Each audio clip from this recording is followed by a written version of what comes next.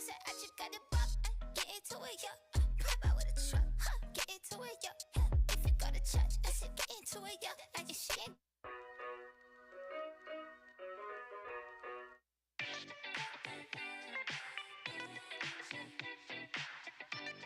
Hey, Daddy, when you gonna stop playing?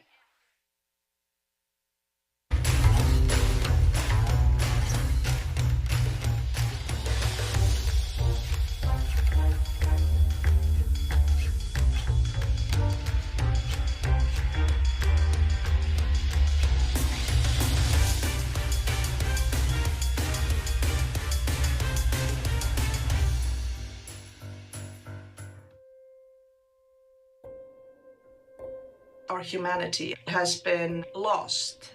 There is no future in a world where the natural systems break down, where the social contract is fractured, where no one trusts anyone. You cannot have a healthy society, human society, in an unhealthy planet. There is a link between racial inequality, gender inequality, poverty inequality, climate inequality. Future generations will ask us, what did you do?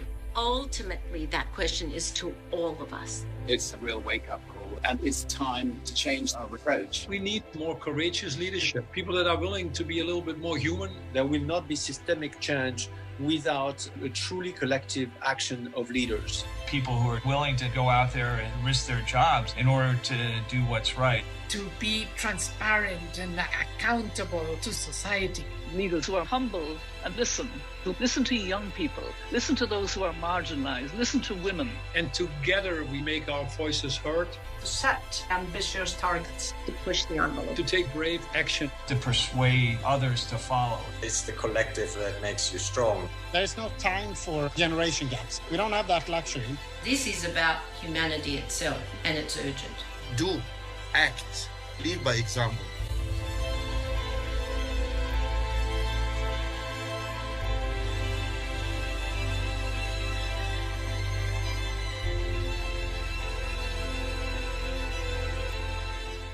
I want to start by asking you about the B team. A lot of us have heard about the B team. I think it bears a little bit more context. So tell us more. Thank you, Rachel. Thank you so much for having me here. And thank you for having a sustainability week for your community, how critical it is, and especially now. The B team was founded or basically came about 10 years ago, so a decade ago, when global business leaders came together with leaders from civil society and basically agreed that business as usual was no longer an option. And so what does that mean, that business as usual is no longer an option? Well, this was on the back of the global financial crisis in 2008. And so leaders started talking about what does it mean to place the well-being of people and our only home, the planet, alongside the pursuit of profit in private sector. And I would like to call the B team a community of courage and accountability, a group of 30 global leaders who have decided to lead by brave action when it comes to catalyzing better business behaviors in terms of taking care of the well-being of people and our shared home, the planet. So that's how I would describe it in short. And we've been at the forefront of the climate movement and addressing many inequality issues facing the world, including the refugee crisis. And we've also really tried to be at the forefront of introducing and giving more energy to the movement, that we start measuring what truly matters, the true impacts of business on all of its stakeholders. Thanks so much.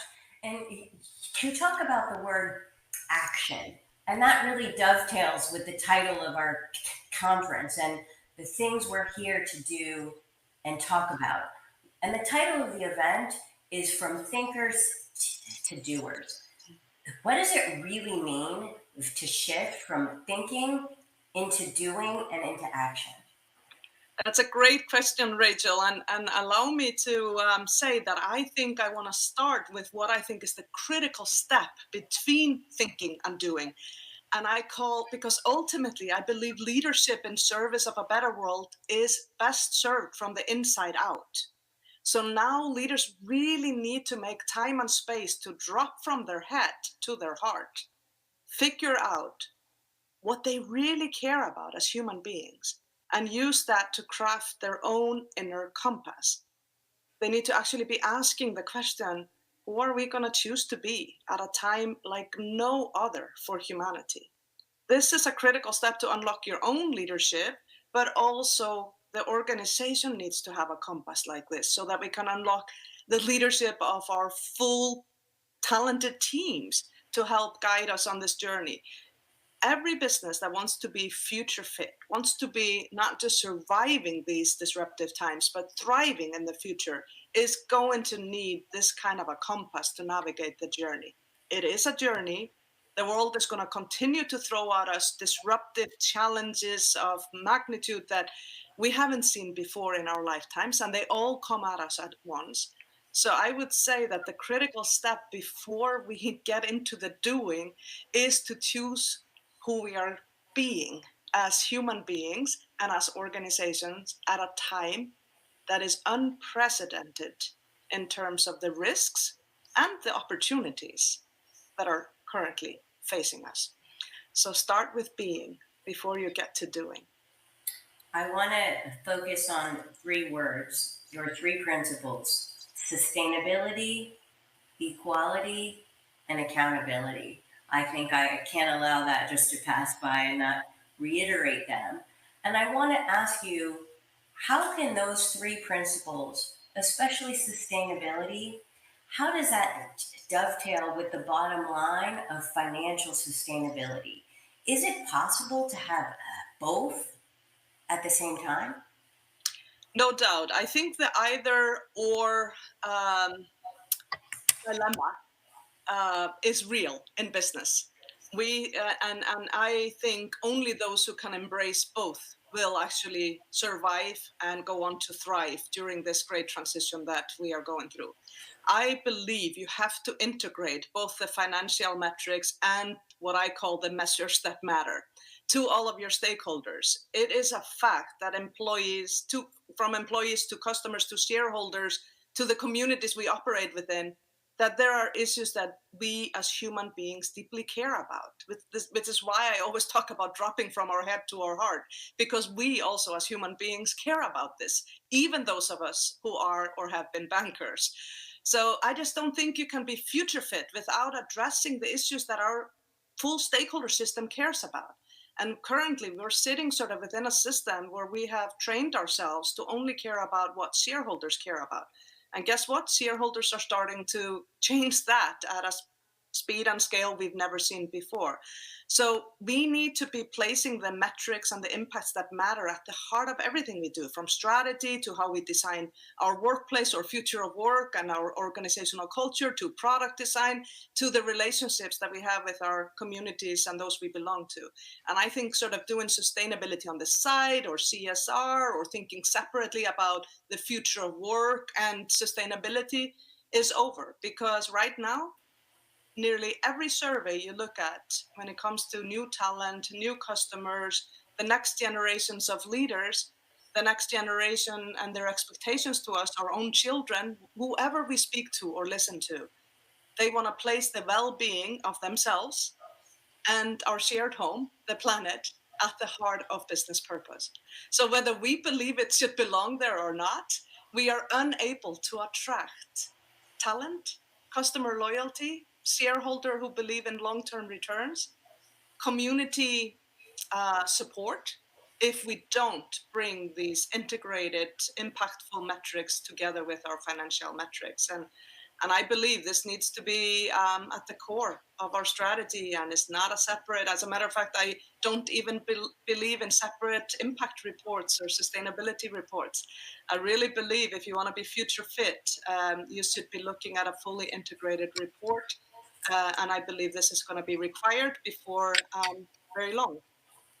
I appreciate that. I just want to say how aligned I am in thinking about, as a development institution, I think IDB Invest needs to deliver on both impact and on financial sustainability at scale. And so I think that together we need to talk with stakeholders in order to figure out ways to achieve that. And I think it's at scale, but both of those need to be a priority. You talked about reporting. I want to turn a little bit now to where we are almost at a global scale. There's been great improvements with respect to public and private disclosure of information. And I wanted to ask for your view. Is that enough? Are companies maximizing the use of this disclosures and the data in their decision makings, in their decisions to try to get tangible results?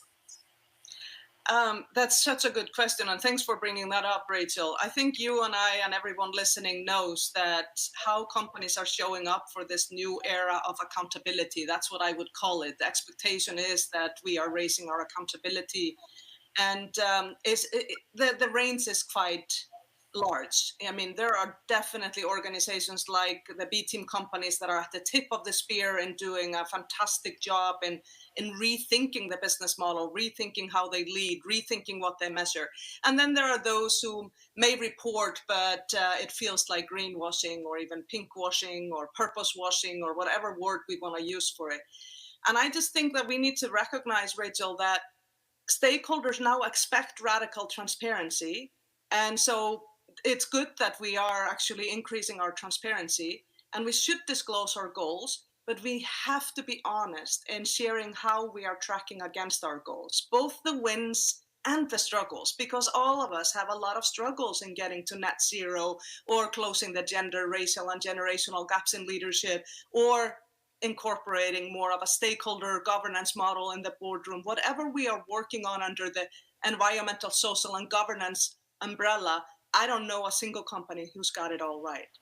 So this is a movement, and each leader and an organization is on a journey. But I strongly advise anyone on this journey, wherever you are, to disclose openly your ambitious goals, but to be also very clear about how you're progressing against them, and that there is no shame. In fact, there's great respect when organizations and leaders are willing and open enough to disclose where they struggle, because that's where they share learnings with others.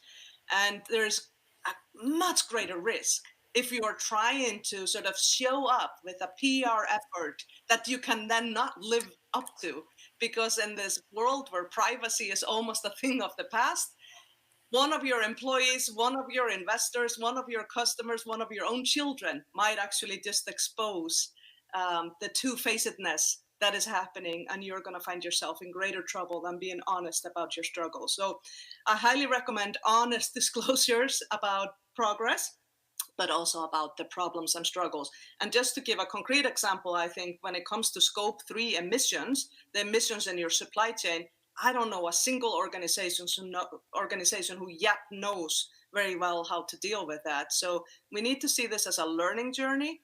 And we need to understand that when we are radically transparent about it to people, we build trust in a world that is in short supply of trust.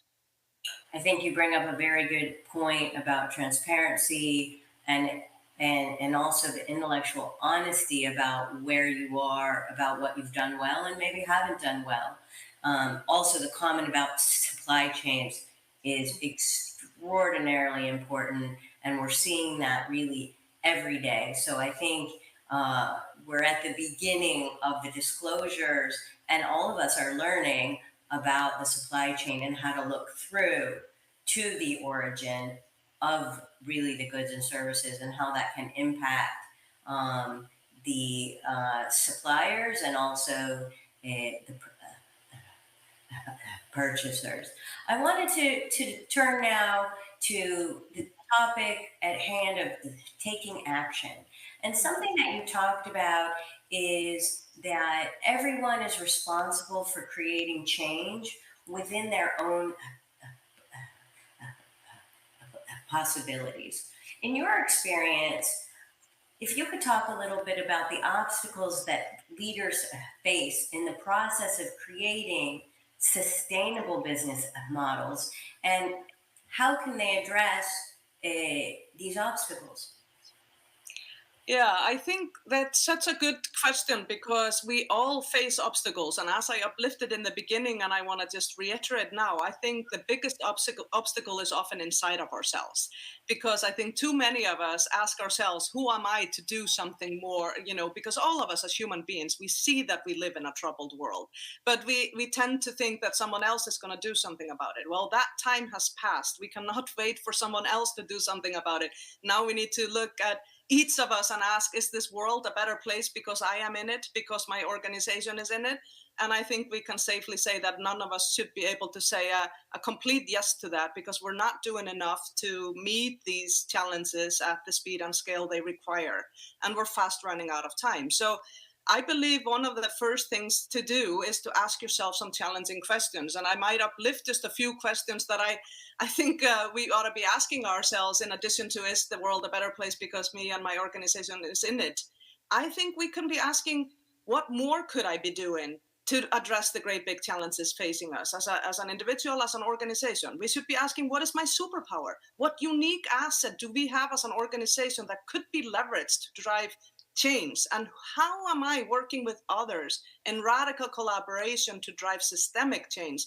Because the real answer, Rachel, to your question is that brave leadership in a broken system is really hard. And to the point of metrics, I just want to uplift one example. One of our B team leaders, Emmanuel Faber, was the CEO of Danone, the world's largest yogurt maker. He was doing a fantastic job at leading against all of these challenges. About 1% of his investors lost faith in short-term profitability during early days of COVID. And then next thing you know, his boardroom doesn't have the wherewithal, the leadership compass to say, we can take a long-term view, even if our system is troubled by short-termism, and stick with a leader that is driving a much-needed transformation. And ultimately, Emmanuel Faber is no longer the CEO of Danone, but he is the global chair of International Sustainability Standards Board now, which is basically driving this global baseline ESG standard, which is going to be critical so that we can compare apples to apples when it comes to what companies disclose from the investment side of things. We need to do a lot more to help leaders understand how they measure their actual impacts on environment, social, and governance factors. But I just want to uplift the honesty that brave leadership in a broken system is something that every leader I know who is doing a lot has faced, because we still live in a system that measures the short term, very narrow definition of success, financial only mostly, and still leans into the shareholder primacy model. And I think all of those things are a product of 50 years in the capital markets, but are not going to be a product in 10 years in the capital markets. So I think if you want to be a future fit organization, you need to deal with the internal challenges in yourself. You need to be willing to really change the way you think about the boardroom, because the crisis of conformity often sits there, and the boardroom is supposed to be your strategic visionary leadership compass. And so I think we need to change a lot of things we do. And some of the innovative things I could uplift is Allianz, one of our B team companies, brings in the next generation once a year to speak to its ESG boards. And I think it's a very innovative practice to actually have more intergenerational dialogue, because the actual long-term perspective changes with that. I think it's critical to close gender and racial gaps in leadership, because I think when we all look and seem and think the same, come from the same schools, and have the same lived experiences, we're simply unable to drive the innovation and transformation we need. And last but not least, I think it is critical that our boardrooms actually make a conscious decision that they are going to adopt stakeholder governance as their governance model and as their leadership model, and start embedding all of these new metrics into the performance management throughout their entire company, because what we measure gets done. And I think until you embed it like that, sustainability, equality, equity is going to be sort of a nice to do accountability, but not live up to the expectation that all stakeholders under 30 already have. And that's the future of talent. That's the future of customers, and that is already the reality of all long-term investors. as we wrap up our conversation, you've talked about the challenges that we're facing right now in the globe. And, you know, we can't ignore where we are. And at the same time, how do we make sure that with all the pressing geopolitical, macroeconomic issues unfolding, how do we make sure that the SDGs and the sustainability agenda doesn't fall apart?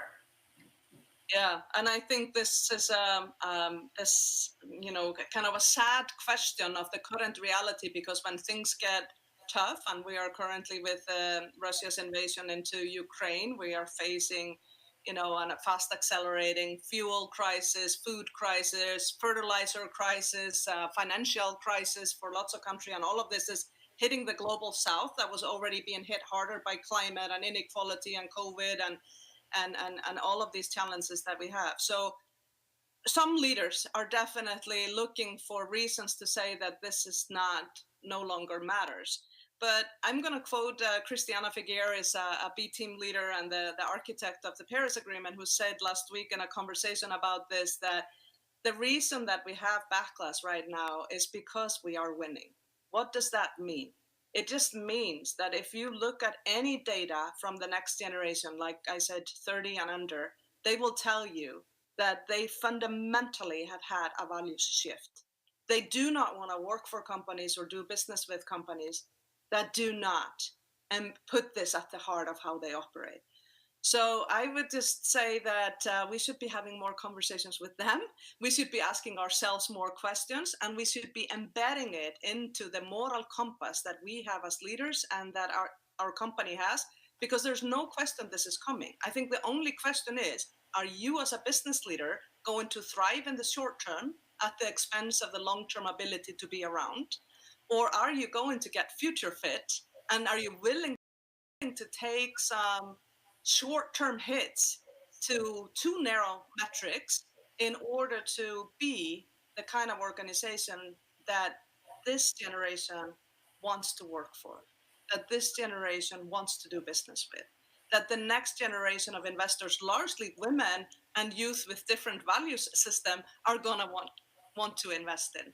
I think these are the kind of, so it's a mindset shift that has to happen inside of each of us and inside of each organization, and it's hard, and we're not moving at the speed and scale we need, and there are no really simple answers out there. Nobody knows it all, even those who tell you that they know it all. So we just have to really lean into courage and humility and humanity at a time where there is no other option, because there is no future for business on a burning planet with a broken social contract, and where democracies are largely in defense, and truth no longer holds power. There's no future in this situation. So the only option we really have is to show up as the leaders that are now needed. And I often like to quote Amanda Gorman, a young African-American poet, because I think we need to listen a lot harder to the next generation as we navigate these times and think about the intergenerational injustice in leaving our kids, our grandkids, facing the world that we are leaving them with on the back of this 50 years of shareholder primacy. But she always says at the end of her infamous poem, there is always light, if only we're brave enough to see it, and if only we're brave enough to be it.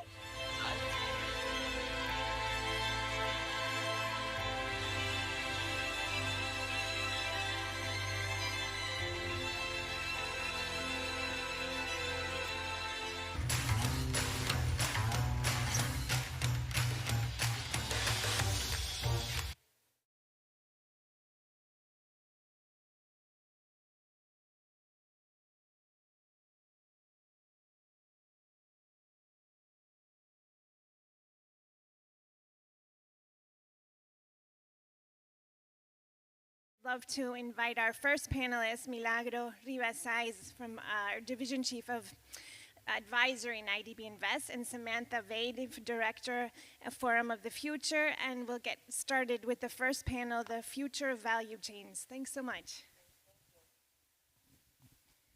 Thank you very much, Angela. and good morning to everyone. Thank you for joining us in this very special conversation about the future of value chains. I think that disruption in value chains has been a hot topic in the last months, even years, and you know that there are many causes for that. There is, you know, the climate change pressure, climate change crisis, the political environment, the COVID-19. Everything has put a lot of pressure on our value chains, and there has been significant impacts in even in our daily lives. Most of these challenge of these situations are because we have unsustainable production and consumption systems, and also because our value chains face some structural inequalities that need to be addressed for the future. Joining me today, as Angela has described, we have Samantha Bege. Samantha, thank you very much for being with us. She is the International Director of Organizational Design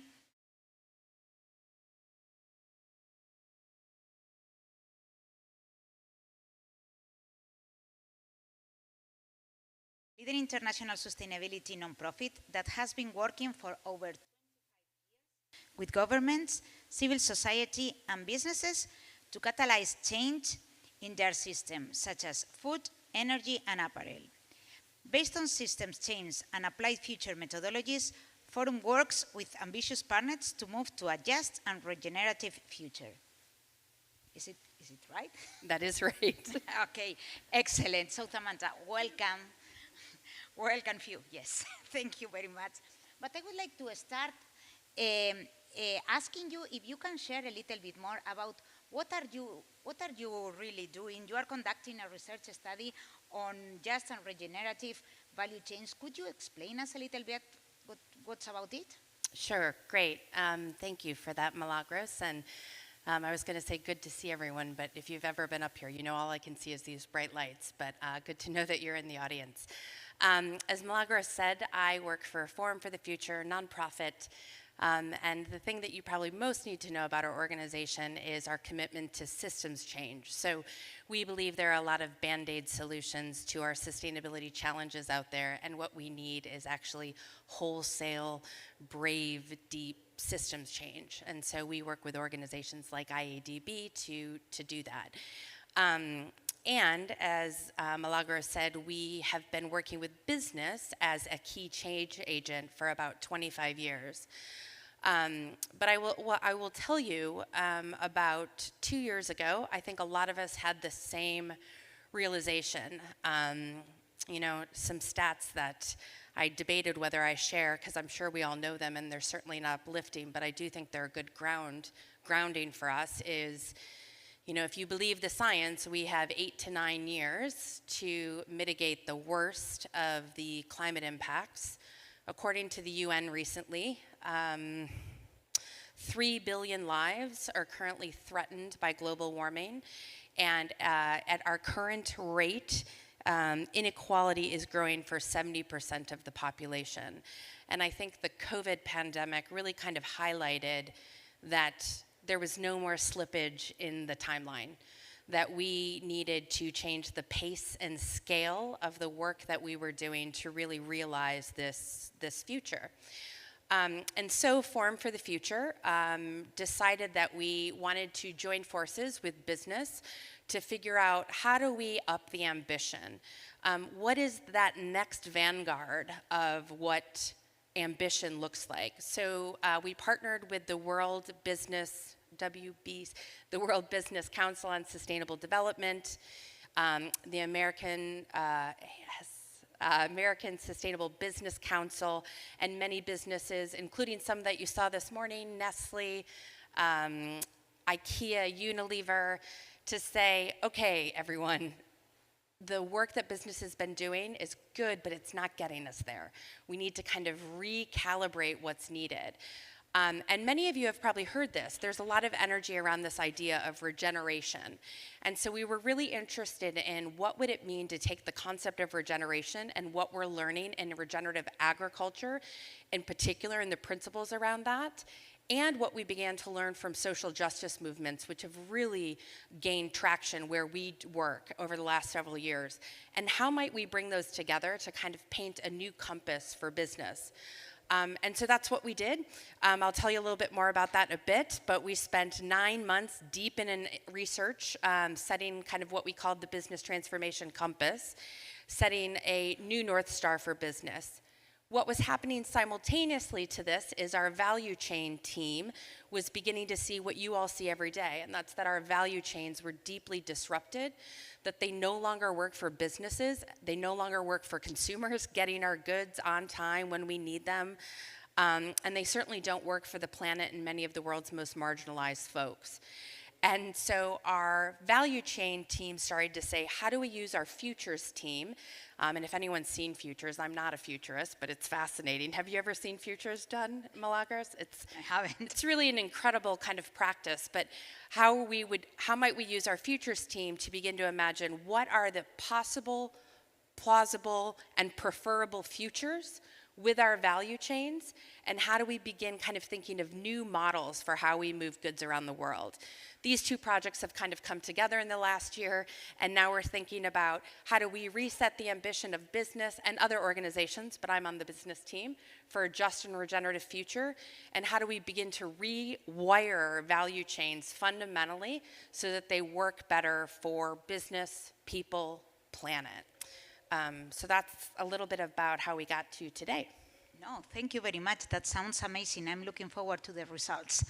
But I know that many of us are really asking, what really do you mean with just and regenerative value chains? And especially, what is the difference to the value chains, to the systems that we have today? Yes, I have to admit I struggle with this, and maybe you've all seen this. You see someone use regenerative and you kind of roll your eyes. Here's another term, another piece of jargon. But I actually think words create worlds, and I think that this use of this new word is really important. So I was thinking without slides, how do I explain this? And I think the best way to maybe illustrate this for you is what we've kind of thought of at Forum as the 4 waves of sustainability. So if you think of maybe version 1 of sustainability, and this is what was popular when I found out what sustainability was 20 years ago in my career, and we would call this version, this mindset, a risk mitigation mindset, right? So that's things like reducing your carbon footprint. It's about thinking about your reputational risk. It's all about reducing your harm. The next level of ambition, which we would call version 2, is a net zero mindset. And that idea is, okay, how do we at least kind of get even? So if we've done X amount of harm, how do we kind of cancel that out? So some ambitions around that are things like net zero targets for carbon reduction. I'm trying to think of another one that might be, that's probably the most obvious one. Science-based targets might fit in there. All good work, but still just trying to get us even. What we would say is the next level of sustainability ambition, version 3, is putting more back than you take out, right? So it's the do good mindset. It's the idea of, okay, not only do we need to get to even, but then we want to do some good in the world.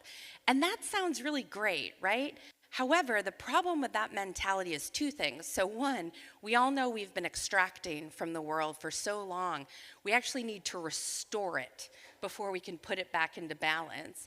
And the other thing is it still doesn't really work. So the idea is that I'm going to take a bunch of stuff out, and then I'll do the calculation, and I'll put a bunch back in, and then I'll take a bunch out.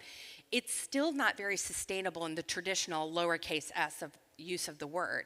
So the regenerative North Star, what we would like to say is the new vanguard of ambition, is a just and regenerative approach, which is building the capacity of all living beings and systems to thrive. So a very, maybe a bit of a rudimentary example, but I think it explains it, is number 1. So version 1 would be cutting down less trees. Sustainability version 2 would be like, if we cut down 10 trees, we'll plant 10 trees, right? Version 3 would be, we cut down 10 trees, we're gonna plant 60 trees. And then just and regenerative is saying, how do we fundamentally rethink our value chain and how we work with this ecosystem so that it's self-sustaining. And when we leave, this ecosystem will thrive whether someone's coming in to plant trees all the time. And so that's what we're working towards. I guess just one other thing on that, as I would say, is, so it's about kind of resetting that North Star. And I just want to say, this does not mean that if you're a business that hasn't started this journey, that you all of a sudden have to jump to the end. We know that's not possible.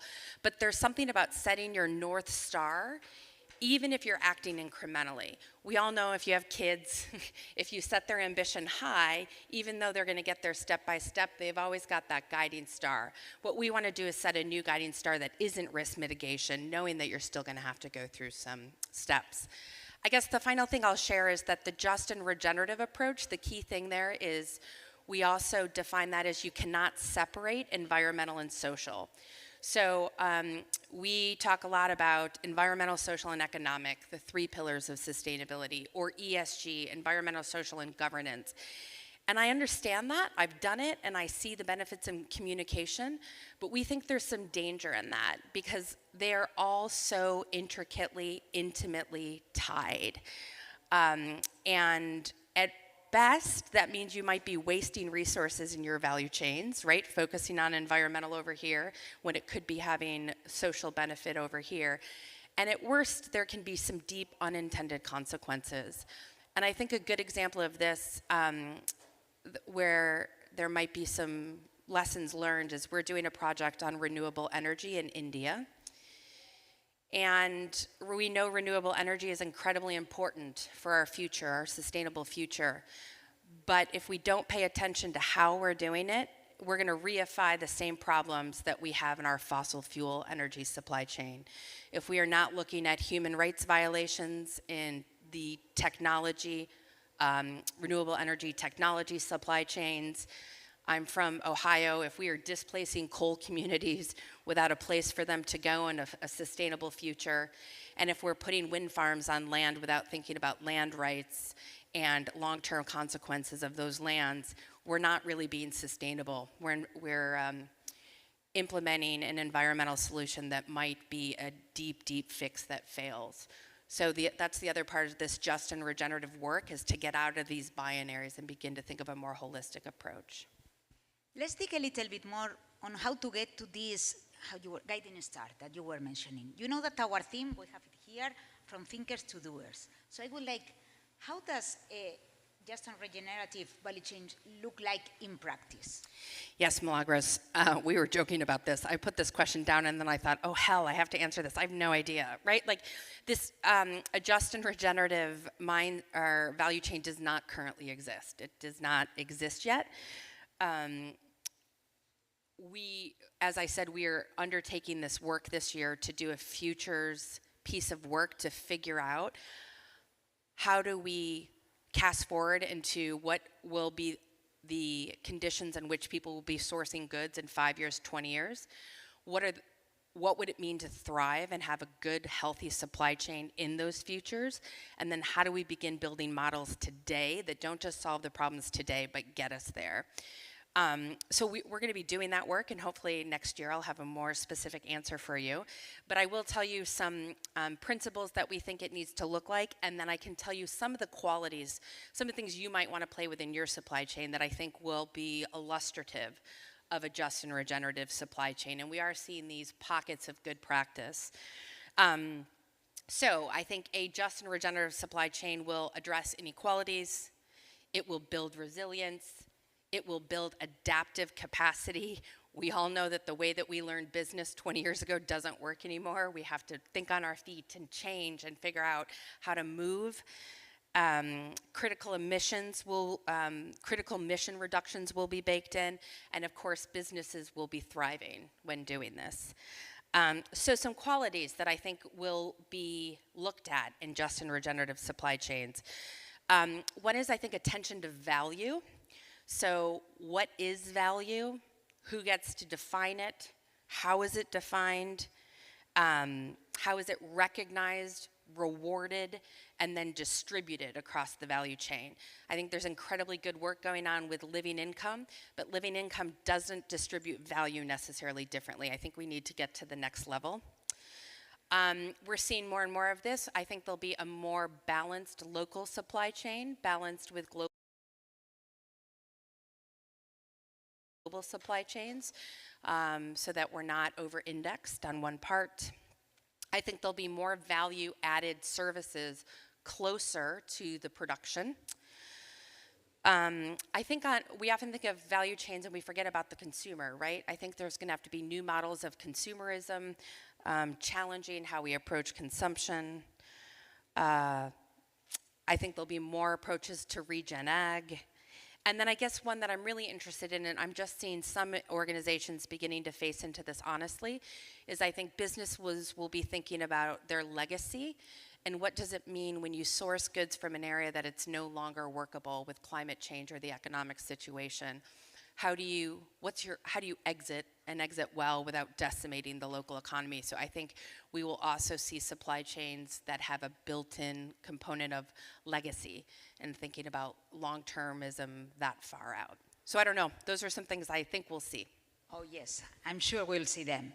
But we are running a little bit out of time, but very briefly, I would like to see if you can share one example of one just regenerative value chain to illustrate everything that you have mentioned.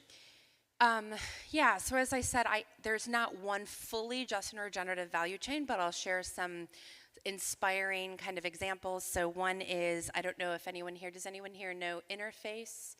They're a carpet company. Okay, I'd actually say if someone was here, I feel like they're a design company that happens to do their work in carpet. But they have about 3 years ago, they set out an initiative called Factories as Forests. They are committed to regeneration, and what they've done is decided that they will measure the success, their impact report of their factories will be how much it mimics the benefit of the forest around it. So the way that they describe this is, we want our manufacturing facilities to become positive contributors to the environment as much as the local ecosystem. When the forest and the city are functionally indistinguishable, we will know that we've truly embedded sustainability in our organization. And they're actually reporting out on these metrics now. So that's one very tangible example. Another example that I'll just throw out is that we have yet to see this one come to fruition, but if you pay attention to these things, the USDA published a press release earlier this month about some work they're doing on the framework to transform the food system in the US, and there's some really promising things in there that I would say are getting into that just and regenerative space. They're talking about distributed and local value chains, better markets for small and mid-sized producers, and they're starting to talk about the inequality in the food system right up front. So those are things that are still on the edges maybe, but hopefully there's some wisdom in the fringe there. I think there's some good indicators there that it's possible. No, thank you very much. This really illustrates what you have already mentioned. But I think it's time to wrap up, so I would like just a few words from you to the audience to see how we can start, any of us, to start contributing to this new concept that you are explaining to us. Very pragmatic recommendations for us to take action in the short term. Yeah, it's always so tough to talk for 20 minutes and then just give some recommendations, right? But I guess the first one, which maybe flies in the face of this a little bit, is I think thinking is still really needed, right?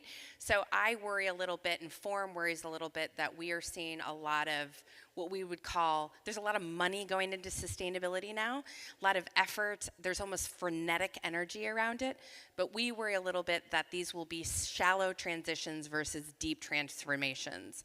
I worry that maybe we're not quite funneling the funding into ways that are rewriting the rules of the system. And so I guess first, we have to move to action. We don't have a lot of time, but I do think there's some wisdom in thinking, maybe not navel gazing, but some deep thinking and thinking about consequences, root cause analysis. So I think that would be something anyone who's looking at their sustainability supply chains or how they support the supply chains, it's worth thinking about. The CEO of the B team mentioned this. I think there's something about mindset shift. I know that sounds very squishy, but I think when you approach a sustainability challenge, are you approaching it from a risk mitigation mindset or a just and regenerative mindset? Not only is the just and regenerative mindset more sustainable, I think it opens up potential, not problems. How are you kind of reframing your own mindset to kind of lean into the potential? The businesses that are thriving in the next 10 years will not be the ones that are thriving today, I don't think. So there is a lot of potential for innovation. And then I think there's something about one of the things I've seen in working with businesses from across sectors is there's a lot of siloed thinking. Coffee people talk to coffee people, soy people talk to soy people. I think there's some incredible benefit in cross-commodity, cross-value chain learning that formats like this could really lend themselves to. So how do you say, behind closed doors, I don't know how to do this, but how might we kind of work together to come up with some new models? So those are about as tangible. And come talk to me, come talk to Milagros. We'd love to talk about ways that we might partner to make some of this happen as well. No, thank you very much, Samantha. It has been a really inspiring conversation. For sure, we are going to work together in the future. We are trying to organize a project together, IDB Invest with Forum of the Future. So to the audience, thank you very much. You know that we are now under a crisis, but all the crises have enormous business opportunities, and now we have the chance to really reinvent the future of value chains. Thank you, all of you, and thank you, Samantha. Thank you, Milagros. Thank you, everyone.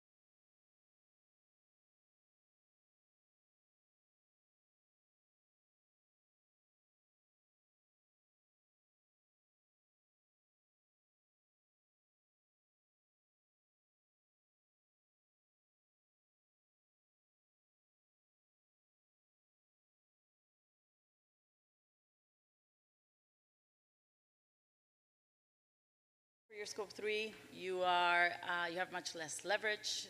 Value chains are complex, they're diverse, and it's both up and down the stream that you're thinking about. So these are complex issues, and yet CDP says that about 11.4 times that on average supply chain emissions are 11.4 times higher than the ones in your own operations. That's a huge number to think about, and they calculate that's probably around 92%. This is a global average. Obviously, it varies by sectors, but it's a huge number, and and therefore it does need that urgency to take action right away and to really understand where is it that it hurts the most and where is it that you can take action quickly, and where is it that you have solutions out there that can help you take action quickly. So today we're joined by precisely that. Those that are taking action, those that are providing all of those solutions and providing the insights that guide those decisions. On one hand, we have Chase Bazell from Ecovadis. We have Luis Dario Ochoa from Coca-Cola FEMSA. And we have Pamela Juven from Climate Hub, and she could not make it today. The SME Climate Hub is from Women Business. So what we did with Pamela is that we did a pre-recorded session with her. We're going to hear that first, and then we'll switch to the 3D conversation.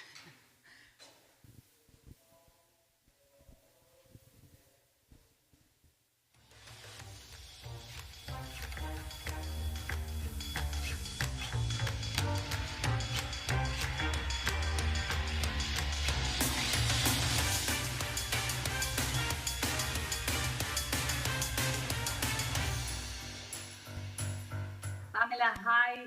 Thank you so much for joining us today. Let's just get right into it. We're very happy to hear from you about the SME Climate Hub and, of course, Women Business that is hosting the hub in the scope of the topic today, which is how do we help companies manage their Scope 3 emissions, and how do we do that in a constructive way that brings along all of those players in the value chain. Thank you so much for having me, Paula, and very happy to provide a bit of context on the hub, the coalition, and how we work with the UN Race to Zero. So first of all, the SME Climate Hub was founded by an ecosystem of partners, really, to provide small and medium-sized businesses, so businesses with fewer than 500 employees, with the tools and resources that they need to take climate action and really reduce their carbon emissions. So amongst the founding partners, as we've just said, we have the Women Business Coalition, the Exponential Roadmap Initiative, another nonprofit, and the UN Race to Zero. Now, by way of background, for those who don't know, Women Business is a coalition of nonprofit organizations that are working with the world's most influential businesses to accelerate action on climate change. And the United Nations Race to Zero is an international campaign, the biggest ever, really, that brings together a number of real economy actors, cities, states, regions, businesses, we're talking thousands here, and 120 governments. They're again committed to achieving net zero emissions by no later than 2050. But let's come back to the hub, really. So all these founding partners recognize that in the climate conversation until now, the focus has been mainly on large actors, large businesses, governments, because these are often the highest emitters, really. So until recently, it made sense to focus efforts on these players. However, this also means that a huge portion of the business ecosystem, so the smaller players, the SMEs, have been left out of the conversation to a certain extent and of the green transition. And I often mention two different stats to explain the role that SMEs play in this specific space. So we know, first of all, that SMEs make up 90% of businesses worldwide and that they employ over 2 billion people. So they really play a key role at community level, really. They cannot be left behind because this would impact these communities. But there's also another really interesting stat about supply chains that comes from one of the latest CDP reports. And we know that for large corporates, supply chain emissions are on average 11.4 times higher than operational emissions. And SMEs are part of these supply chains. So they're, again, for big corporates to achieve their targets, they need to work with their suppliers, and that includes their SME suppliers. So the hub was really created to address this gap, really. So ensure that SMEs understand their role in this transition and how they can really work on climate action, but also provide them with the tools and resources that they need to do so. So we were launched a little over a year and a half ago. I often refer to 2021 as our startup year. So that's when we, brought together this partnership, this coalition of organizations. We started the conversation. We started building the digital platform for the hub. But a lot of the tools that we're now providing were really launched over the past few months. We've launched them since COP26. And these are tools that have been specifically designed for SMEs. So we have a carbon calculator, for example, that helps them estimate their scope 1, 2, and 3 emissions. We also have a fantastic education course. It's basically Climate Action 101 for an SME that covers everything from strategy and governance all the way to operations, supply chains, finance. And all of these tools were really developed with top-notch, high-level partners out there, really big names. And right now we have over 4,000 SMEs from over 100 countries who have made our commitment. So in addition to the tools, we also give SMEs the possibility to sign up to what we call the SME Climate Commitment that gives them access to the Race to Zero. So the commitment is about reaching net zero emissions by no later than 2050 and halving emissions by 2030. And we've also started working with local players, because the hub is a global initiative, but we know that many SMEs operate on a local level. And just before COP26, in the lead up to COP, really, we partnered with the UK government to run a local campaign in the UK that was incredibly successful.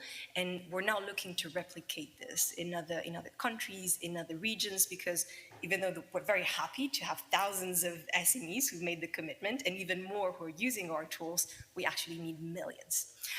So we'll be working, again, with other partners, both on a global level and on a local level, to make sure that we can reach these targets. And we are excited to be one of those partners and hoping to start soon with some pilots in the region. And as you said, particularly in our region, SMEs constitute a huge portion of the value chains, right?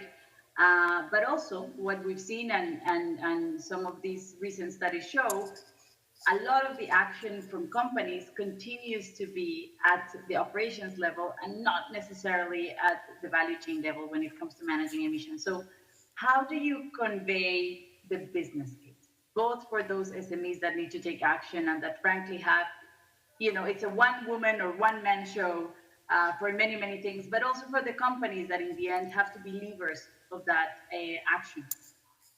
Of course, that's an excellent question. And we're working very hard on the business case because we know that it's a very important factor in the equation for SMEs.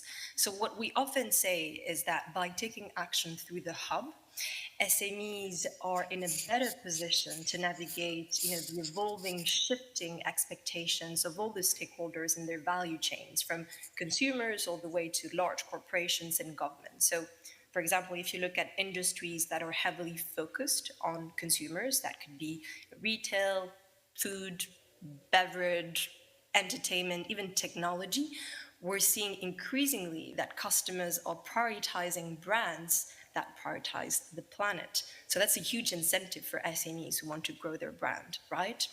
And the same is increasingly true for large corporations who are often like big buyers for SMEs. So these large corporations are setting net zero goals that also include their scope 3 emissions, so their supply chains. And so in order for them to meet these goals, they need to work with their suppliers, including their long tail of suppliers that includes SMEs. And this is going to have an impact on their procurement processes, for example. Some of them are even, there's a bit of a push and pull dynamic, because in addition to changing their procurement processes, they're also trying to favor, in a way, suppliers who are taking action on climate by, offering them beneficial contracts, preferential contract terms, or even sometimes financing. So this is really going to change the game, both for SMEs and large corporates. And there's also an additional factor on the finance side, because we know that, SMEs need financing to take common action, but also to grow their business. And investors are really starting to look at, how businesses are behaving in this space. So SMEs with common action plans, or, those who are positioning themselves as green solution providers, will have better access to capital, and they will have better growth opportunities. So it's really important that governments, NGOs, big corporates, and financial actors come together really to provide these benefits. And another thing that I will say that is part of this business case is that it's not only about the incentives as stakeholders, it's also about cutting down costs, really, because we know that taking common action often means improving efficiencies across the business, from production processes all the way to waste management. Businesses are more conscious about their energy use, travel, packaging, all these different things that can really help SMEs and large corporates reduce their costs whilst also having an impact on climate. Wonderful. And I think Thank you. Great. So welcome, Luis Dario and Chase. I don't know if you knew about SME Climate Hub. I mentioned it to some of you. I think it's a really interesting tool that can, it's free tools. It's in Spanish for those that are working in Latin America. And I think it can be really one of those solutions that takes a just perspective to it, right? So let's start with you, Chase, because you, of course, EcoVadis has a huge footprint globally. You are a sustainability ratings provider, but you also provide specifically a solution to manage sustainability in the value chain. And so I wanted to hear from you when it comes to Scope 3. Tell us a little bit about EcoVadis. How do you help in this issue? But also, what are you seeing? Where are you seeing companies taking action? And if you compare the trends globally versus the region, what are you seeing? Sure, thanks, Paula. Yeah, EcoVadis, quick backdrop, and then we'll get specifically into Scope 3 and the value in the supply chain. Started 15 years ago, and really the idea was behind getting insight into your suppliers, into your supply chain. And that is triggered by a ESG assessment, and that result provides both qualitative and quantitative information for a company to understand their suppliers on an individual basis, but also in aggregate. The quantitative data is things such as GHG emissions, energy consumption, lost days to injury, right? So it does delve into the human rights aspect as well. But the real value is in the qualitative aspect, in that it provides a roadmap for a company to really prioritize where they have areas for improvement in their sustainability program. And then their trading partners can look at them again, as I said, individually or in aggregate to understand certain trends. Maybe it's a regional trend, maybe it's a certain CSR trend of human and labor rights or governance of a company within their supply chain. Now we've grown in the last year to include private equity. So rather than that buyer-supplier relationship, we are working with many private equity firms, sustainable financing firms, to look at their portfolio companies and how their portfolio companies are performing, and looking at their portfolio companies as a whole in certain funds, and then allowing the portfolio companies to assess their suppliers. So we're starting to get those levels of tiers, which is very exciting. When I started in this business a number of years ago, it seemed tier one kind of is where as deep as we could dive, right? And additionally, we came up with a carbon action module that launched in March of last year. So in a little bit over a year, we have enough data to start seeing the trends that you mentioned, right? And what we are most encouraged about, we mentioned CDP earlier, and CDP is great, and EcoVadis has partnered with CDP in the past, but a lot of their reporting data is publicly traded large companies. And where EcoVadis, because of our large footprint, we have over 100,000 companies assessed on our methodology, and a majority of them are that small to medium business. And that's what we're really encouraged by, because before we created that carbon action module and started to really understand what is going on in Scope 3 in companies' supply chains, what we heard was a lot of small to medium businesses didn't have the maturation or the resources to start to really calculate and understand how it is to approach this. They just didn't know what they didn't know. And so that was kind of the aim of our tool. And what we've seen is a real hunger for it, a real thirst for it. And I have to say that after we talked a week or so ago, and I went and looked at the data, it's pretty evenly distributed globally and across industries. There might be some upticks here and there in certain industries. And the way we measure that is response rates and actual submission of data, right? So if we request companies to go ahead through our EcoVadis assessment and perform the carbon action module assessment as well, we test what is the response rate, why did they decide not to go through an EcoVadis assessment and a carbon action module assessment, and then also a decline rate. When they decline, how many times do they need to be asked by different trading partners? Because you can imagine a company is being asked multiple times. Yeah, I have one client that shares their EcoVadis assessment 112 times. They have 112 trading partners, right? So as you can imagine, that rejection rate of saying, no, we don't want to do this assessment, or we have fear to do this assessment, we're afraid we're going to be exposed, we don't have the resources, we don't understand how to calculate this. That continues to decline as response rates go up. In Latin America, in North America, it has been very encouraging. It does trend globally, and where we're seeing the most acceptance or pursuit of this is in small to medium business. Really? Yes. And is this driven by the anchor companies that are asking the SMEs to do it, or? Yeah, it is driven by their trading partners. Typically, if you think of like sort of that upstream hierarchy, it is, you know, the bigger, larger companies that are driving that.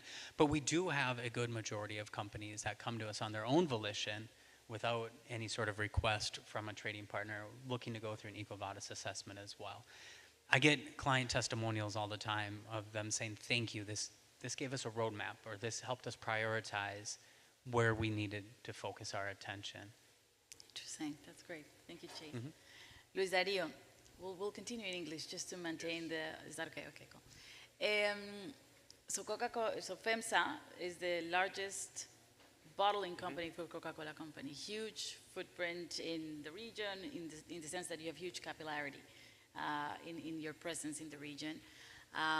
But also you have a massive network of convenience stores, of the tenderos that we say in a lot of parts of our countries. I would imagine that represents a significant part of your scope 3. So tell us a little bit about how you're handling these, but also in light of your new sustainability strategy. Thank you, Paula, and good morning. As you say, Coca-Cola FEMSA has a very large footprint. We are the biggest or the largest Coca-Cola bottler in the world. We operate in 10 countries in Latin America. We're based in Mexico. And I think the big change about emission reductions, because at least for what is scope 1 and 2, the initiatives and the strategy of the company comes from at least 10 years in the way of how we buy renewable energy, how we are more efficient, for instance, in our distribution network. But then 3 years ago, we decided to get the approval and the acceptance of the science-based targets. So that becomes for us like a really important step in order first to understand how was the total emissions in our value chain. And the thing that we identify at that moment is that 84% of our total emissions in the value chain comes from the scope 3, and basically 3 main pillars that we identify, and we are working on it. This is a journey, and honestly, in most of the topics, we are still identifying how to improve and how to coordinate better with our partners. But the first one is ingredients.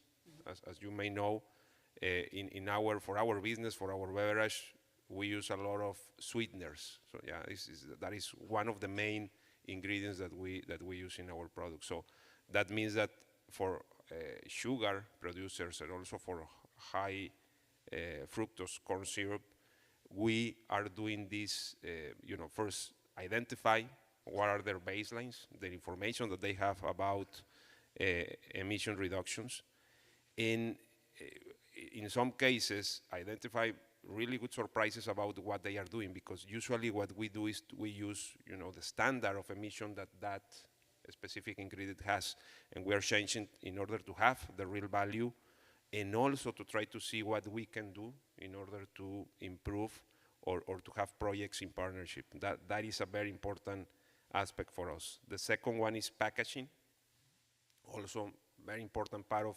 our production, but as part of the value chain.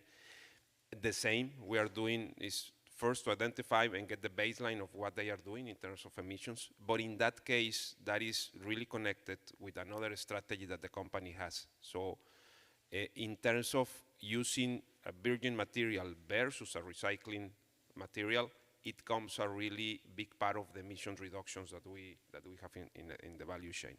So in that case, that's aligned with our strategy of first collecting the 100% of the material that we put in the market. That's the first objective that we have for 2030.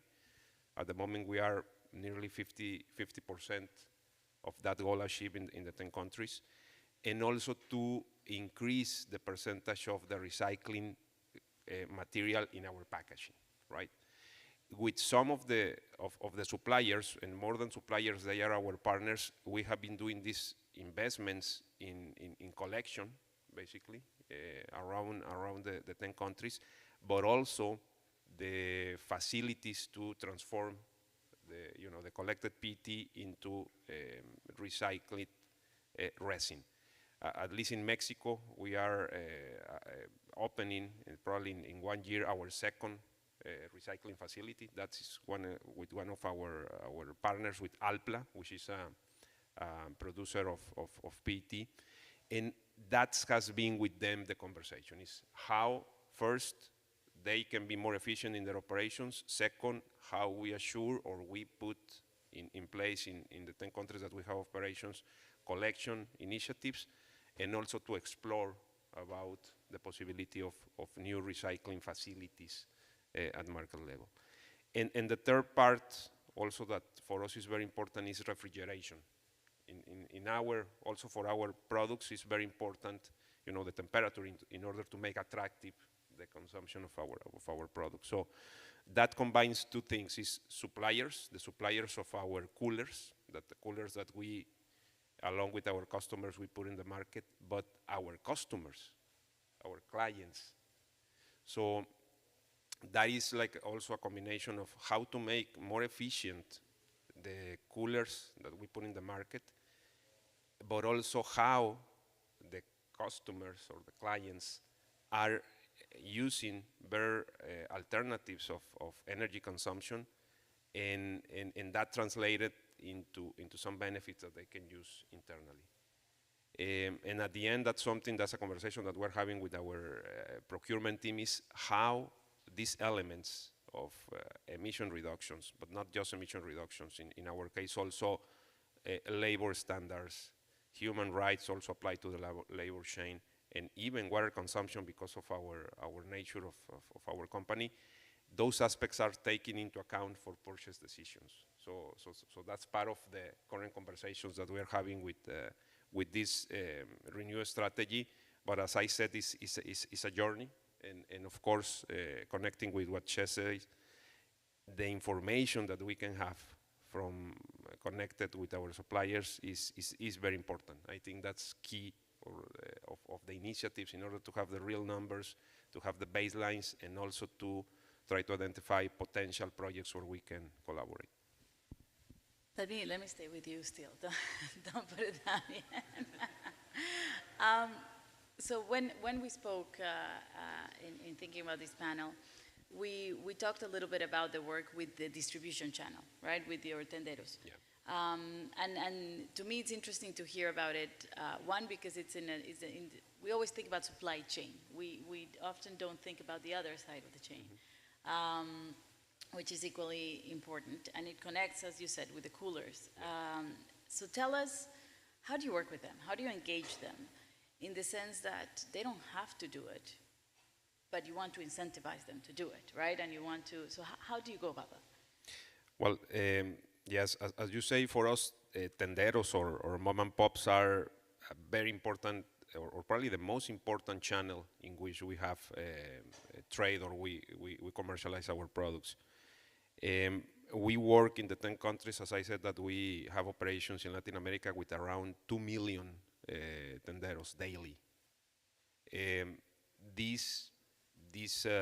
I will say this part of the economy in our countries is a very important, I would say, an engine of the local economies, and not just because of what they sell or where they trade. Also in local communities, there are a very important part of connection between people in small towns or in small cities. So in order to understand that better, and I think the pandemic or in COVID, there were some things that we had to accelerate in order to understand what were the main priorities for our clients. And because historically we have been doing a lot of projects with them, we have been focusing on how they can get more capabilities in terms of financially and other knowledge in order to make them competitive, so they don't get ahead or behind with some other, let's say, modern stores or modern channels. And during those conversations, 2 years ago, we identified 3 main things that were very important for them. The first of them was digitalization, is how they could incorporate platforms in order to be competitive against other, other stores, and they could, in that sense, provide their products to the nearby communities that they provide service. Second, financial inclusion. It was also like a very important part of the conversation, is how they could get access to some tools, financial tools that they don't have usually, and that's also part of the initiatives and the projects that we are working with them. And the third one is cost reduction. As it happens to everybody during the pandemic, we tend to see, or we tend to identify things where we can cut expenses in order to be more competitive. And what we saw about this conversation is that almost 50% of the capital expenditure that they have monthly was because of electricity, right? The electricity that they have to pay, not just for the coolers, but for the whole maintenance or utilities that they use at the store, that in most of the cases, the store is also the house of the people that operates the stores. So in order to have some ideas, we work with our teams, the local teams, and we said, well, this is a really good opportunity once to connect with what I said that is part of the scope 3. In our case, that part, refrigerants, is 31%, is the biggest contributor to the scope 3, but at the same time, an option for the mom and pop, for the tenderos, in order to reduce in a very big part their capital expenditures that they have monthly. So we are starting some pilots. We are very excited about that, but it's still a pilot. We are seeing how to scale and how to make it available and ready for every country, but we are starting in Mexico. The first part was to identify, also about the information that's very important, how to select the ones, the tenderos that are in the possibility to be interested in this scheme, because for sure not all the 2 millions in which we have commercial trade will be probably at the beginning potential users, but we had to narrow it to probably the ones that have a higher consumption of electricity, that have, for example, stable sales, that have a really historically sales performance in order to assure that they could be there. So we identify a partner in Mexico. The name is Red Girasol. It's a platform is very interesting. It's about crowdfunding. So basically what they do, they are expert in this type of projects, is that they connect the interested partner, in this case the tendero. They put it in the platform, they raise the money from different people that is participating in this platform. And they have also the network of implementators around Mexico, companies or implementators that are certified in order to install the solar panels and also to make the follow-up, because what we saw is that in some countries, if we don't have that scheme, we need to have like 2 or 3 partners in order to assure the process. So we are starting with Res Girasol in 5 states in Mexico: Mexico City, Tamaulipas, Estado de México, Guanajuato, and Puebla at this moment. We will start approaching around 3,000 tenderos at this moment in order to see the response and also to see what is the interest that they will have in joining this project.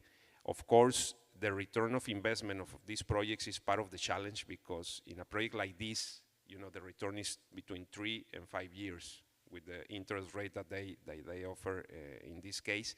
And for a tendero, that's always a challenge, to think about a project that it becomes, you see the cost reduction in 3 years probably. So that's part, I think, of the main challenge. And also in other countries, what we have seen is another opportunity. Is more related to communities that are not connected to the grid, that are out of the grid. So specifically with Guatemala, in this case with Panama and Nicaragua, we are starting conversations also with another partner called Kingo, that's the company in Guatemala, in order to identify partners that are already our customers or potential partners that are not, because they don't have this possibility to connect to the grid, in order to offer them a solution. Is different. This solution is mostly focusing to supply the equipment to the cooler, but also we will see what is the reaction and how also improves first their business and also the quality of life because of this inclusion of electricity.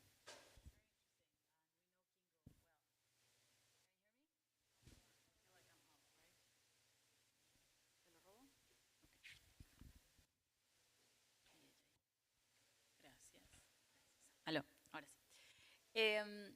Chase, we're gonna switch gears. EcoVadis, I mean, you're sitting on data, which is gold when it comes to these, to managing Scope 3, but also, as you said, SMEs are already overwhelmed by the amount of requests of information that they get. And so the need to be able to consolidate and to offer a platform where that data can be consolidated, that it's credible, because we also want to make sure that this is science-based and then it's not contributing to greenwashing, but we also want to benchmark, because we want to know how are we doing against others, but are we doing enough, right? We talk about 2030, we talk about 2050.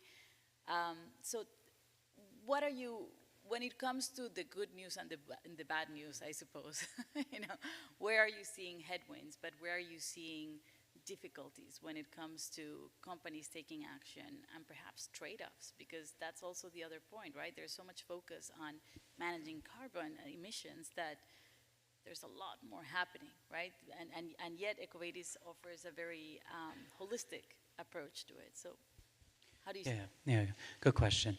I'll start with difficulties. There's a little polarity to this issue, because in your first question to me, I said, oh, there's a real thirst for it. Companies are pursuing it. We're seeing it in small to medium business, and that's true. But the conversations or engagements that we encounter where there is a reticence to pursue this or to start understanding that foundational baseline information on their Scope 3, it really comes from a place of fear of change and implementing a whole new wealth of information, a whole new process into a company's priorities. And I think all companies have shuffling priorities, whether it's a new project, a new product line, a new bill of materials that they need to fulfill, right? And I know personally, whenever I'm provided a task that I haven't done before, that's the last task that I want to do. I want to do the stuff that I already know what I'm doing and can be efficient at. And I think that is extrapolated out, not on just an individual basis, but a corporate level as well. So that's the difficulty we see. The polarity to the issue is that we have companies that are ready for this. They want to pursue it. They build team and resources around, okay, let's get a grasp on our scope 3. And then conversely, we have companies that we work with where there is that reticence, there is that fear of, okay, how do we do this, and how many resources do we need, and what's the bandwidth, and what's the timeline. So that's the difficulty. But I think the headwinds are based on the motivation of capital infusion. It's a really, really good motivator when companies are saying, how do we stay relevant? How do we stay profitable? Well, we need capital.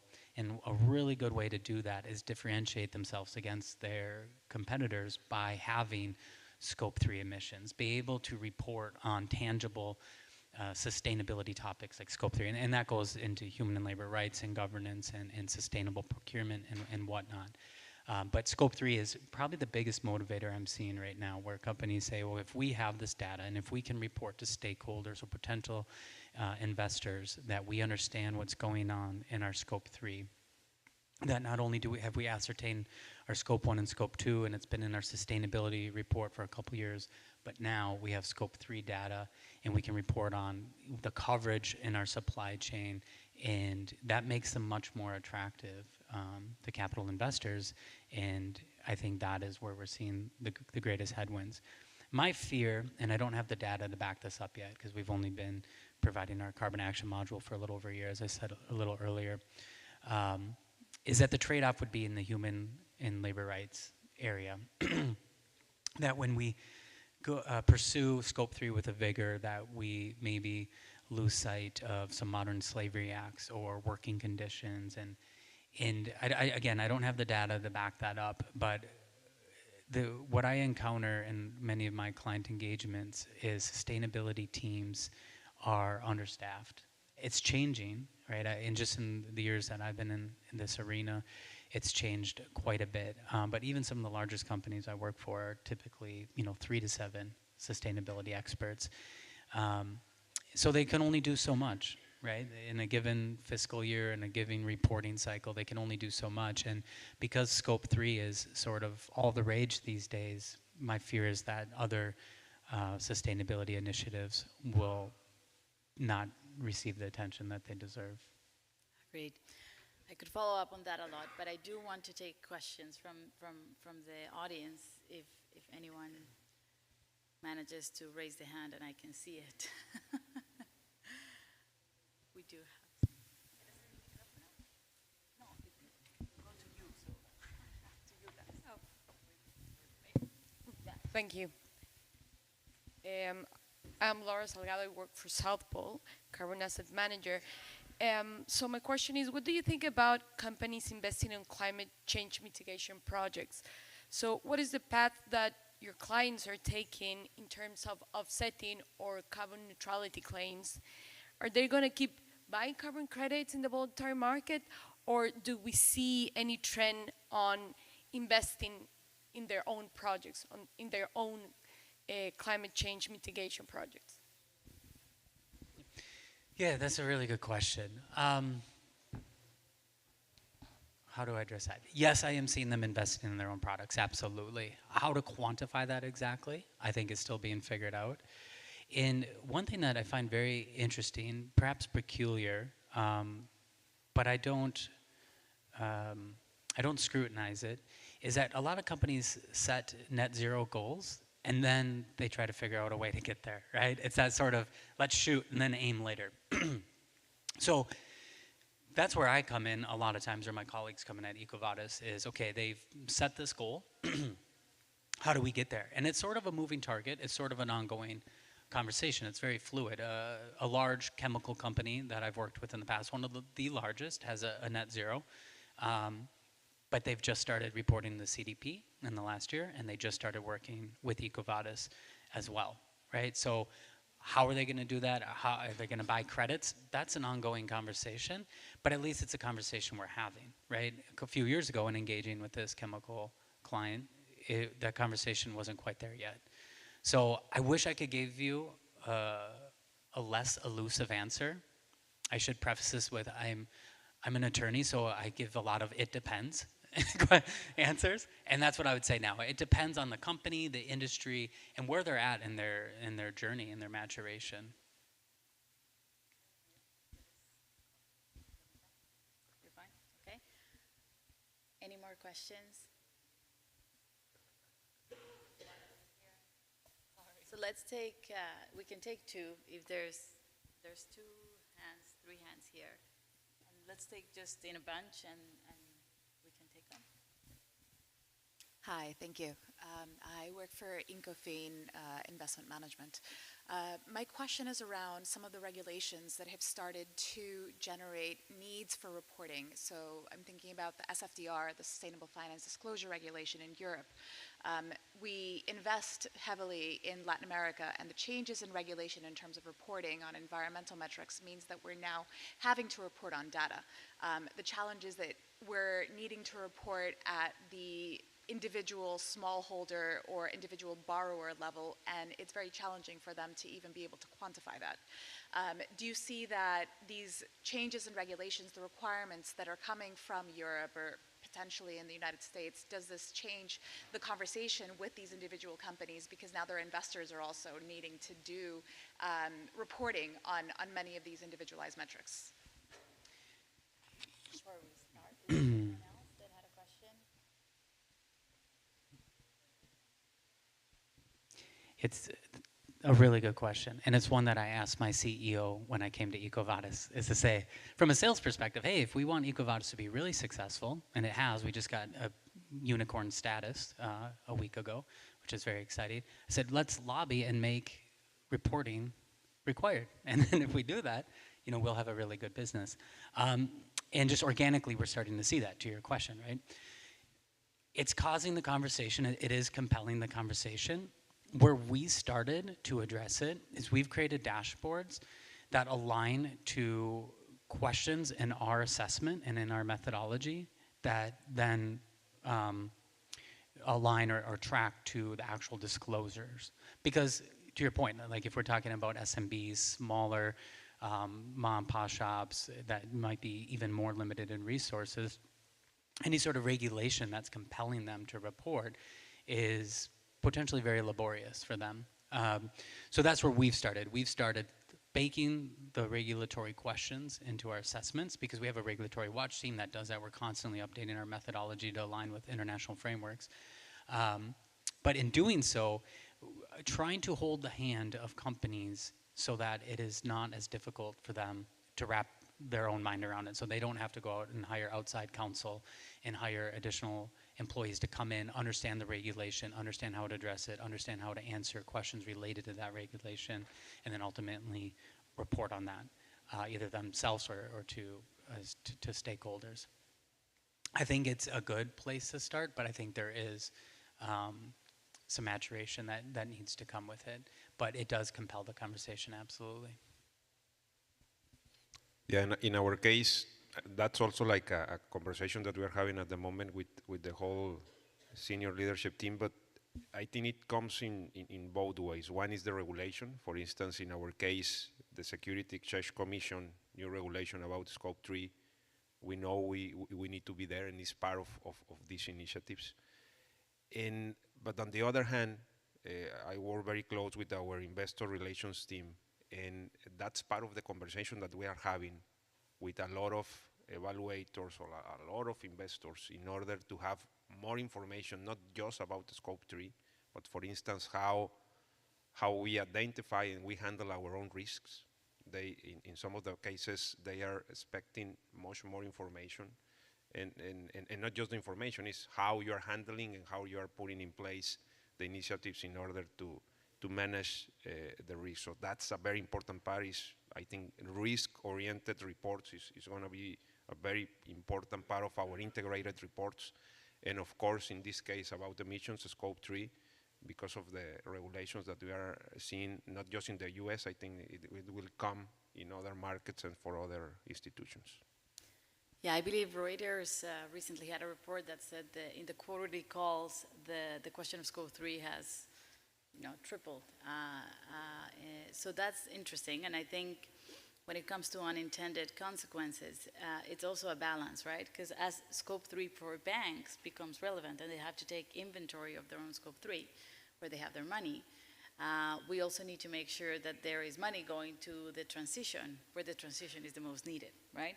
So I think there's a balancing act. It could be a full panel in itself to look at all those. It has to go in tandem somehow. So it has to be a lever for urgency and change, but it has to still be available to facilitate the transition that is needed in certain sectors, I think. So with that, I would also say constructive approach in all the stakeholders is critical, and especially when it comes to supply chain, I would say. And I think both of you offer the platform and take a very constructive approach with your stakeholders in your value chains, which I think it's something I'd like to highlight. And thank you, and thank you all for being with us today. Bye.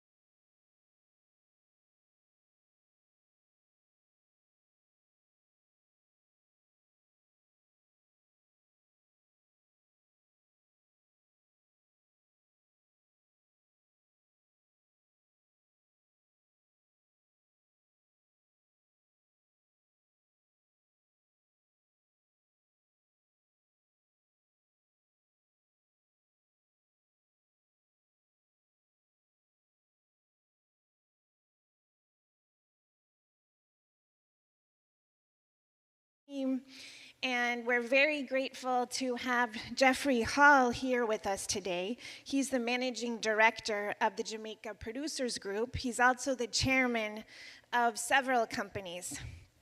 So thanks so much, Jeffrey, for being here with us today. Pleasure to be here, Angela. Thanks. So value chains are the lifeline of global markets. They've affected us all in our everyday lives more and more. I know we've all experienced it. I know I have with my family and friends, not being able to access certain types of baby formula. In the middle of COVID, we couldn't find toilet paper for several months. A friend of mine wanted to buy an electric car because of the increasing gas prices, and now she has to wait 2 years. So it's affecting us all. In the last 5 years, these supply chain systems have been subjected to high levels of stress resulting from the COVID-19 pandemic, which has affected production and transportation and has boosted the demand for certain goods and services. In the case of Washington, for some reason, everyone wanted toilet paper. In Europe, they were wiser and they wanted alcohol. So I know that it has really changed, the supply chain globally. In addition, unfortunately, with the war in Ukraine, this is a reminder that political shocks can have a quick and devastating impact on global supply chains. This was recently cited also in The Economist in June of this year. But in addition to all these sources of stress that we've been talking about over the last couple of days, there's been an increased focus and scrutiny on the negative effect that supply chains can have in terms of social impacts. And Chase alluded to this before, the issue of investors, employees, activists, really questioning what are the social impacts of supply chains regarding worker health and safety conditions, forced labor, child labor, trafficking. And actually, there is data around this. I was in a meeting a couple of weeks ago, actually, with heads of ESG areas of MFIs from around the world and DFIs. We have these meetings twice a year. And one of the things that came up in that meeting a couple of weeks ago is that they're all seeing a huge spike in labor and health and safety infractions in the projects that we're financing as a result of coming out of COVID. We don't really know why. Maybe it's a lack of monitoring, but there has been an increase in labor, forced labor, trafficking, these types of issues. So they're real issues. The other thing, and this is also backed up by a recent report that was published by The Economist. It was a report on responsible supply chains, where they cited that multinational companies are struggling to apply ESG criteria among the suppliers whom they have contractual relationships with, as well as their respective subcontractors. In that report, they cite a few different reasons. One being financial constraints, the second, the lack of ESG capacity, and then the third being sort of loose regulatory environments. I don't think COVID helped that because there's also a lack of monitoring of some of these issues. So these are real issues, and while I know we're all trying to do good and go beyond what Stephanie had mentioned is sort of the risk management, the first phase of this, the reality is that in supply chains, the risk management and the do no harm is still a really big issue, especially when it comes to labor. So in light of all of these issues and the context that we're living in, board of directors are now being called upon to include oversight of the value chains among its many responsibilities. They're being asked to have the governance structures in place to foster business integrity, transparency, and compliance with ESG standards. So it's shifting a little bit, the role of the boards. And today we want to talk to Jeffrey about his experience with the Jamaica Producers Group and how they're managing to navigate these complex challenges around supply chains while they promote good governance practices. So with that, I'd love to start off with my first question for Jeffrey, and then I'll hand it over to him. So Jeffrey, in light of today's global issues and the fact that you work in an emerging market, how would you recommend companies to improve the way their suppliers work on governance and sustainability? What kind of measures would you recommend to incentivize good practices in the supply chain? Good question. You know, we're gathered here today in a time of crisis for supply chains and value chains. And that's the basis for the conversation. But the truth is that the bigger, more fundamental issues are really longer term issues and structural questions. But because of the crisis, we have the need to talk about it. I was reflecting on it this morning because I became CEO of our group in 2007, which was a year before the financial crisis. But what people don't remember is that in the run-up to the financial crisis, commodity prices were spiking, and there was a commodity price boom that threatened our business with destruction. And so what we're seeing as a crisis today will repeat itself. So, you know, that was 15 years ago. And I'm 53. And there's good news. For those of you who are older than me, it's quite conceivable that you could end your careers and not have another crisis like this. And for those of you who are younger than me, there's good news because you're almost sure to have another crisis like this in your career. And if you prepare for it, you can make the most of it. And that's essentially my observation in our business. And just to give you a little bit of context, I operate a holding company, and we have a selection of investments in food and drink on the one hand, and logistics and infrastructure investments on the other hand. They're not connected to each other. They just, what they have in common is a return on investment that's attractive to us. But the chain, to your point, Angela, includes farming in Jamaica, banana farming for the domestic market, but also for export, in a context in which people are concerned about pesticide residues or modern-day slavery, as mentioned in the last panel. We have a shipping line that will be confronting questions around emissions, CO2 emissions in 2023, that calls European ports, but also collects fresh fruit from the Dominican Republic and Colombia. Unrelated to that, we operate a port, which has questions of value chain issues. How do we organize alternative arrangements for the handling of cargo on the port, requiring longer term investment? I'll give a view on that in a second. And we probably our largest business by revenues, although there are others, is a business that requires us to buy about 50,000 tons of fresh fruit globally in citrus from South Africa or berries from Poland into the Netherlands, and then make fresh juice in real time with a 7-day shelf life. So the fruit itself has a very short shelf life, and the product has a short shelf life.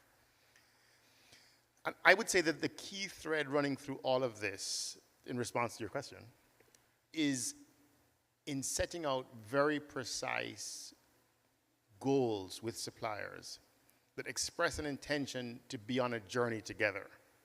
I think if you're running a business with a supply chain in which you expect to show up on Monday morning and say, listen, we've decided we want to use reusable packaging, and so we want you to shift from carton to crates, and you have no expectation that they have a capital investment associated with crate washers, for example, but you say do it.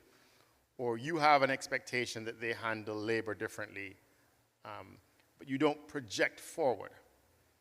I think you jeopardize the supply chain. I think what's necessary and critical, and we can talk about how this applies to boards, is for us to articulate at a minimum of 3 years where we see our risks and where we see our opportunities, and then try to figure out how we're going to empathize with the supply chain and appreciate the decisions that they take are going to have investment consequences. And there's a whole framework around that we can talk about, trust and CapEx and so on.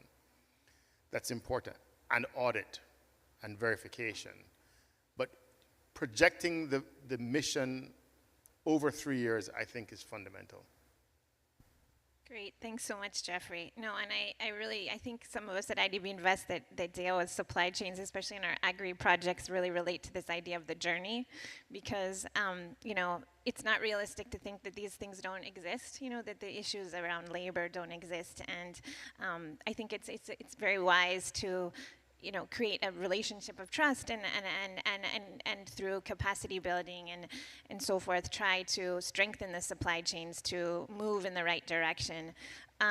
So moving on to my second question, what do you see the board's role is in this, especially during these uncertain times? How do you think boards should set their agendas to oversee these threats and opportunities of their supply chains? I think that the supply chain framework today is analogous to a bunch of other longer-term decisions that exist in business. Most notably, I would say the CapEx decision, in which you take a decision today, but there's no significant P&L impact within the year, and therefore the way in which you think about it requires you to project forward an outcome and then discount it back. It also applies to longer term thinking around credit. If you're a bank, for example, and you are making long-term loans, the frameworks that we use for managing those institutions have developed a very substantial vocabulary and analytical framework for long-term thinking. And I think what has to happen in the boardroom, including of medium-sized and small businesses, is that we have to get that vocabulary and that framework into the boardroom right away. So any medium-sized business is going to have a perspective on how to age credit receivables and how to track that. And at a board meeting, one would expect to have a perspective on that. They're going to have a view on, a CapEx decision that requires an IRR return. What the boards have to do in relation to the value chain is you've got to articulate a risk framework, in my view, that sets out, in the first instance, the areas in which you have a medium to long term, and I would say beyond 3 years, risk to your supply chain. And then identify the metrics that are going to govern that.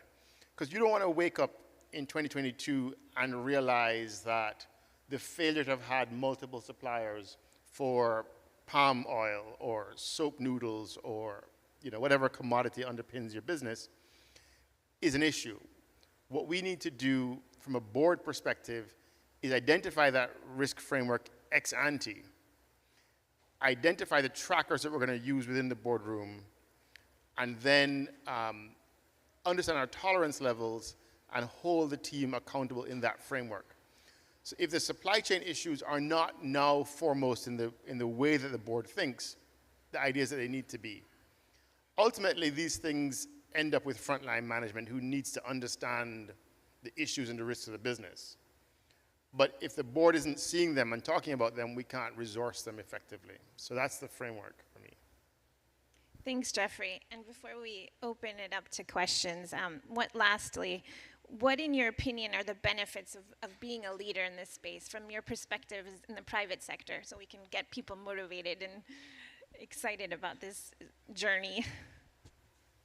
I hate to piggyback off of the last panel, but I thought you heard it in action, and it was very apropos of my own experience. So if you know for sure that you're going to build a long-term business, you're going to end up needing to have structured relationships because it's going to be dynamic. It's going to require front-loading certain expenses. Whatever the ask of the day is, whether it's a change to your packaging format if you're using PET and you have to change to a different format, or if your emission standards are not being met and you have to invest capital. To do that, your customer relationships, I think, are going to have to change from trading relationships, kind of the classic commodity, the buyer comes in and buys and that's the end of that, to more structured relationships. And in the context of emerging markets and places with high uncertainty levels, high costs of capital, you have to bridge those expectations with trust, with contracting, with what I call primary data. So we spoke about the boards. The boards need to have an opportunity to get visibility on the supply base in conversations at points in the year, but making sure that you understand end-to-end adds value because you can make long-term decisions. In order to get serious long-term contracts, we supply major supermarkets, for example, in the Netherlands or in Belgium or Germany or Scandinavia. We're actually very pleased that they're willing to have long-term conversations about the issues of the day, being sustainability and supplier relationships. But they're willing to have it with us because they know that we believe in governance and that we believe in accountability and transparency, and that makes a difference for us. Great, thanks, Jeffrey. I think that's an excellent way to end this. But I think we have maybe time for one question. It's hard to see out there. Maybe one or two before we break. Anybody have any questions? No? Any online questions? I don't know. Okay, it's kind of hard to see. Oh, there's one question. Somebody have their hand up. Do you need a mic?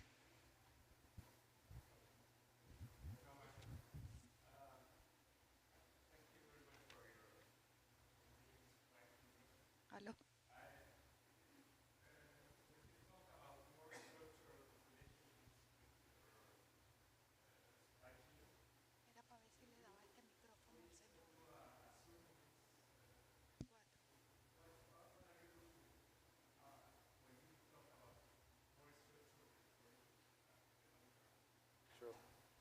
So at a headline level, obviously, if you're engaging in a commodity-intensive business, such as a relatively small movement in commodity prices can turn the profit and loss upside down, then you, in times like this, might want open book pricing as an example of a way of doing business. So if your business is underpinned by freight rates or commodity prices. So what we've done is we've kind of understanding the lay of the land, and based on our past experiences, for some of our businesses have structured 5-year agreements with customers with open book pricing. And they're able to say to us, we care about sustainability and we're going to pay for it, but we know that you're not going to play games with the pricing if it's passed on. Or we care about supply availability and we want you to go out there and get that product for us, but we're not going to be concerned about transparency if that price is passed along. And that's made a huge difference to our business. Thanks, Jeffrey. Anyone else? No? Okay. Thanks so much, Jeffrey. I think this has been a really great conversation. And with that, I'll invite you all for a coffee break. It's been sponsored by Picaval Ecuador, and we'll be back at 11:30. Thanks so much.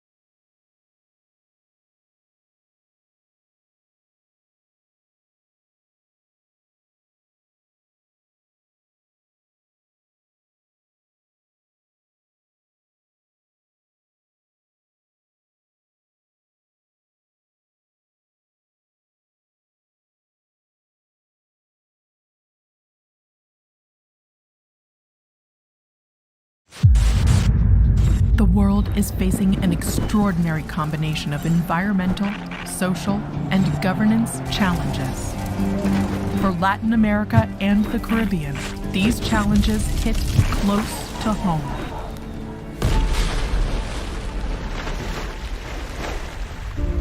We are here to align purpose with action, to protect ecosystems, foster inclusive growth, and shape how companies do business and invest with impact.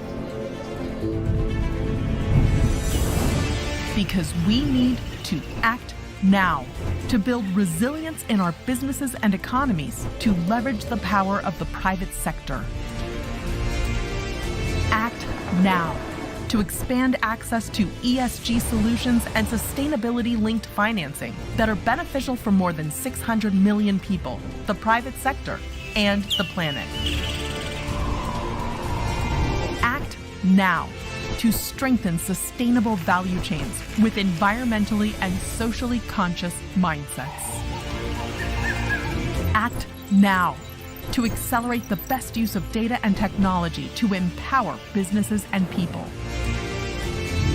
Act now to enable sustainable investments in countries susceptible to the impact of natural disasters. Act now to lay down a roadmap for a green transition of the private sector that is just, gives voice to communities, and leaves no one behind. We have a plan. Now we are here to take action so that we can keep building a greener, more inclusive, and resilient region for all. So we can go from thinkers to doers. Welcome to Sustainability Week 2022.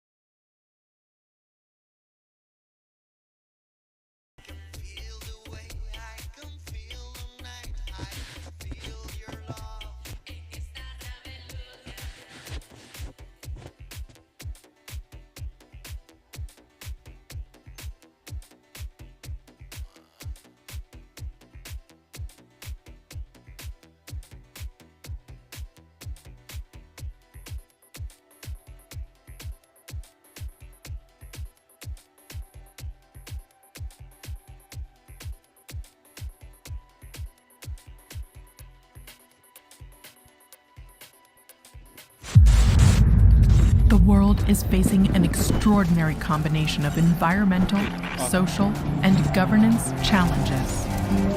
For Latin America and the Caribbean, these challenges hit close to home.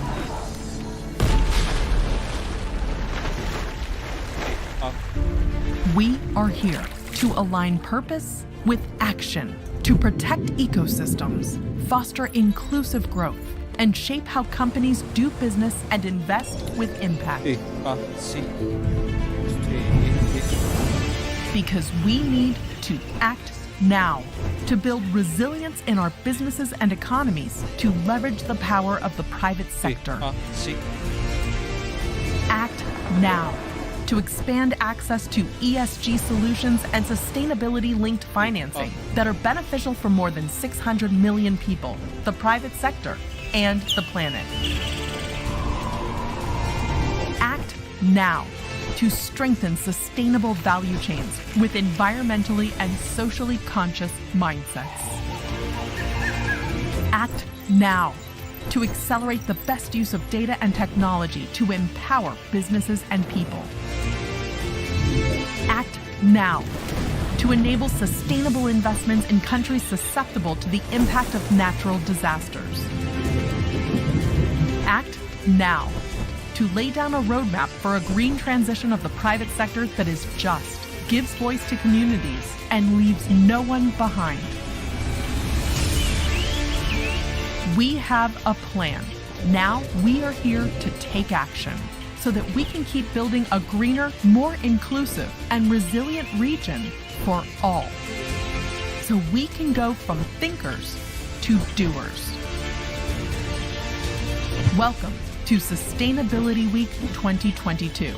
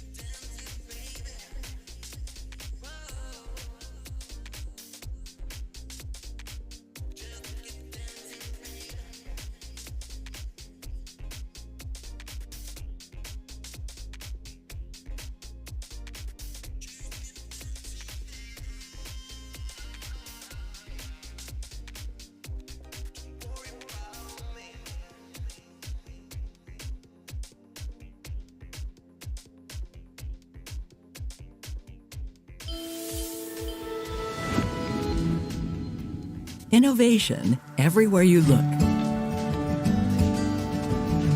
Compañía de Empaques S.A. has been making sacks for the coffee industry for more than 8 decades. But this venerable Medellin-based manufacturer is keen on trying new ways of doing business.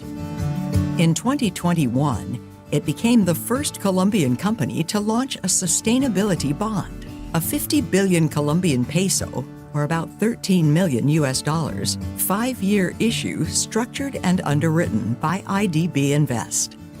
The packaging company, integrated in a business group that makes a wide range of products, principally for agriculture and construction, will use the resources raised through the bond to finance investments to expand its output capacity, as well as to adopt new technologies and improve its energy efficiency. As part of an inclusive business model, over the next 5 years, Compañía de Empaques plans to double its purchases of fique fibers, used to manufacture coffee sacks and other recyclable and compostable textiles and cords. Fique, a plant similar to sisal, is mostly grown by low-income farmers and rural cooperatives in central and southern regions of Colombia. The company will also step up its research and development of new products derived from the fique plant, as well as its experiments with circular economy models, which involve reusing or repurposing waste that would otherwise end up in a landfill. They have already replaced coal with plant biomass as fuel for its own generator. They are in the process of reducing its carbon footprint using renewable energy with the construction of a biomass power plant using fique fiber waste and the installation of solar panels. Under the terms of the sustainability bond, the company will pay a higher or lower interest rate depending on whether it achieves or misses certain key performance indicators tied to a set of previously agreed and independently verified environmental and social targets. For example, one of the goals is to reduce the energy consumption rate of raw materials it uses, which include polypropylene. This transaction not only introduced a new asset class in the Colombian capital market, it should also open a path for other local companies interested in pursuing ambitious sustainability strategies, said the IDB Invest project team leader, Jose Gustavo Quiñones.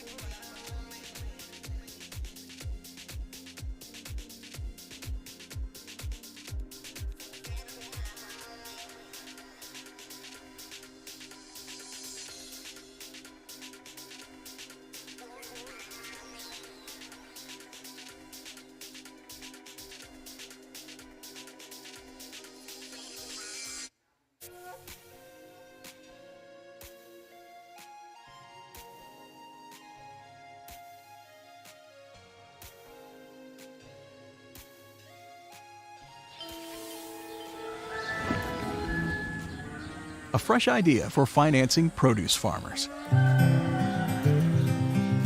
ProducePay's founder, Pablo Borquez Schwarzbeck, had firsthand knowledge of the obstacles produce growers face way before he founded his AgTech platform while pursuing an MBA degree at Cornell. Not only has his family been farming in Mexico for 4 generations, he also worked with growers who found it impossible to gain access to the kind of financial solutions that grain farmers and cattle ranchers have enjoyed for ages.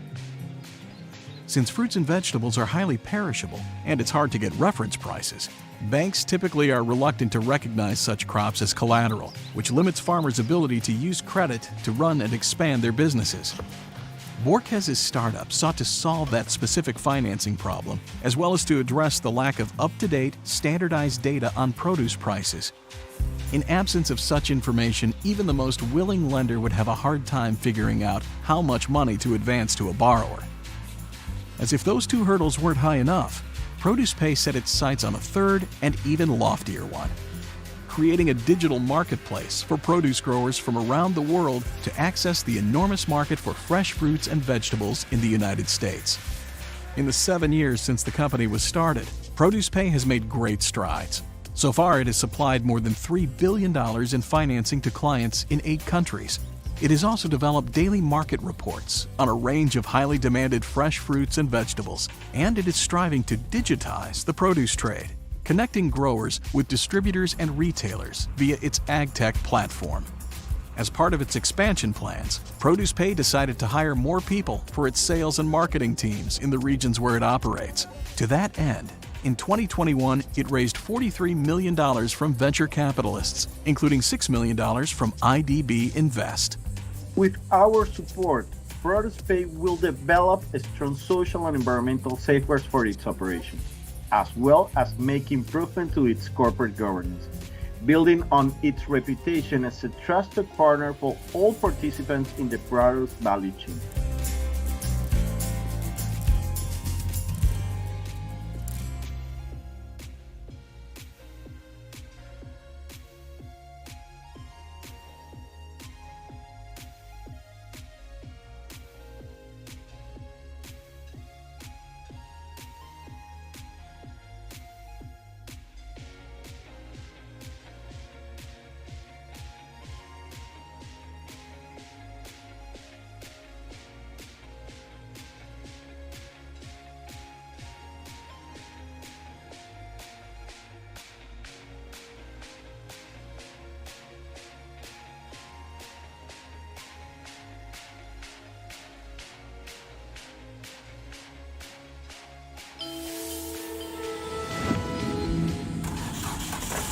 Greening a mobility giant.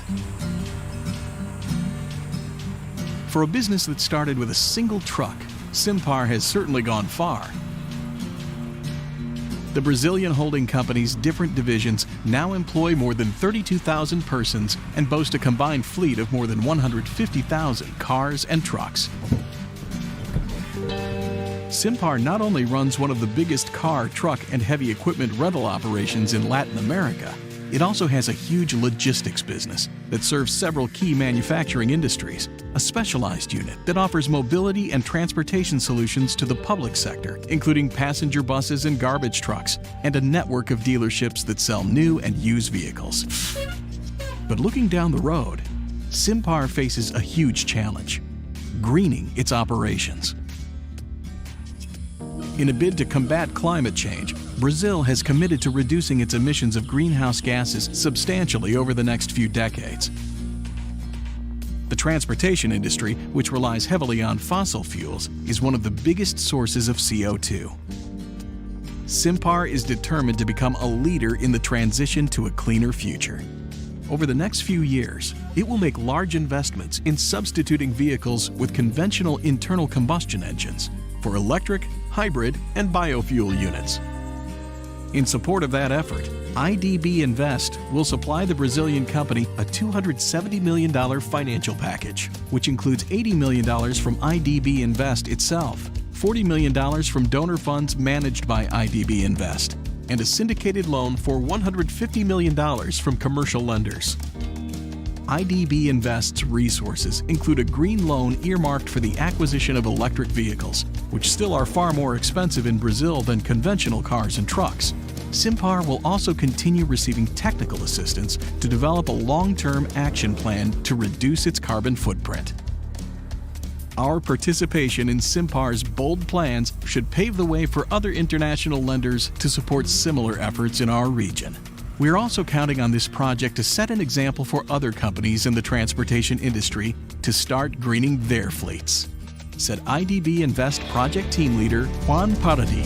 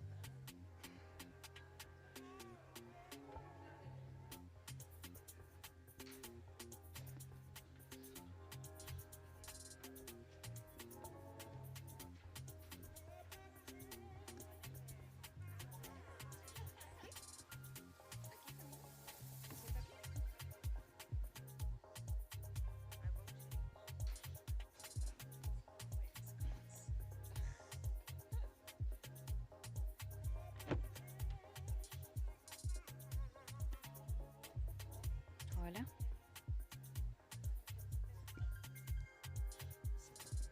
Hola, hola.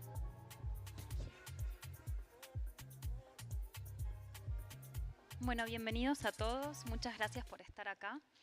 En esta ocasión vamos a estar hablando de deforestación. En inglés llamamos este panel The Elephant in the Room y en español vamos a conversar sobre cómo el sector privado puede tomar asuntos y tomar riendas en frenar la deforestación y contribuir a un sistema productivo sin deforestación. Como se me ha mencionado ayer en muchos de los paneles, la deforestación en Latinoamérica es una de las mayores fuentes de gases de efecto invernadero y también de pérdida de biodiversidad. Estamos teniendo deforestaciones muy significativas en el nivel del Amazonas, en el Cerrado, también en el Gran Chaco. Y las causas principales de deforestación en estas zonas son la producción ganadera y la producción de granos, particularmente de soja, que aproximadamente el 70% de la soja que se produce es destinada a alimento de animales para generar proteína animal. Entonces está todo vinculado. Y vamos a conversar hoy con nuestros panelistas sobre no solamente los desafíos, sino también cuáles son aquellas soluciones y qué exactamente puede hacer el sector privado como para ser parte de la solución ante esto. Porque también, como hemos escuchado ayer en múltiples paneles, el sector privado puede cumplir un rol crítico, no solo dentro de sus operaciones mismas, sino también a lo largo de sus cadenas de valor para aumentar la sostenibilidad de sus sistemas productivos. También hemos escuchado que a nivel de cambio climático, si nosotros quisiéramos alcanzar la meta de limitar el aumento de la temperatura global a 1.5 grados. Selwyn Hart muy bien dijo que tenemos que reducir al menos un 45% de las emisiones que se han generado en el 2019 para el 2030. Y actualmente pareciera que estamos aumentando esas emisiones para el 2030. Con lo cual, la restauración de las tierras degradadas, frenar la deforestación y aumentar la reforestación son acciones claves para poder alcanzar esta meta. Según el panel intergubernamental de cambio climático, algunas de las metas que nos podríamos poner para alcanzar esta meta del 1.5 es que para el 2025 debiéramos frenar la deforestación neta. Para el 2030 debiéramos obtener 0 emisiones netas de bosques y de otros usos del suelo y para el 2050 deberíamos aumentar la superficie de la cobertura forestada y a través de la reforestación y a través de la degradación la recuperación de tierras degradadas como para generar una capacidad de secuestro de carbono, no solamente ser carbono neutrales en temas de uso de suelo, sino secuestrar carbono. Con lo cual, en este panel vamos a entrar a cómo podemos prepararnos para esta década clave, esta década crítica, y cómo el sector privado puede tomar acción de inmediato con el nivel de urgencia que estamos enfrentando. Es un placer para mí tener este panel grandioso. Tenemos a Gustavo Idigoras de Ciara conectado online y después tenemos 3 maravillosas panelistas acá presentes con nosotras. Ana Lucía Horta de The Nature Conservancy, muchas gracias por estar acá. Gusto. Lucía Gaitán de Finance in Motion, muchas gracias. Y Rocío Sanz Cortés de Emergent, muchísimas gracias por estar acá. Gustavo, ahí te vemos. Bueno, me gustaría comenzar con Ana Lucía para preguntarte, y ahora voy a hacer un switch a inglés. What do you think are the main drivers or motivations for the private sector to take action in stopping deforestation, given the actual context, especially related to the supply chain? And what is the market saying that can influence the private sector? Thank you. Well, first I'd like to thank IDB for organizing this conference with so many multi-stakeholders, panelists. I wish I could be at 2 or 3 places at the same time. There's a lot to be learned here. But as far as incentives go to stop deforestation, the first thing producers need to know that they are shooting themselves in the foot by cutting forests. There is a somehow recent study by the Tufts University that used actual statistical data from the Brazilian Cerrado from 1985 to 2017. And they clearly correlate deforestation with peaks in temperature that in turn generate loss in productivity. So we have run some studies, internal studies at TNC, some financial models. What happens if a farmer, a grain producer, is expanding and doesn't achieve the expected productivity because in 1 out of 3 or 4 years there is a peak in temperature? The losses are huge. Okay, if that person has borrowed money to finance that transition, that expansion, they might lose the guarantee that is the land. So the first incentive is to understand that cutting forests is a very short-term financial gain and a much bigger loss in the medium to long term. Having said that, they need incentives to do it. And the financial sector has a very important role. The first driver of deforestation is beef, and then it usually allows the land to go for soy. But if you do sustainable intensification, that's something that people know how to do. Embrapa developed techniques 20 years ago. You can increase your productivity, increase your profitability, and reduce your emissions. Because the first thing you do, you're going to treat your soil, your pasture lands, and they're going to absorb much more carbon. Then you're going to get better breeds and rotate your cattle. They are going to be ready for slaughtering much sooner, so they'll be emitting methane in a much smaller quantity. With the area that you free, you can do 2 of the things. You can either channel the grain expansion to those areas instead of opening new ones, and or you can restore forests. If you restore a portion of the forests, you become carbon-wise to a much better situation than we were before, even though you are producing more and generating more profit. So it's a question of aligning the incentives, telling the story, showing the data, and aligning incentives. It's much more a question of timing. Well, you left it there for me to follow up then, if you don't mind.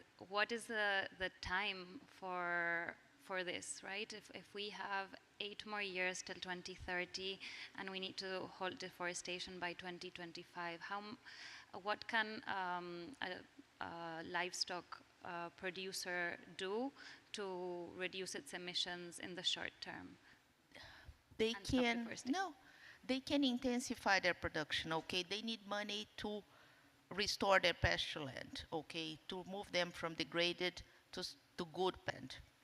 But they need financing to do that. That's an investment that takes at least 4 years to be paid back, between 4 and 7 years, depending on how degraded the area is to start with. In their current cash flows, and we are not talking about only small holders, the average size producer, their cash flows are not enough to pay for this upfront cost. So they need access to longer term financing, not grants financing. Thank you so much. And I'd like to explore in a second round of questions a little bit more about the details of what kind of finance would be necessary. Thank you. Lucía. Bueno, me encantaría que nos cuentes brevemente sobre el fondo de Finance in Motion, que nos comentes cuáles son las estrategias que ustedes tienen, la visión que ustedes tienen, cómo están pensando en temas de deforestación vinculadas al financiamiento que proveen y qué mecanismos tienen en marcha como para asegurarse que sus estrategias y objetivos se cumplan. Hola, sí. Bueno, no, gracias Camila. Primero que todo agradecer obviamente al IDB Invest por la invitación, También estamos muy contentos de ser patrocinadores y participantes en esta nueva edición de la Semana de la Sostenibilidad. Creo que concuerda muy bien con lo que acaba de decir Ana Lucía, se necesita financiamiento y eso es lo que queremos contarles nosotros qué hacemos en esos términos. Finance in Motion es un gestor de activos que asesora a diferentes fondos de impacto en el mundo, 2 para Latinoamérica, uno de ellos el Eco Business Fund, que básicamente tiene como misión y lo que hacemos es brindar financiamiento y asistencia técnica a las instituciones financieras y también a empresas corporativas que nos permitan cumplir con la misión del fondo. ¿Cuál es? Conservar la biodiversidad, usar de una manera más sostenible los recursos naturales y mitigar la adaptación y la mitigación a adaptación a cambio climático en la región de Latinoamérica. Y por eso es que este financiamiento y esta asistencia técnica está enfocada en 4 sectores prioritarios que creemos que son los que mejor responden a esta misión, que son la agricultura y el agroprocesamiento, incluyendo todos los temas de ganadería, silvicultura, pesca y acuacultura y turismo sostenible.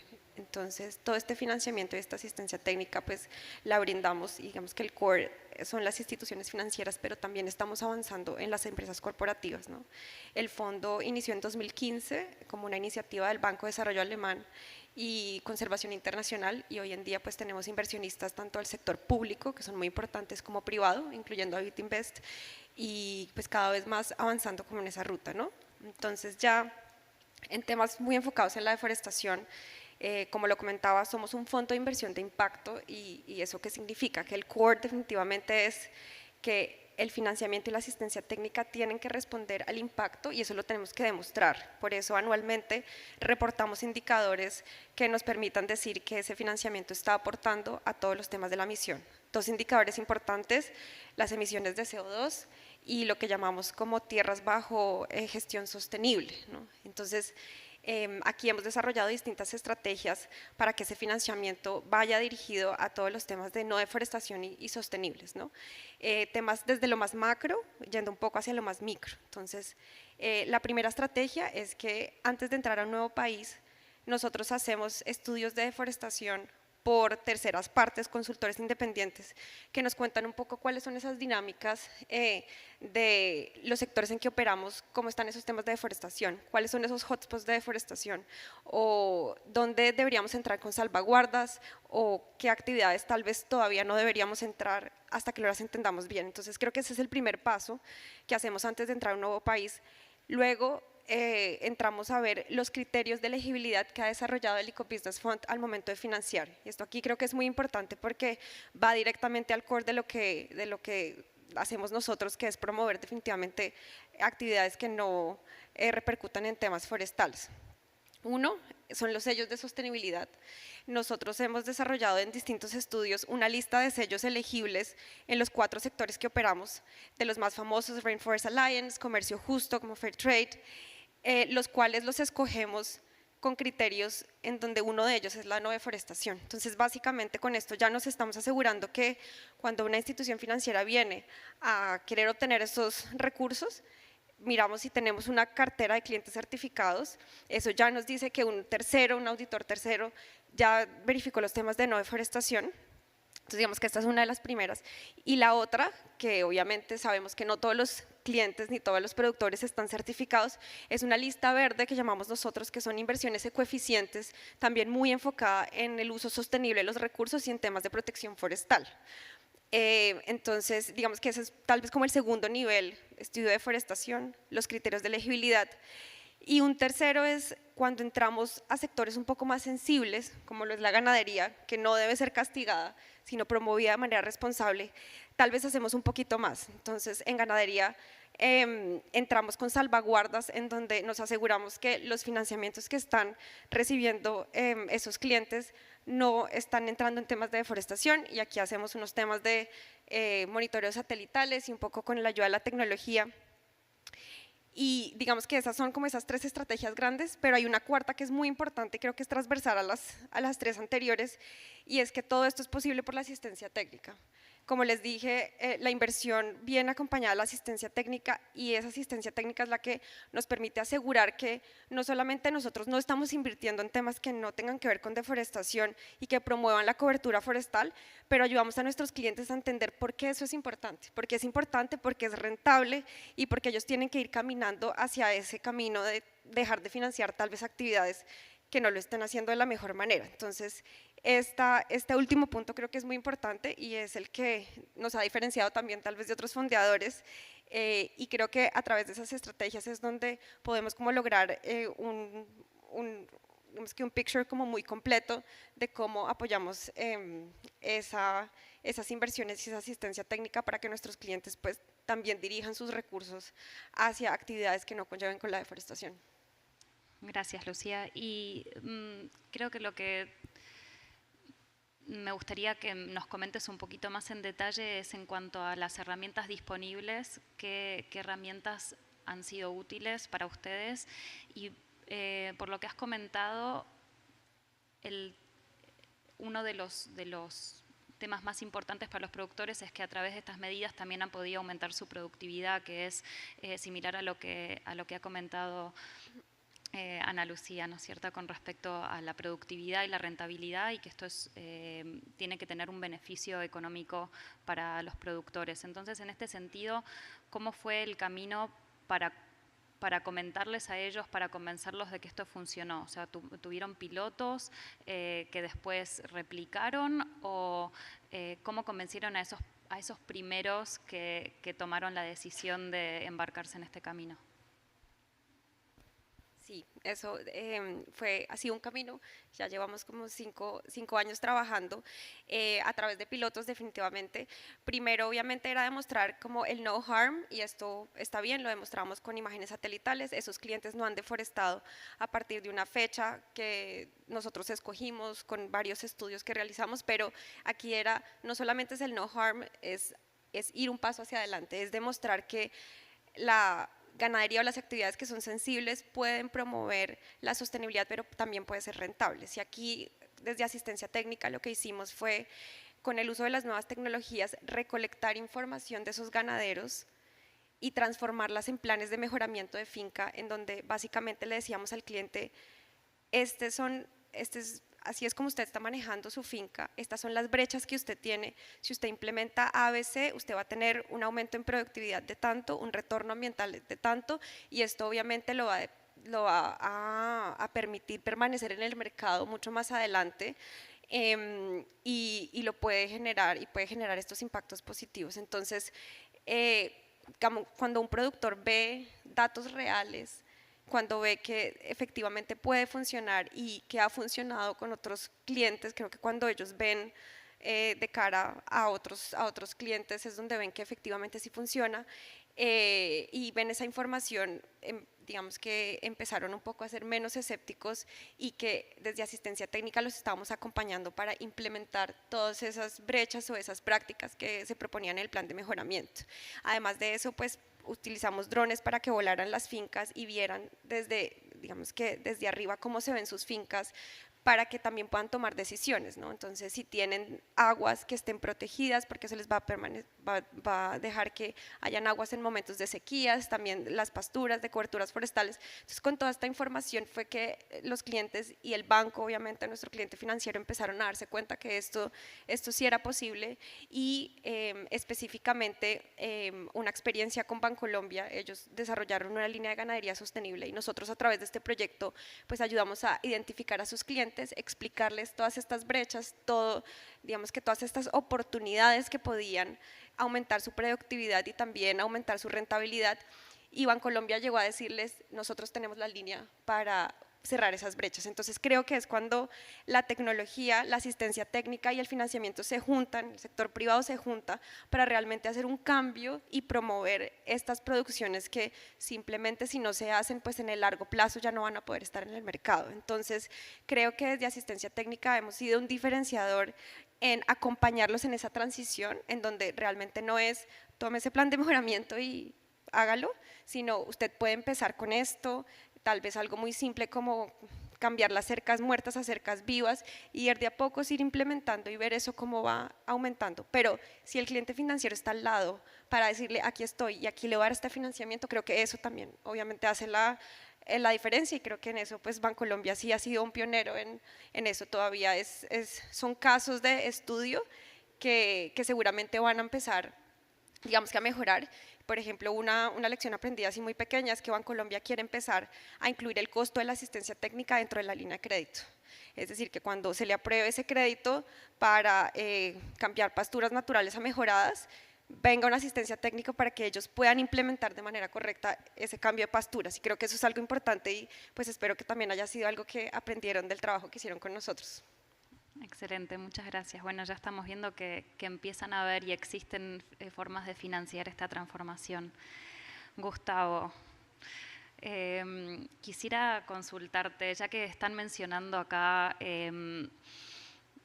Lucía, vos mencionaste el tema de los mercados, el tema de posicionarse para poder entrar dentro de estos mercados y los requisitos de los mercados. Comentes brevemente qué es BISEC, cómo funciona BISEC, cómo se originó y cuál es su objetivo, obviamente, y cuáles son los motivos que vos crees que son los más importantes para el sector privado para tomar esta decisión de empezar a trazar la cero deforestación y tomar medidas para reducir la deforestación. En el caso particular de BISEC nos vamos a estar enfocando principalmente en soja, en la producción de soja en Argentina, pero me encantaría saber qué es lo que el sector privado está viendo en términos de mercado y en términos de posicionamiento, de mitigación de riesgo, que vos creas que son esos motivadores más importantes para tomar esta decisión. Buenos días y buenas tardes. En primer lugar, muchas gracias a la invitación del IDB Invest, y es un placer ser parte de este panel, aunque sea de manera virtual. En primer lugar, Argentina es un país agroexportador. El 70% de todo lo que vende la Argentina son productos del agro. En segundo lugar, Argentina es el primer exportador mundial de harina de soja y aceite de soja, y el tercero de poroto de soja. Por lo tanto, el mundo siempre ve qué está pasando con la soja, no solamente en Argentina, sino también en la región Mercosur. En tercer lugar, dependemos mucho de lo que nos demandan, los requisitos que piden los mercados compradores a nivel mundial.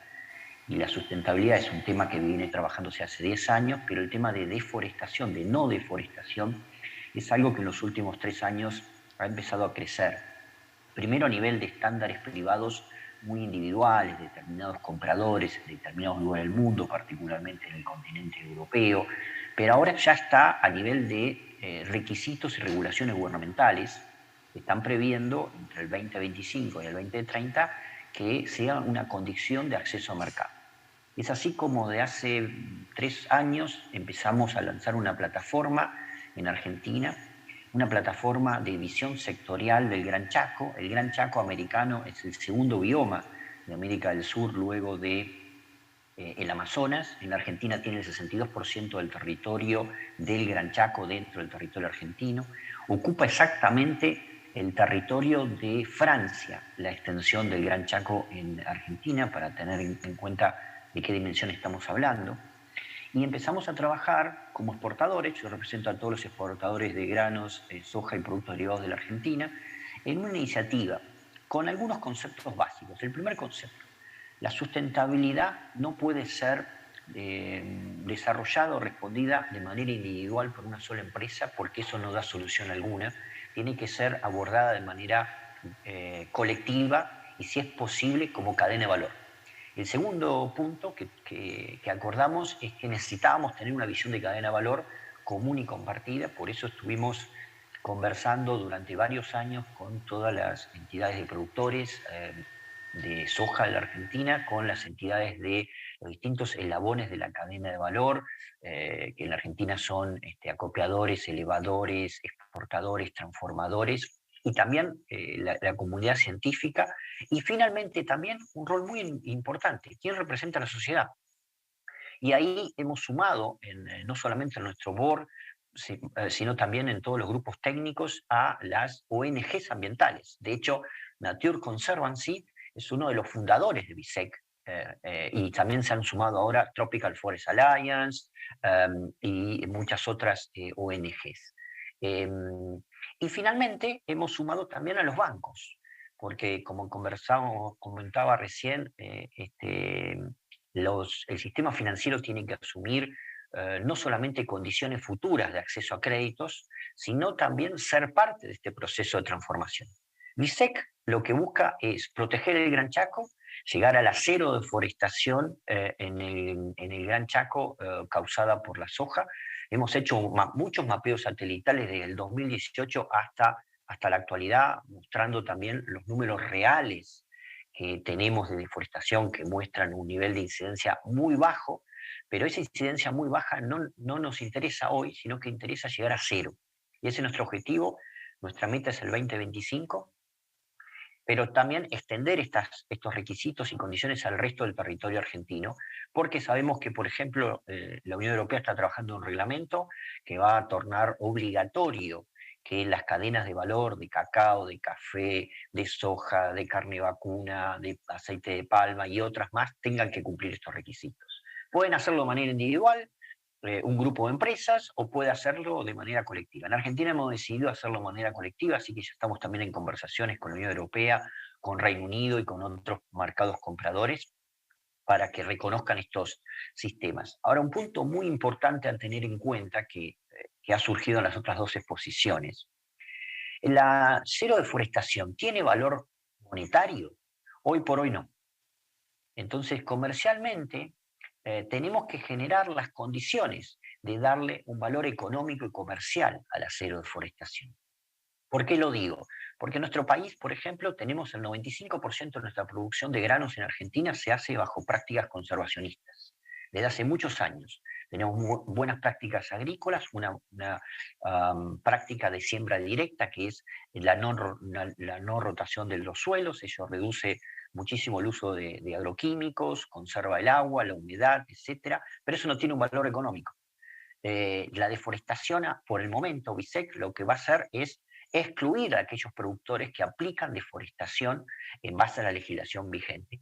Y por lo tanto no van a tener ningún tipo de compensación económica. Es ahí donde tenemos que trabajar todos juntos en generar este tipo de compensaciones económicas, también con prestaciones de servicios ecosistémicos. Entonces me parece bien que el sistema financiero promueva vínculos directos, asistencia técnica y todo, pero tenemos que lograr crear un mercado global con reconocimiento económico y monetario para que también los productores vean que su ganancia económica también está en el cumplimiento de todos estos requisitos. Así que ese es el camino que tenemos como BISEC. Estamos en el año de desarrollo de todos los sistemas de software y de protocolos. El año que viene probablemente empecemos a hacer algunos proyectos pilotos. Ya tenemos un primer acuerdo con España para hacer un proyecto piloto y vamos a tratar de llegar al 2025 con la meta de dar garantías al mundo y también al mercado argentino de cero deforestación.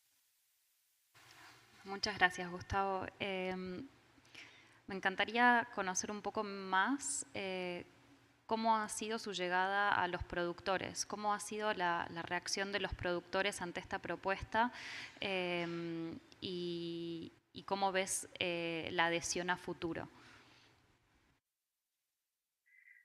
Sí, en Argentina existen alrededor de 80.000 productores activos que producen soja, pero también que hacen doble cultivo y muchos de ellos hacen ganadería. Es decir, hay una rotación sustentable, esto que hablamos de la intensificación sustentable. En Argentina se viene practicando hace muchos años, en gran parte del territorio. Entonces, hablarle a un productor de sustentabilidad, él o ella, su primera reacción es que se considera sustentable actualmente.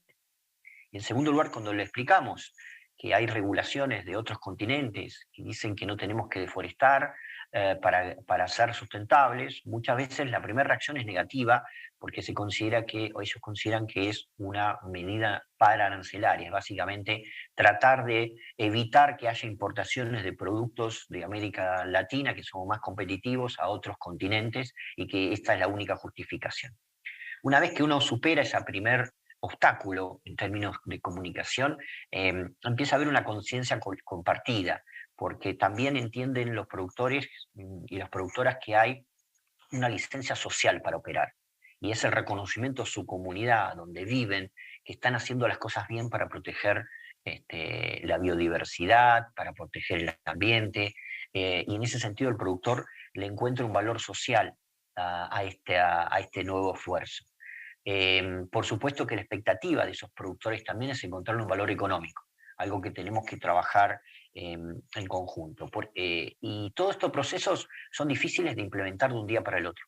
Por eso venimos trabajando con el caso de Nature Conservancy hace más de 5 años, y luego en los últimos 3 años se han sumado muchas otras ONGs y otras entidades de productores y todo, pero son procesos largos que llevan por lo menos entre 2 y 3 años de aprendizaje, de conocimiento, de confianza y de fijar metas comunes. Muchas gracias. Rocío, me gustaría saber si nos podrías contar un poco cómo funciona The Leaf Coalition, cómo funciona Emergent y dónde trabajás, y cómo funciona The Leaf Coalition en términos de los partnerships que hacen con diferentes actores, cuáles son los objetivos principales, cómo planean llegar a esos objetivos, y quizás si nos podrías mencionar tu opinión respecto de los créditos de carbono, cómo pueden jugar un rol dentro de este pago por servicios que estamos conversando acá, si hay un rol para los créditos de carbono en términos de restauración, de reforestación. Y después si tendrías alguna definición de cómo consideran ustedes los objetivos vinculados a deforestación, o sea, cómo lo definen, porque me gustaría después también escuchar por parte de Ana Lucía, de Lucía y de Gustavo cuáles son estas definiciones que se tienen de bosque, cuáles son esas fechas límites a partir de las cuales se permite o no se permite la deforestación, porque estoy notando que hay quizás una tendencia a que cada uno haya tenido una interpretación de cómo se aplica, entonces me parece que eso podría llegar a ser algo interesante para conversar a nuestro cierre. Sí, gracias Camila. Gracias por la invitación a este panel. Me doy cuenta que estamos escuchando muchas veces las mismas palabras, ¿verdad? Creo que todos los que estamos aquí estamos muy alineados en cuanto a qué es lo que se necesita. Se necesita financiación, es algo que hemos escuchado entre los participantes de este panel. También se ha mencionado la asistencia técnica, también se ha mencionado la necesidad de mercados. Y también he escuchado algo de integridad a través de los sellos. Nosotros lo que hacemos en Emergent, bueno, Emergent es una non-profit, una organización sin ánimo de lucro que está basada en Estados Unidos, y somos el coordinador administrativo de la coalición LEAF. La coalición LEAF fue lanzada el año pasado, en abril. Somos todavía muy jóvenes, somos unos bebés, por así decirlo. Lanzamos en abril del 2021 el Día de la Tierra como respuesta a una clara necesidad de tener, mayor ambición, mayor financiamiento a una mayor velocidad. Si ustedes han estado en alguna de las COPs o en cualquier reunión relacionada con cambio climático o con sostenibilidad, esos son los mensajes claros, sobre todo los mensajes de los países que tienen bosques.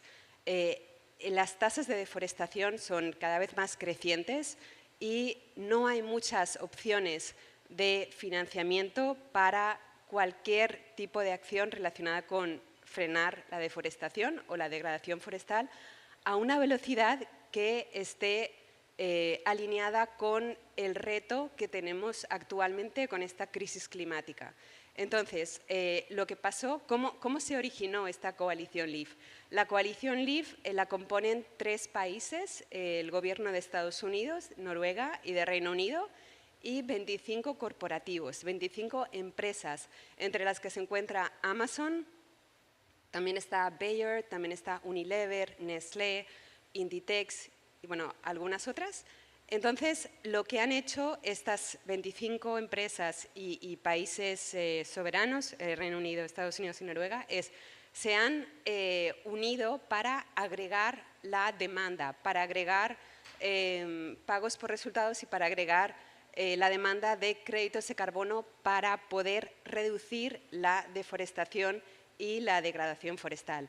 Por otra parte, en el lado de la oferta, lo que hemos hecho es agregar la oferta de diferentes países, de diferentes gobiernos o jurisdicciones, como nosotros los llamamos, de diferentes países con bosques tropicales y subtropicales. Tenemos ahora mismo 23 jurisdicciones con las que trabajamos. En Latinoamérica trabajamos con 2 estados en México, con Costa Rica, Ecuador, Guayana, también con 8 estados brasileños. Y lo que estamos haciendo es, y bueno, por supuesto, trabajamos también con otras jurisdicciones en África y en Asia. Lo que estamos haciendo es realizar transacciones, o sea, realmente ofrecer una plataforma para la compra-venta de créditos de carbono o de pago por resultados con un volumen que realmente es muy ambicioso, que realmente pues hemos podido movilizar en muy poco tiempo mucho volumen y sobre todo a una velocidad bastante sin precedentes. O sea, en 8 meses desde el lanzamiento de la iniciativa hemos podido movilizar 1.000 millones de dólares y seguimos movilizando dinero a través de la incorporación de nuevos corporativos y posiblemente de nuevos gobiernos que se van a unir a la coalición LEAF. Entonces, nuestra ambición es poder contribuir a las metas ambiciosas que se han fijado en el Acuerdo de París y poder, como se dice en inglés, move the needle, o sea, realmente hacer una diferencia significativa en cuanto a poder facilitar financiamiento a los países con bosques tropicales y subtropicales. Camila, me has preguntado por los créditos de carbono. Pues sin duda nosotros creemos que es un mecanismo efectivo para poder frenar la deforestación, reducir la degradación forestal y ofrecer financiamiento a los países con bosques tropicales. Y también me has preguntado por la definición de bosque. Nosotros trabajamos con un estándar que se llama el estándar R3, que es un estándar de alta integridad en el que se definen los requisitos. En cuanto a la definición de bosques, los países tienen pues el derecho soberano de definir los bosques según cuáles sean sus condiciones biológicas. Entonces, nosotros trabajamos con las definiciones fijadas por cada uno de los países y también estando alineadas con los requisitos del estándar R3. Perfecto, gracias. Gustavo, ustedes también usan la legislación nacional vigente, ¿no es cierto? Sí, por supuesto. O sea, todos los países tienen su marco constitucional que se tiene que respetar a la hora de transaccionar, por supuesto. Gustavo, en BISEC también, ¿no es cierto? Sí, nosotros también usamos la legislación nacional y además no solamente usamos la legislación nacional, sino que supervisamos el monitoreo y cumplimiento de la legislación nacional en cada uno de los distritos o pequeños municipios de toda la región Gran Chaco en Argentina y nos adaptamos también y seguimos las directrices generales de la FAO en cuanto a definiciones de bosques. Okay. Ana Lucía.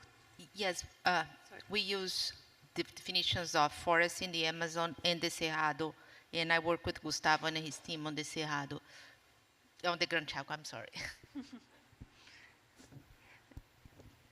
Sí, nosotros también utilizamos las definiciones de bosque por país, dependiendo del país en donde vamos a invertir, y cuando son en temas ya muy específicos como el que les comentaba, ganadería, porque esto ya es decir, si financiamos o no financiamos, nos fuimos a hacer un análisis bastante preciso de qué significaba un bosque en unas fincas ganaderas en esos países, porque eso es muy distinto a bosques que uno encuentra en otros sistemas productivos. Entonces ahí nos fuimos con una definición más específica para que cuando fuéramos a decidir este ganadero de foresta o no, pues tuviéramos como esa precisión. Entonces para ese tema específico sí, pero en general cuando utilizamos el approach de los sellos de sostenibilidad o de medidas ecoeficientes, nos vamos con la definición de los países.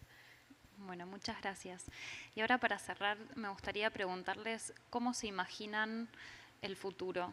en 10 años, si estamos, bueno, en 8 años en realidad, si estamos en el 2030, ¿qué se imaginan que pasó de acá al 2030 y a dónde llegamos?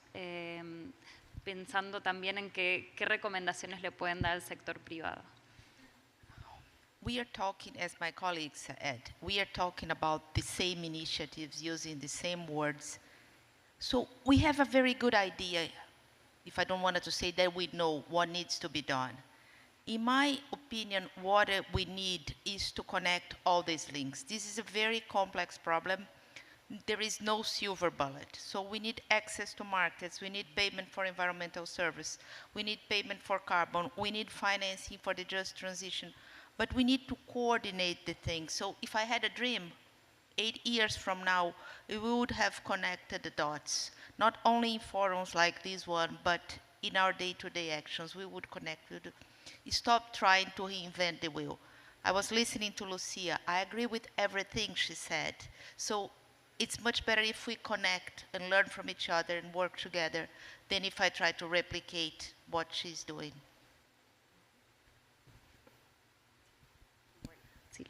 Gracias, Camila.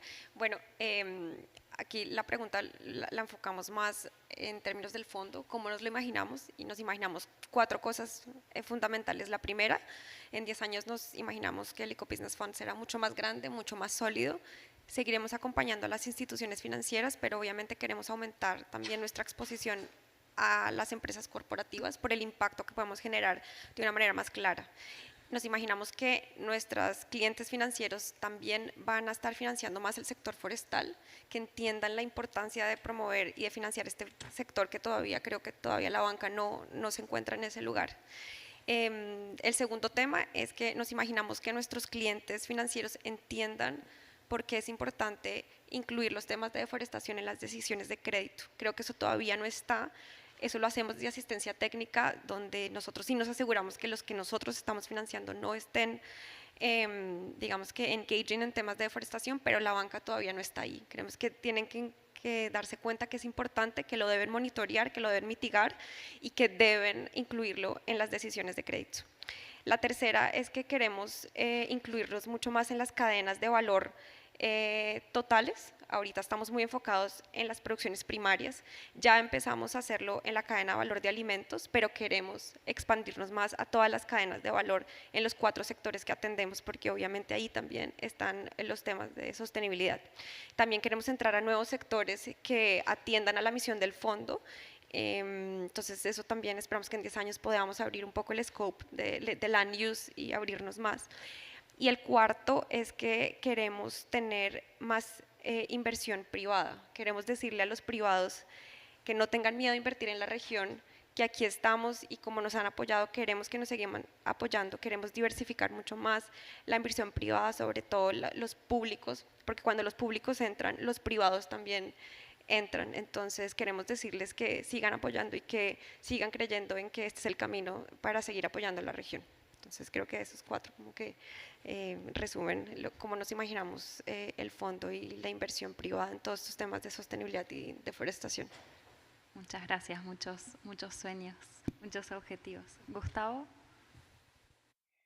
Bueno, mi primer aspiración es que dentro de 8 años al 2030 el mundo entienda que la agricultura y la producción de alimentos son parte de la solución al cambio climático para adaptación y mitigación y no son parte del problema. Hoy una gran parte del mundo considera que la producción de alimentos son una gran parte del problema de emisiones de gases de efecto invernadero.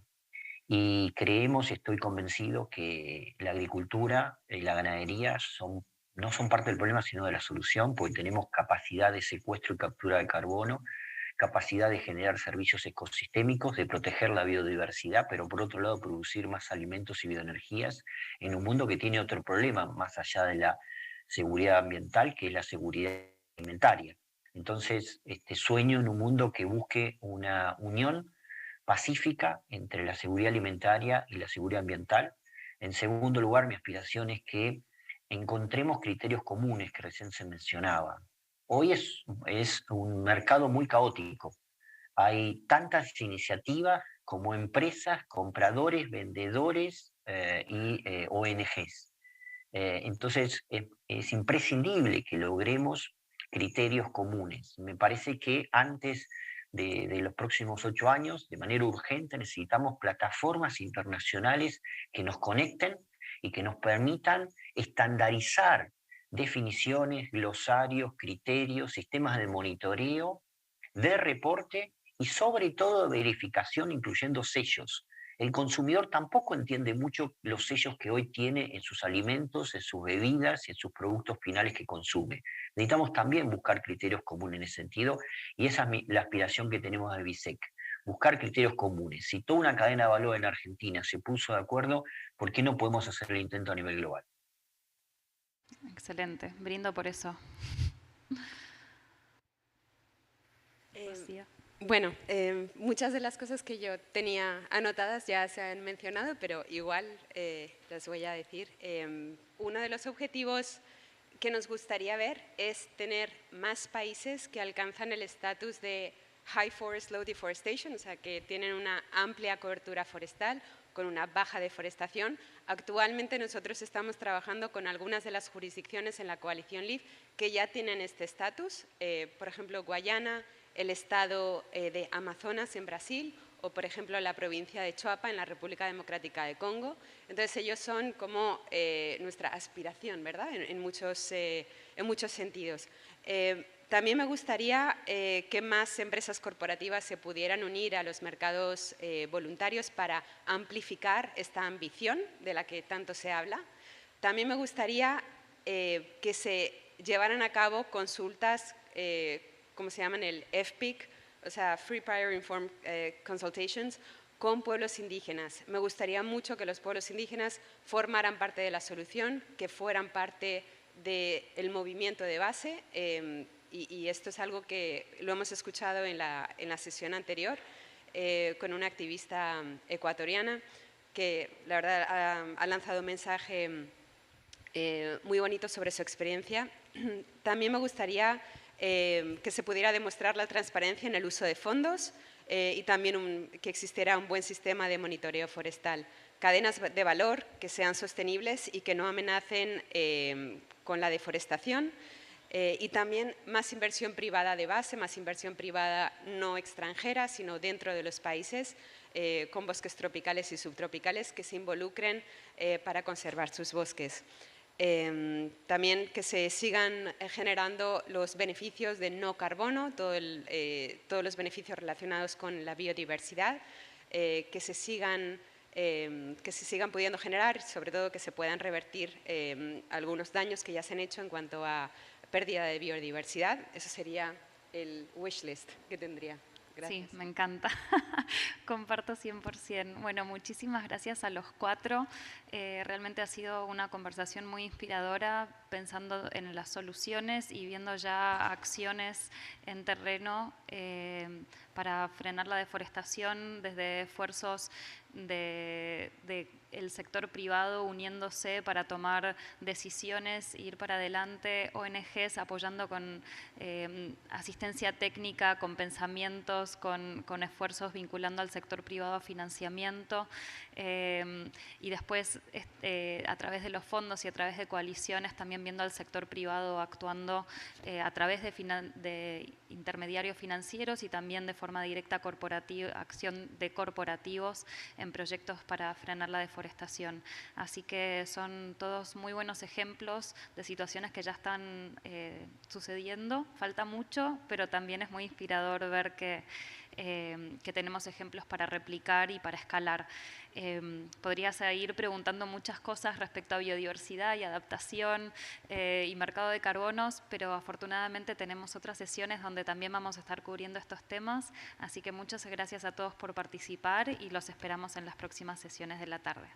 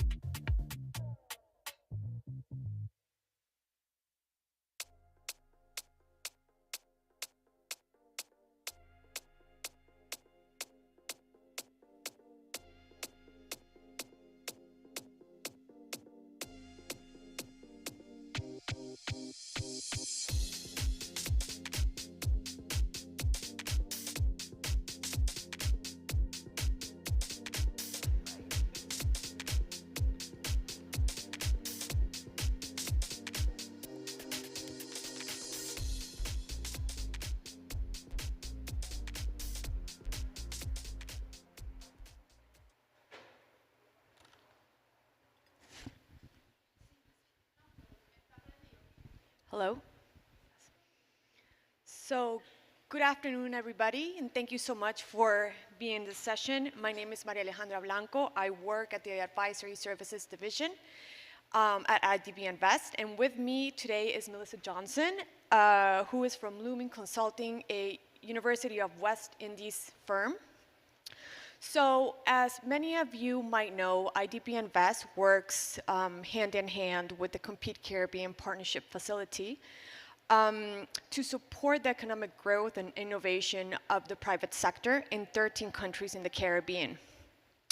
So that being said, we partnered with Lumen over a year ago, approximately, to conduct an assessment to understand if and how companies that have consciously understand and integrated sustainable and inclusive practices throughout their value chains are more resilient to economic shocks and market disruptions. So here today, what we wanted to do in this very short session is to give you a sneak peek of this study, what were the main findings and the recommendations. So in the upcoming weeks, you can download it at IDB. Thank you so much. Melissa, over to you. Thank you, Maria Alejandro. It is a superb opportunity for us here at Lumen to be here today to share a little bit about the study. Traditionally, you don't find a lot of studies focused on Caribbean firms. There are some peculiarities that we have operating in small spaces that are particularly prone to catastrophic climate events, that are, by virtue of a number of them being island states as well, being challenged by, high commodity costs, high cost of doing business. And as such, when IDB Invest came to us to undertake the study, we thought as a university firm that this was an excellent opportunity to put the region's firms not just in the spotlight in terms of better understanding how it is that their value chains worked, but also looking at how it is that sustainability and resilience actually were being considered in their operations. So just to give you a little bit of background, Maria Alejandra spoke about the Compete Caribbean facility, a very important initiative funded by IDB as well as Government of Canada and I think the UK government, and with the participation of the CDB. And so a part of their mandate is to support, kind of technical and capacity building support for Caribbean firms to improve their competitiveness so that they're able to get their products and services into, markets more successfully. And so this was a great opportunity for us to go in to examine, what it is that Caribbean firms are doing. So just a little bit about the background. In terms of the methodology, we approached lead firms throughout the region. Of course, undertaking any kind of assignment in the midst of a pandemic would be an interesting experience, for want of a better word. But, it was important for us to undertake this because it gave us insights as to how firms were dealing with an actual event that challenged their resilience. And so we identified a number of firms from across a variety of industries. We looked at their value chain, so we used a modified value chain analytical framework. We wanted to understand their input-output structures. We wanted to understand, how their supply chains were functioning. We wanted to understand, their governance frameworks, and importantly, to look at how these firms were actually embedding sustainability concerns throughout their value chain operations. And what we found was actually quite interesting, and I'll go into discussing some of those findings later on. One of the firms that agreed to participate happened to be J-Ray & Nephew, which is a Grupo Campari subsidiary, and their experience, I think, is worthy of consideration because in many respects, they have what we would call a gold standard for implementing sustainability practices across their value chains. It's also quite interesting that they're one of the firms that agreed, because they're actually the oldest firm in Jamaica. They were started in 1825. And so if you're talking about sustainability, certainly they've been around for almost 200 years. And their plan is to certainly be around for 200 more years. So Letitia Cheviard, who's a senior director of supply chain, had actually agreed to speak with us. I do believe we have a recording here, and she shares with us what were some of the ways in which Jerry and Nephew were incorporating sustainability practices throughout their value chains and their operations, what they consider to be some of the kind of critical success factors, and also what they consider to be some of the challenges. So.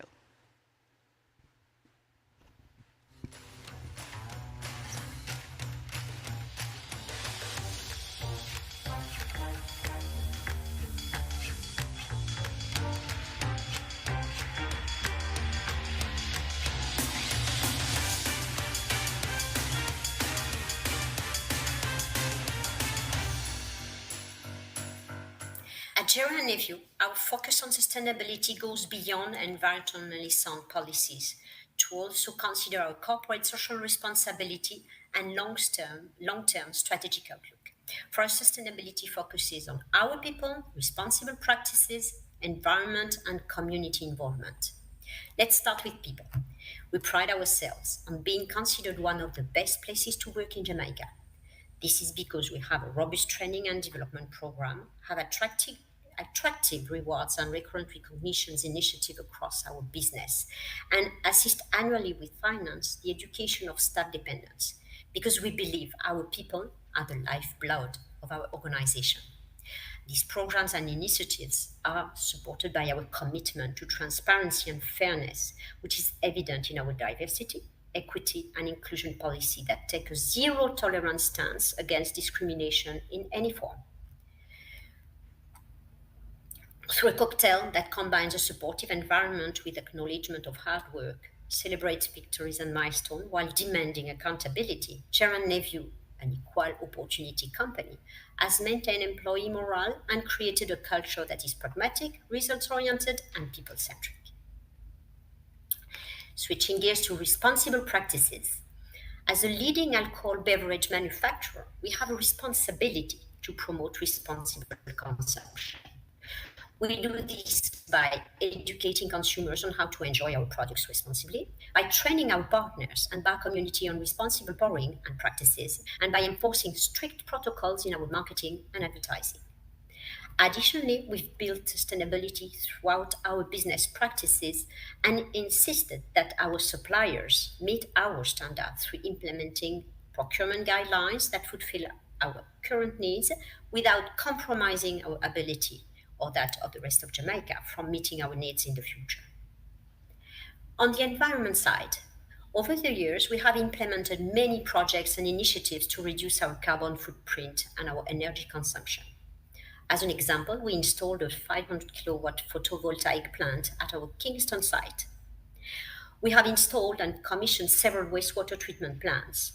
And more recently, we've switched to LNG as the primary fuel for the powerhouse at New Yarmouth Estate Distillery and engaged in a continuous review of our plant and operations to implement improvement in energy use. We are fierce advocates for community involvement. Through Jerry & Nephew and the Jerry & Nephew Foundation, we work to promote education, social inclusion, and culture throughout Jamaica, but more so in our local communities, those that are mere meters away from our operations. Our programs are targeted and based on the needs of each community, designed with their inputs and with transparency measures built in. In delivering our interventions, we rely on our staff volunteers. In 2021, the Jerry & Nephew Foundation carried out targeted intervention under its three main pillars, valued at over 156 million Jamaican dollars, directly impacting over 770,000 persons with an impact spectrum of up to 5.2 million persons. Together, our employees and communities work to realize the Foundation's mandate of transforming lives and communities for a better Jamaica. In terms of benefits, I can say that our longevity as a business is linked to our dedication to corporate social responsibility and to our employment practices. These actions create ambassadors for J. Nephew and ensures that our consumers keep us and our products top of mind. What we garner is earned goodwill is immeasurable. And J. Nephew's products are exported to over 60 countries globally, and the quality is world-renowned. This wide net is only possible because of our best practices at home here in Jamaica. In terms of cost or concerns, the main concern has been how to get staff involved and believe in sustainability in the absence of a national policy to support same. At J. Nephew, we measure and report against the United Nations Sustainable Development Goals in the Campari Group's annual sustainability report publication. And we have to thank the efforts of our environmental health and safety team for breaking this concept down for everyone, starting with the rollout of our recycling program, for example. A monthly newsletter called In High Spirits is shared with all staff and provides tips on energy conservation and efficiencies under the section Sustainability and You. And the value of investments made in providing energy efficiency, for example, is in excess of $16 million US, and another $35 million US is being invested as we speak in a Dunder treatment plant in the distilleries to further improve sustainability in Jamaica on the whole.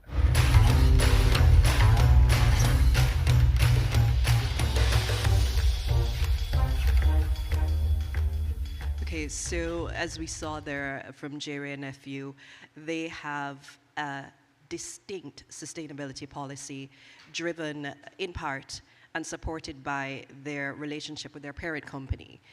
And one of the things that became very obvious to us was that that support was actually a key differentiating factor when we looked at a number of firms that did not have explicitly stated policies. So throughout the region, you're going to have firms of various sizes. And of course, those with larger departments or those that are part of conglomerates tend to lean very heavily on the parent company to support those kinds of sustainability policies, practices, development of indicators, and the monitoring and tracking of such. And in terms of recommendations, which we'll go into a little bit earlier, that is something that is extremely important for ensuring that sustainability remains at the heart of a company's processes and operations. Now, we engaged firms from a number of industries. We had actors from tourism, we had actors from manufacturing and distribution, retail, and we were heartened to find that even in the absence of direct sustainability policy, that sustainability concerns were definitely considered and were increasingly becoming more and more critical considerations in their operations. We found very strong evidence, for example, of respect for labor laws and regulations, for great appreciation for the value of strong governance structures. Transparency was not a strong point in some cases.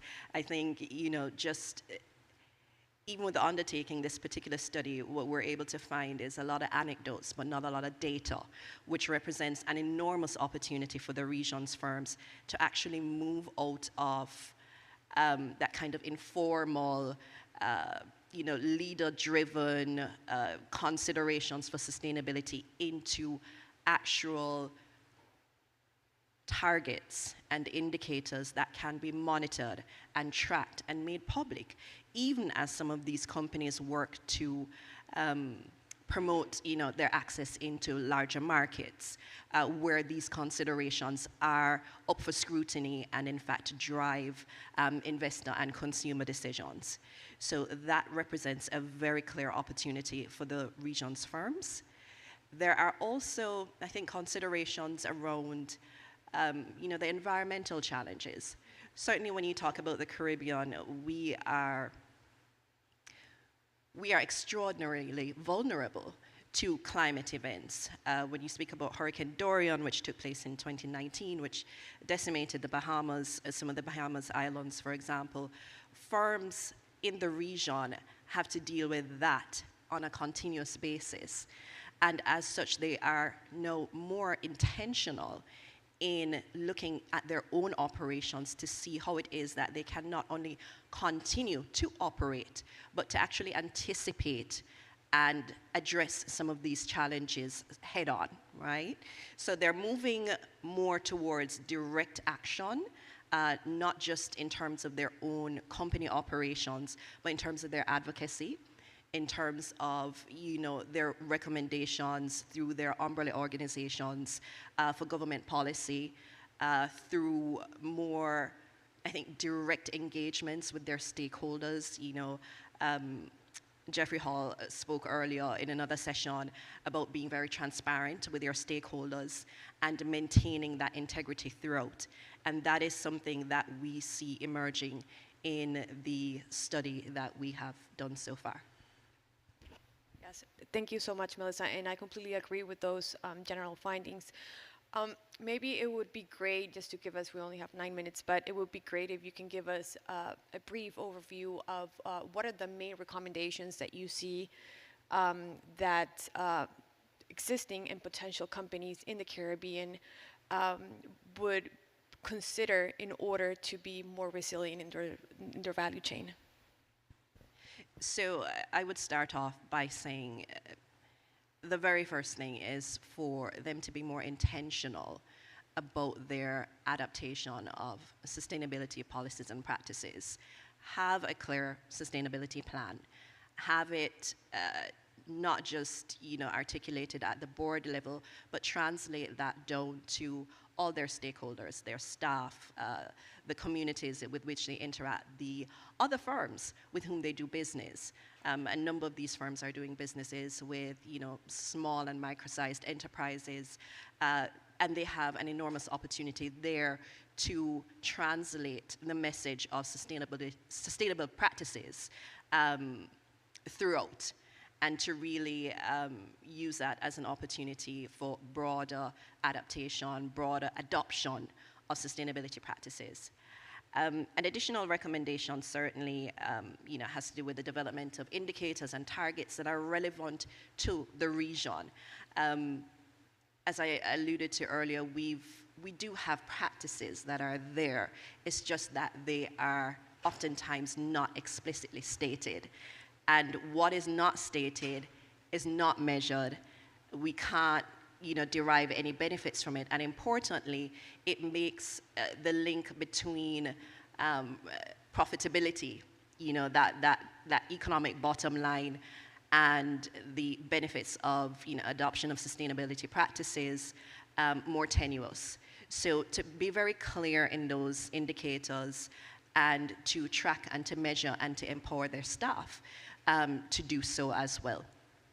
I think a final recommendation that we'd make, and it's really, this study focused on private sector firms, but we also operate, governments have a huge role to play as well in creating favorable environments. There is quite a bit of work that can be done. Some has already been done, but I think some of the private sector actors can take the lead role in engaging the government towards creating more favorable policies and programmatic spaces for championing greater access to sustainable finance, to improve their to make investments in technologies which will reduce emissions, which will improve outputs, which will help with emissions and water quality, which firms right now are often, they're constrained by that. Finance is a huge constraint. There are also opportunities for partnerships, certainly in promotion of standards, environmental standards, social standards, government standards, which, if we take a collective approach, given the size of these firms, will redound to greater benefit throughout the region. So those would be my initial recommendations. Great, thank you. And hearing you, I kind of take three main takeaways. One is that companies should start moving or shifting from, not being intentional to being more intentional when it comes to addressing ESG and sustainability throughout their value chains. The second one, and I think this has been spoken about in various sessions before, is that we cannot continue to work in silos. We are part of an ecosystem, and everything that we do has a consequence, positive or negative, in everything that we do. And this has to be viewed not only from the various stakeholders that you are linked to, but also considering the various fronts of sustainability. And then maybe the third one is that there's a huge opportunity. And as somebody mentioned again at one of the sessions, is that in crisis there's always an opportunity, and I think that in the Caribbean there's a lot of potential, and that here at IDB Invest, jointly with the Campid Caribbean facility and consulting firms such as Looming, are here to help you out and try to define jointly what is the best way to move forward in this sustainability path. That is certainly an accurate summary. It's very important, that point on silos. A lot of times firms get embedded in their day-to-day, and of course they have a profit imperative, and here it is that we're asking for an expansion in what is understood as profit, and asking them to be more transparent in partnering on achieving sustainability goals. So that is an excellent point, and it's something to be encouraged. Thanks. I don't know if we have any questions from the audience, or we have any online. No? Okay, so if not, thank you everybody so much for your time. Please stay tuned for the case study that will be published soon. And then you can read more about it and tell us what you think about it. Thank you so much, everybody. Have a good one.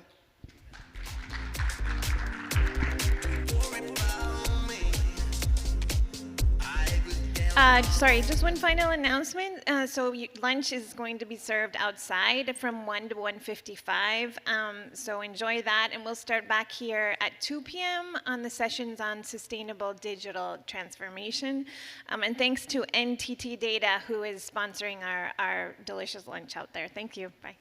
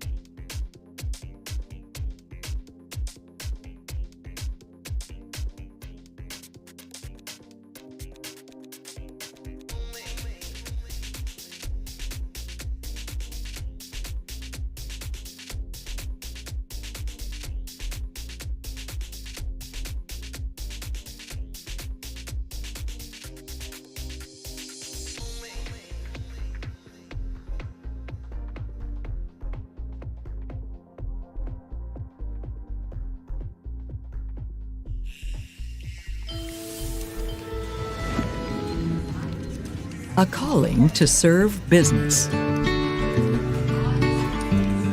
With nearly 140,000 employees, Atento is one of the world's largest customer relationship management and business process outsourcing companies.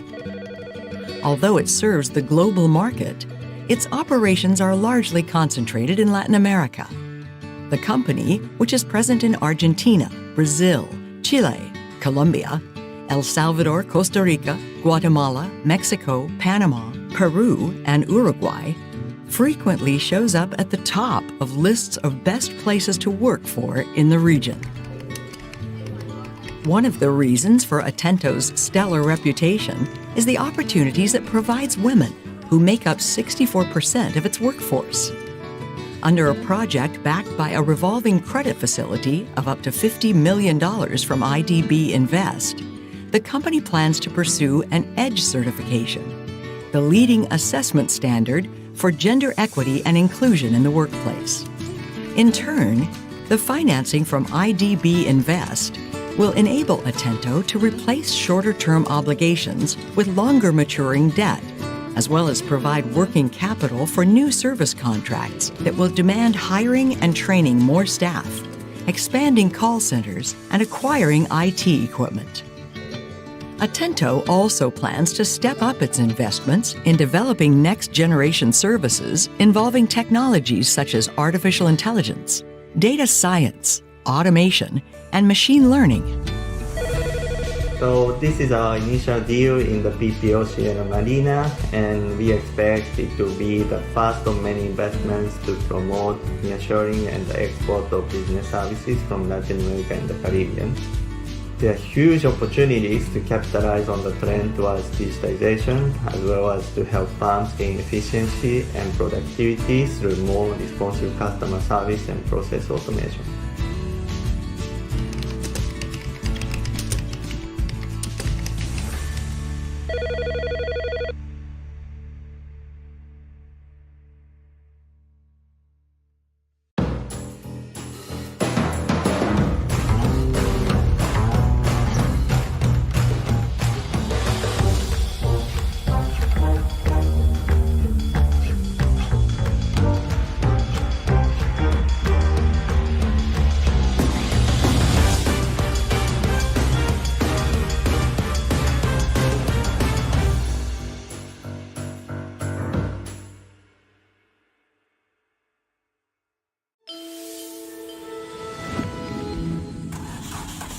Gigante de la movilidad verde. Para una empresa que comenzó con un solo camión, Simpar ciertamente ha llegado muy lejos. Las distintas divisiones de este holding brasileño emplean a más de 32,000 personas y tienen una flotilla combinada de más de 150,000 vehículos. Simpar no solo es una de las mayores empresas de alquiler de automóviles, camiones y maquinaria pesada de América Latina.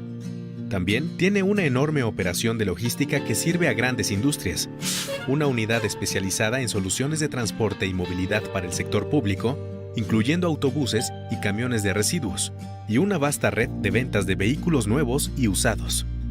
A futuro, sin embargo, Simpar tiene un gran desafío: lograr que sus operaciones sean más verdes. Para combatir el cambio climático, Brasil se ha comprometido a reducir sustancialmente sus emisiones de gases de efecto invernadero a lo largo de las próximas décadas. La industria del transporte, que depende en gran medida de los hidrocarburos, es una de las principales fuentes de CO2. Simpar está decidida a liderar la transición a un futuro más limpio. En los próximos años, hará una enorme inversión en sustituir vehículos con motores convencionales por unidades eléctricas, híbridas o a biocombustibles. Para apoyar ese esfuerzo, IDB Invest le brindará un paquete financiero de $270 millones que incluye $80 millones de la propia IDB Invest, $40 millones de fondos de donantes administrados por IDB Invest y un préstamo sindicado por $150 millones de instituciones financieras comerciales. Los recursos de IDB Invest incluyen un préstamo verde que se utilizará para la adquisición de vehículos eléctricos, que aún son mucho más caros en Brasil que los camiones y automóviles convencionales. Simpar también recibirá asistencia técnica para desarrollar un plan de acción a largo plazo para reducir su huella de carbono. Nuestra participación en los ambiciosos planes de Simpar puede allanar el camino para que otras instituciones financieras internacionales apoyen medidas similares en nuestra región. También contamos con que esta operación sirva de ejemplo para que otras empresas de transporte se decidan a hacer más verdes sus propias flotillas, comentó Juan Parodi, jefe del equipo de proyecto de IDB Invest.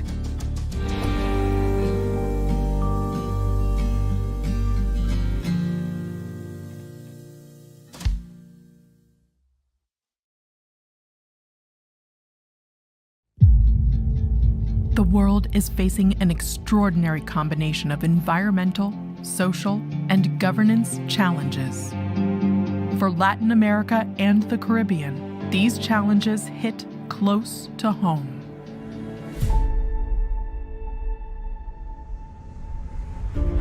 We are here to align purpose with action, to protect ecosystems, foster inclusive growth, and shape how companies do business and invest with impact. Because we need to act now to build resilience in our businesses and economies, to leverage the power of the private sector. Act now to expand access to ESG solutions and sustainability-linked financing that are beneficial for more than 600 million people, the private sector, and the planet. Act now to strengthen sustainable value chains with environmentally and socially conscious mindsets. Act now to accelerate the best use of data and technology to empower businesses and people. Act now to enable sustainable investments in countries susceptible to the impact of natural disasters. Act now to lay down a roadmap for a green transition of the private sector that is just, gives voice to communities, and leaves no one behind. We have a plan. Now we are here to take action so that we can keep building a greener, more inclusive, and resilient region for all. So we can go from thinkers to doers. Welcome to Sustainability Week 2022.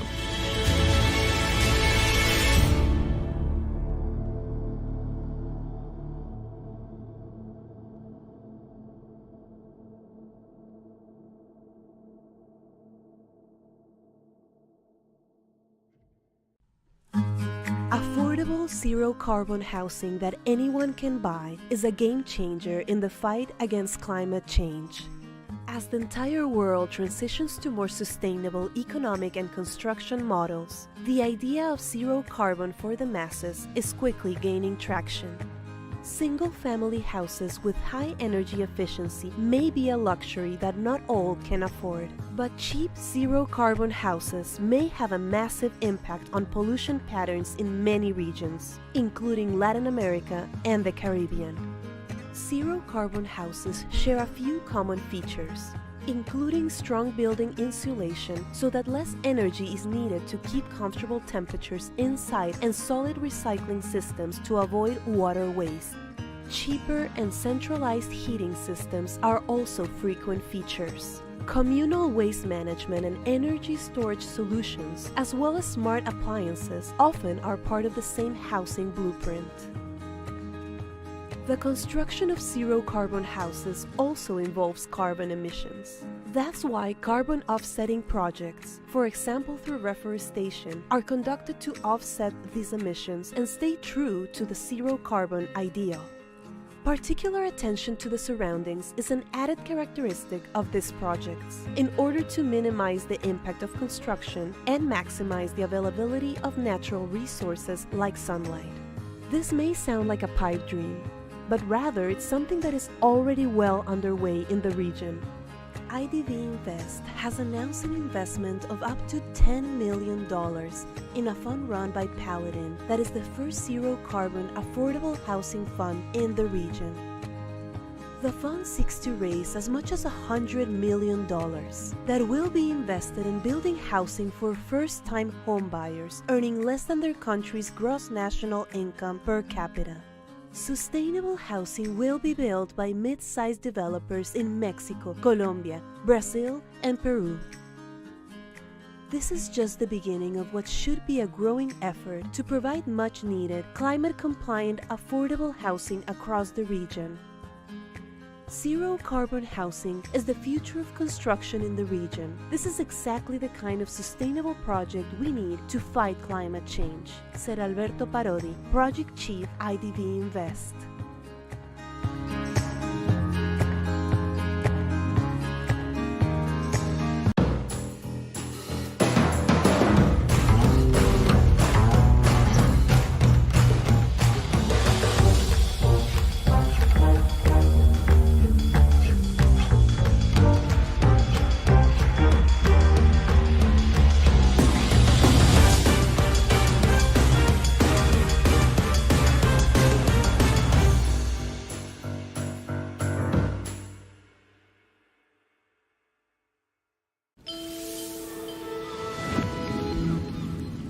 La vuelta a la actividad en las playas. Al igual que operadores de complejos turísticos en todo el mundo, el Grupo Piñero pasó por una dura prueba durante la pandemia. No obstante la caída en la actividad económica, esta empresa familiar, con 27 hoteles en la República Dominicana, México, Jamaica y España, siempre mantuvo su compromiso con el turismo sostenible. A medida que los países donde opera fueron reabriendo sus fronteras a los turistas, el Grupo Piñero siguió adelante con sus planes a largo plazo de actualizar sus principales propiedades y de volver a sus operaciones más sostenibles desde el punto de vista ambiental y social, reduciendo su huella de carbono y ofreciéndoles a sus miles de empleados más oportunidades de capacitación y progreso. La crisis del coronavirus, con sus cierres forzados y estrictos aforos, tuvo un alto costo para la industria hotelera. Si bien el Grupo Piñero recibió alivio temporal del gobierno en su país sede, España, sus líderes buscaban una solución más duradera. La encontraron en una alianza con IDB Invest y el Banco Popular Dominicano, que le aportaron al Grupo Piñero un paquete de préstamos por $200 millones en condiciones adaptadas a sus ambiciosas metas. Los recursos apoyarán inversiones como la renovación de hoteles y la contratación de personal en República Dominicana y Jamaica. Además, el Grupo Piñero recibirá asistencia técnica para realizar actividades de conservación costera, incluyendo la restauración de manglares y arrecifes, refugios de biodiversidad que sirven como barreras naturales contra las marejadas. La cooperación comprenderá también una evaluación del impacto a largo plazo del cambio climático sobre las propiedades del grupo en el Caribe. Estamos comprometidos con apoyar una recuperación más vigorosa, verde e inclusiva en América Latina y el Caribe. En esta coyuntura, apoyar a la industria del turismo es crucial en países donde es un pilar económico, afirmó el jefe del equipo de proyecto de IDB Invest, Stephen Wright.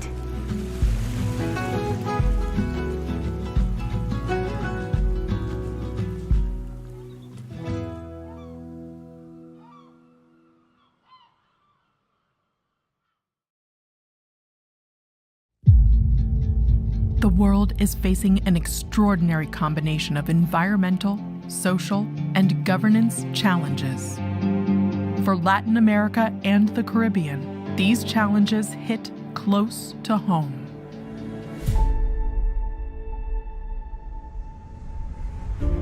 We are here to align purpose with action, to protect ecosystems, foster inclusive growth, and shape how companies do business and invest with impact.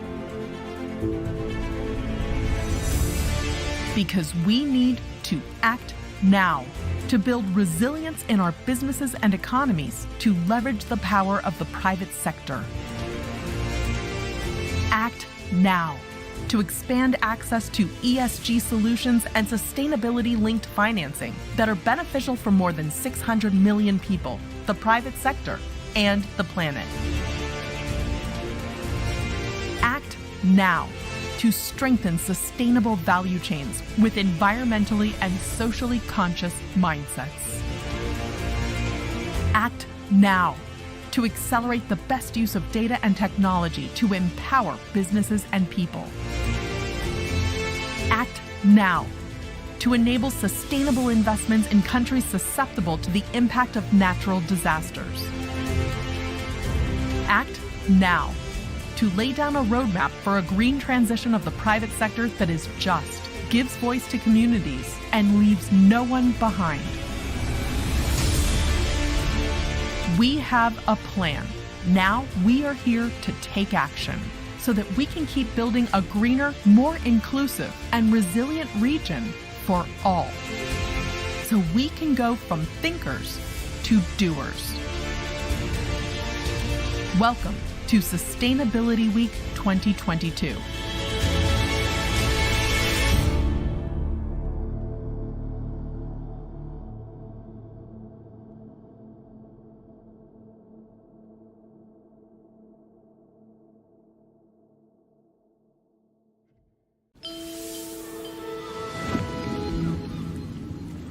Back to business on the beach. Like beach resort operators around the world, Grupo Piñero went through a very trying period during the COVID pandemic. Despite the turndown, the family-owned chain, with 27 hotels in the Dominican Republic, Mexico, Jamaica, and Spain, always stood by its commitment to sustainable tourism. As the countries where it operates reopened their borders to foreign visitors, Grupo Piñero continued with its long-term plans to upgrade its marquee properties and to make its operations more environmentally and socially sustainable by reducing its carbon footprint and offering its thousands of employees more training and opportunities for advancement. But the coronavirus crisis, with its forced closures and strict limits on occupancy, took a huge financial toll on the tourism industry. While Grupo Piñero had received temporary aid from the government in its home country, Spain, its leaders were looking for a lasting solution. They found it in an alliance with IDB Invest and Banco Popular Dominicano, which provided Grupo Piñero a $200 million loan package on terms suited to their ambitious goals. The resources will support investments such as renovating properties and building up staff in the Dominican Republic and Jamaica. In addition, Grupo Piñero will receive technical assistance to carry out activities to protect coastal areas, including the restoration of mangroves and coral reefs, which serve as natural barriers against sea surges, as well as havens for biodiversity. The assistance will also include an assessment of the impact of climate change on the group's properties in the Caribbean. We're committed to supporting a stronger, greener, and more inclusive recovery in Latin America and the Caribbean. At this juncture, supporting the tourism industry is essential in countries where it is an economic mainstay.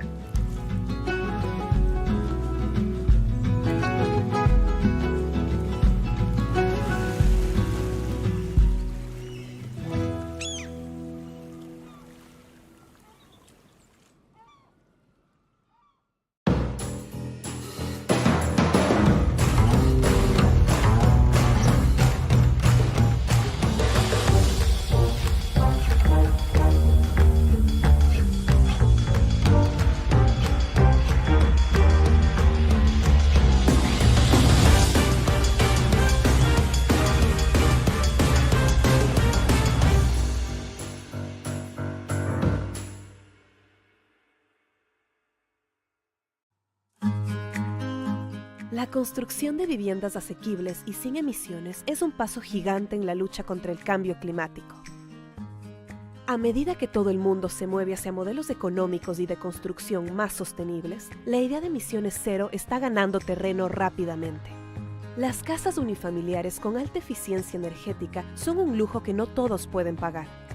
Pero las viviendas asequibles con cero emisiones pueden tener un impacto masivo en los patrones de contaminación en muchas regiones, incluida América Latina y el Caribe. Estas viviendas comparten características comunes, incluidos sólidos aislamientos, de modo que se necesite menos energía para mantener temperaturas agradables en el interior y sólidos sistemas de reciclaje para evitar el desperdicio de agua. Los sistemas de calefacción centralizados y más baratos también son características frecuentes. Las soluciones comunitarias de gestión de residuos y almacenamiento de energía, así como los electrodomésticos inteligentes, a menudo forman parte del mismo proyecto. La construcción de casas con cero emisiones implica emisiones. Es por eso que se llevan a cabo proyectos de compensación, por ejemplo, a través de la reforestación, que permiten mantenerse fiel a la idea de cero carbono. La especial atención al entorno es una característica añadida de estos proyectos, con el fin de minimizar el impacto de la construcción y maximizar la disponibilidad de recursos naturales, como la luz solar. Esto puede parecer una quimera, pero es algo que ya está en marcha en la región. IDB Invest ha anunciado una inversión de hasta $10 millones en un fondo administrado por Valor, que es el primer fondo de vivienda asequible con cero emisiones de carbono en la región. El fondo busca recaudar hasta $100 millones, que se invertirán en la construcción de viviendas para nuevos compradores con ganancias por debajo del ingreso nacional bruto per cápita de su país. Estas viviendas sostenibles serán construidas por promotores en México, Colombia, Brasil y Perú. Este es solo el comienzo de lo que debería ser un esfuerzo creciente para promocionar viviendas asequibles y respetuosas con el clima, muy necesarias en toda la región. La vivienda de emisiones cero es el futuro de la construcción en la región. Este es exactamente el tipo de proyecto sostenible que necesitamos para luchar contra el cambio climático, dijo Alberto Parodi, jefe de proyectos de IDB Invest.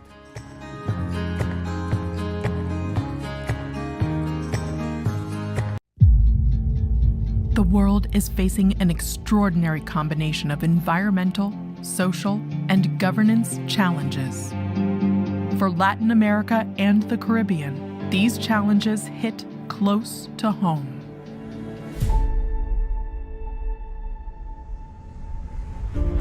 We are here to align purpose with action, to protect ecosystems, foster inclusive growth, and shape how companies do business and invest with impact. Because we need to act now to build resilience in our businesses and economies to leverage the power of the private sector. Act now to expand access to ESG solutions and sustainability-linked financing that are beneficial for more than 600 million people, the private sector, and the planet. Act now to strengthen sustainable value chains with environmentally and socially conscious mindsets. Act now to accelerate the best use of data and technology to empower businesses and people. Act now to enable sustainable investments in countries susceptible to the impact of natural disasters. Act now to lay down a roadmap for a green transition of the private sector that is just, gives voice to communities, and leaves no one behind. We have a plan. Now we are here to take action so that we can keep building a greener, more inclusive, and resilient region for all. So we can go from thinkers to doers. Welcome to Sustainability Week 2022.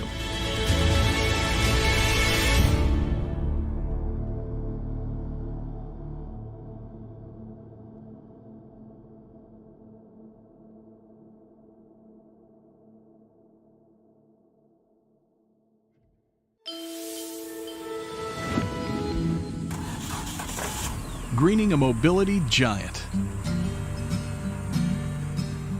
For a business that started with a single truck, Simpar has certainly gone far.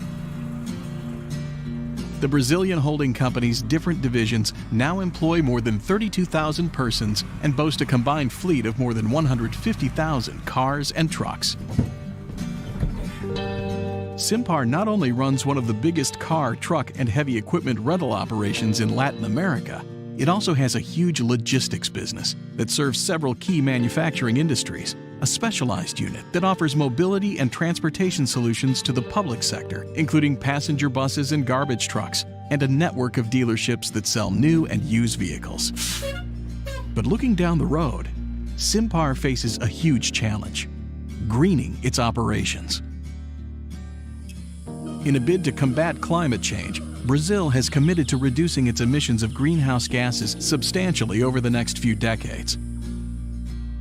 The transportation industry, which relies heavily on fossil fuels, is one of the biggest sources of CO2. Simpar is determined to become a leader in the transition to a cleaner future. Over the next few years, it will make large investments in substituting vehicles with conventional internal combustion engines for electric, hybrid, and biofuel units. In support of that effort, IDB Invest will supply the Brazilian company a $270 million financial package, which includes $80 million from IDB Invest itself, $40 million from donor funds managed by IDB Invest, and a syndicated loan for $150 million from commercial lenders. IDB Invest's resources include a green loan earmarked for the acquisition of electric vehicles, which still are far more expensive in Brazil than conventional cars and trucks. Simpar will also continue receiving technical assistance to develop a long-term action plan to reduce its carbon footprint. Our participation in SIMPAR's bold plans should pave the way for other international lenders to support similar efforts in our region. We're also counting on this project to set an example for other companies in the transportation industry to start greening their fleets, said IDB Invest project team leader Juan Paradis.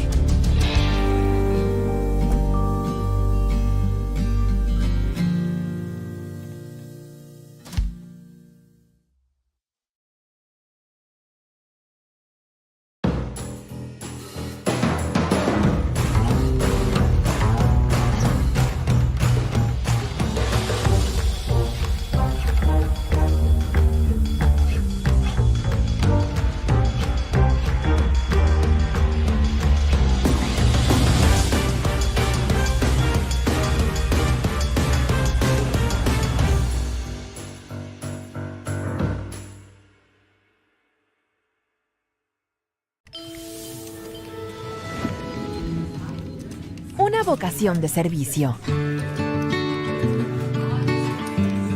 Con casi 140,000 empleados, Atento es una de las mayores empresas de gestión de relaciones con clientes y tercerización de procesos de negocio, CRM, BPO por sus siglas inglesas, del mundo.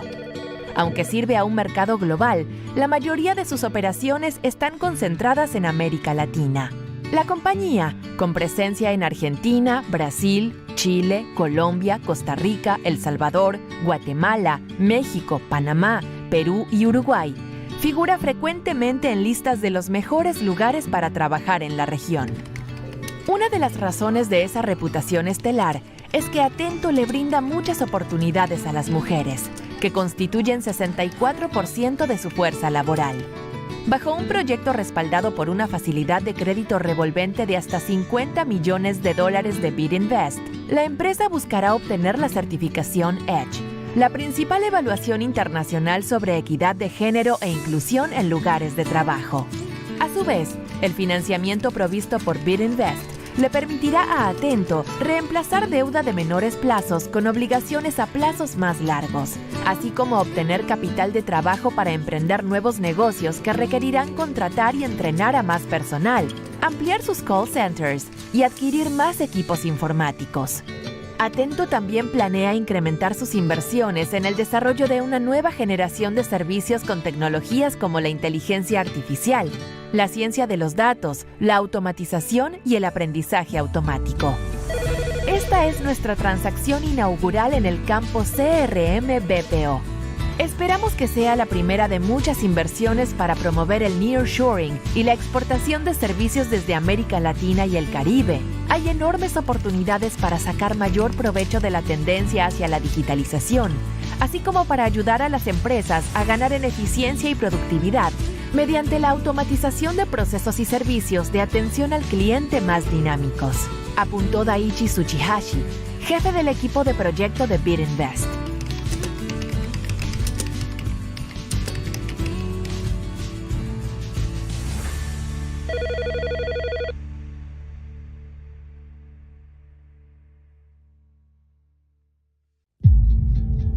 The world is facing an extraordinary combination of environmental, social, and governance challenges. For Latin America and the Caribbean, these challenges hit close to home.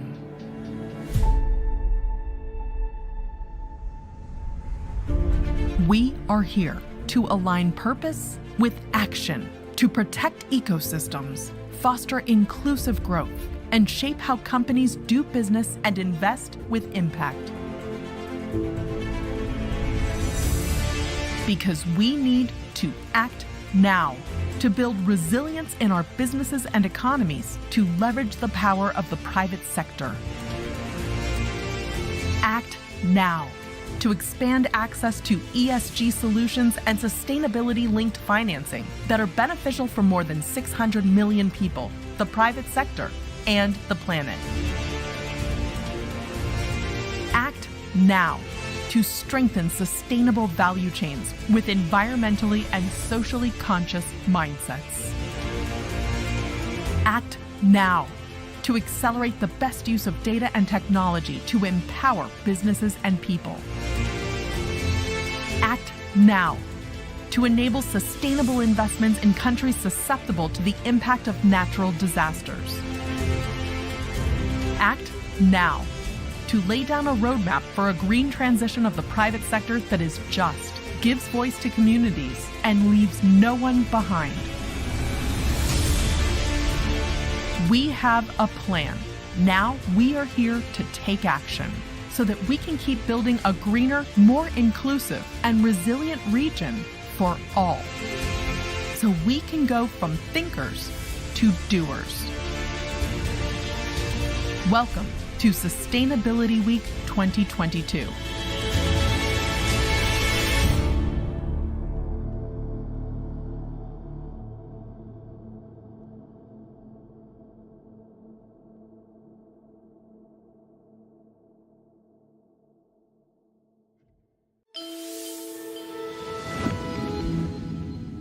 Innovation everywhere you look. Compañía de Empaques S.A. has been making sacks for the coffee industry for more than 8 decades. But this venerable Medellin-based manufacturer is keen on trying new ways of doing business. In 2021, it became the first Colombian company to launch a sustainability bond, a 50 billion Colombian peso, or about $13 million US, 5-year issue structured and underwritten by IDB Invest. The packaging company, integrated in a business group that makes a wide range of products, principally for agriculture and construction, will use the resources raised through the bond to finance investments to expand its output capacity, as well as to adopt new technologies and improve its energy efficiency. As part of an inclusive business model, over the next 5 years, Compañía de Empaques plans to double its purchases of fique fibers, used to manufacture coffee sacks and other recyclable and compostable textiles and cords. Fique, a plant similar to sisal, is mostly grown by low-income farmers and rural cooperatives in central and southern regions of Colombia. The company will also step up its research and development of new products derived from the fique plant, as well as its experiments with circular economy models, which involve reusing or repurposing waste that would otherwise end up in a landfill. They have already replaced coal with plant biomass as fuel for its own generator. They are in the process of reducing its carbon footprint using renewable energy with the construction of a biomass power plant using fique fiber waste and the installation of solar panels. Under the terms of the sustainability bond, the company will pay a higher or lower interest rate depending on whether it achieves or misses certain key performance indicators tied to a set of previously agreed and independently verified environmental and social targets. For example, one of the goals is to reduce the energy consumption rate of raw materials it uses, which include polypropylene. This transaction not only introduced a new asset class in the Colombian capital market, it should also open a path for other local companies interested in pursuing ambitious sustainability strategies, said the IDB Invest project team leader, Jose Gustavo Quiñones.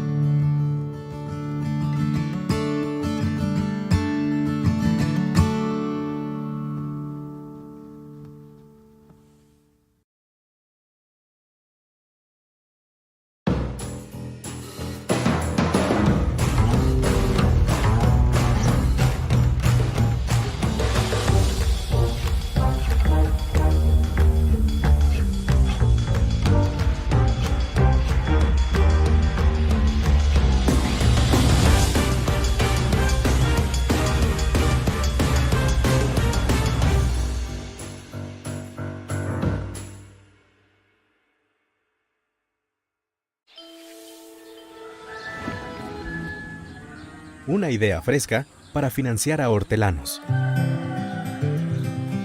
El presidente de Produce Pay, Pablo Borges Schwarzbeck, conocía de primera mano los obstáculos que enfrentan los productores de frutas y hortalizas mucho antes de que fundara su plataforma Agtech, mientras estudiaba una maestría en Administración de Negocios en la Universidad de Cornell. No solo porque su familia ha estado dedicada a la agricultura en México desde hace 4 generaciones, sino porque trabajó con pequeños hortelanos que no conseguían acceso al tipo de soluciones financieras disponibles para quienes cultivan cereales o manejan hatos de ganado. Como las frutas y verduras suelen ser altamente perecederas y es difícil hallar precios de referencia, a los bancos comerciales les cuesta tomar tales cultivos como garantías, lo cual limita la capacidad de sus productores para utilizar el crédito para operar o ampliar sus negocios. La startup de Borges se propuso resolver ese problema financiero específico, así como a llenar el vacío de precios actualizados y normalizados de frutas y verduras. Sin dicha información, hasta al banco mejor predispuesto se le complicaría determinar cuánto podría prestar como adelanto de una cosecha. Como si esos dos obstáculos no fueran lo suficientemente complejos, ProducePay se fijó un tercer objetivo aún más ambicioso: crear un mercado digital para que los hortelanos de cualquier parte del mundo puedan acceder al gigantesco mercado para las frutas y verduras frescas en los Estados Unidos. En los 7 años que lleva desde su creación, ProducePay ha dado grandes pasos. Ha brindado más de $3,000 millones en financiamiento a clientes en 8 países. Además, ha desarrollado informes de mercado diarios sobre una serie de frutas y vegetales con gran demanda. Ahora está empeñada en digitalizar el comercio de las hortalizas, vinculando a productores con distribuidores y minoristas a través de su plataforma AgTech. Como parte de sus planes de expansión, ProducePay se decidió a contratar más personal de ventas y comercialización en las regiones donde opera. Para ese fin, en el 2021 reunió $43 millones de inversores de riesgo, incluyendo $6 millones de IDB Invest. Con nuestro apoyo, ProducePay desarrollará salvaguardas sociales y ambientales más robustas, una estrategia de sostenibilidad para sus operaciones y fortalecerá su gobernanza corporativa, reforzando su reputación de socio confiable para todos los participantes de la cadena de valor de frutas y hortalizas.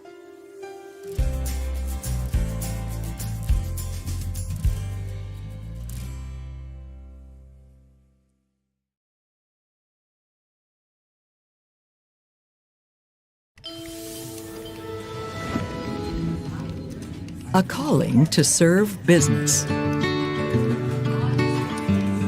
With nearly 140,000 employees, Atento is one of the world's largest customer relationship management and business process outsourcing companies.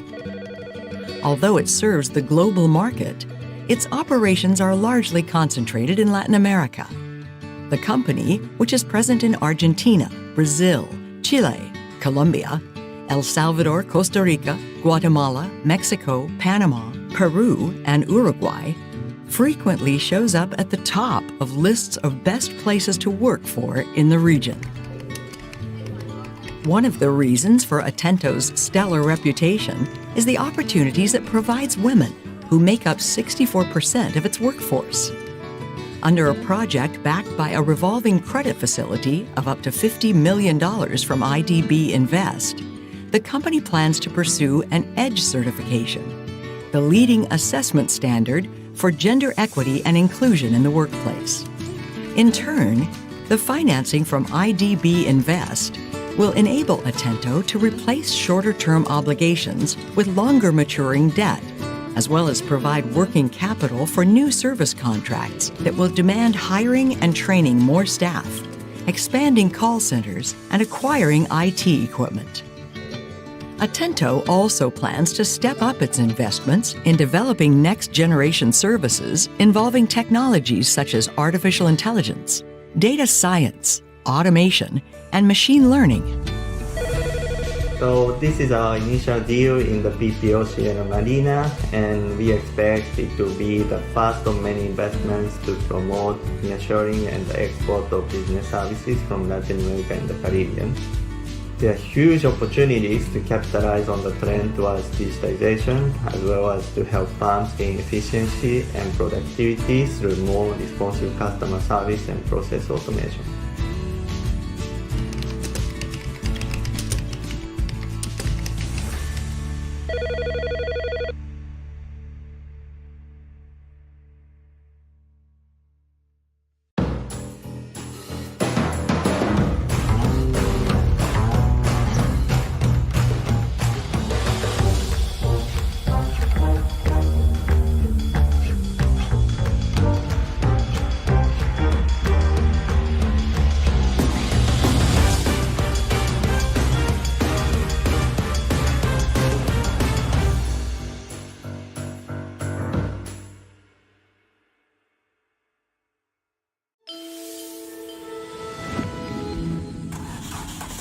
gigante de la movilidad verde.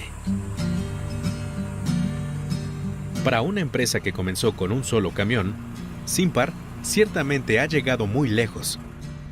Las distintas divisiones de este holding brasileño emplean a más de 32,000 personas y tienen una flotilla combinada de más de 150,000 vehículos.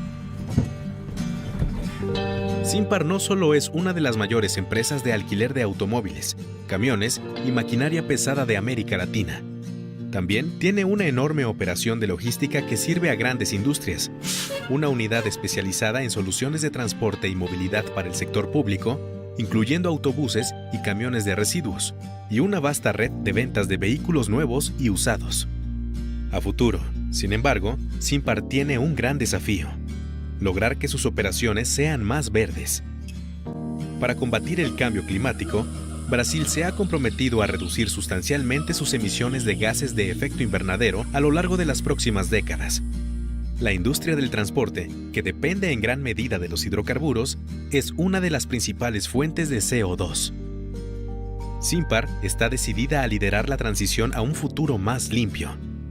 En los próximos años, hará una enorme inversión en sustituir vehículos con motores convencionales por unidades eléctricas, híbridas o a biocombustibles.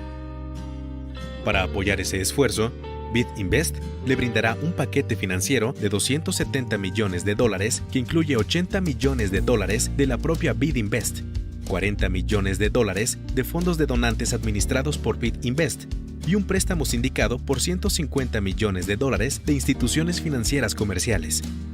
Los recursos de IDB Invest incluyen un préstamo verde que se utilizará para la adquisición de vehículos eléctricos, que aún son mucho más caros en Brasil que los camiones y automóviles convencionales. Simpar también recibirá asistencia técnica para desarrollar un plan de acción a largo plazo para reducir su huella de carbono. Nuestra participación en los ambiciosos planes de Simpar puede allanar el camino para que otras instituciones financieras internacionales apoyen medidas similares en nuestra región.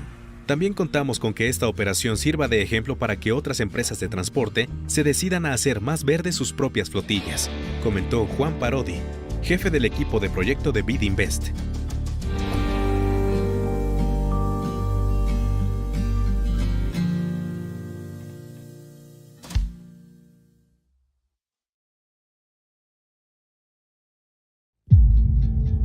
The world is facing an extraordinary combination of environmental, social, and governance challenges. For Latin America and the Caribbean, these challenges hit close to home.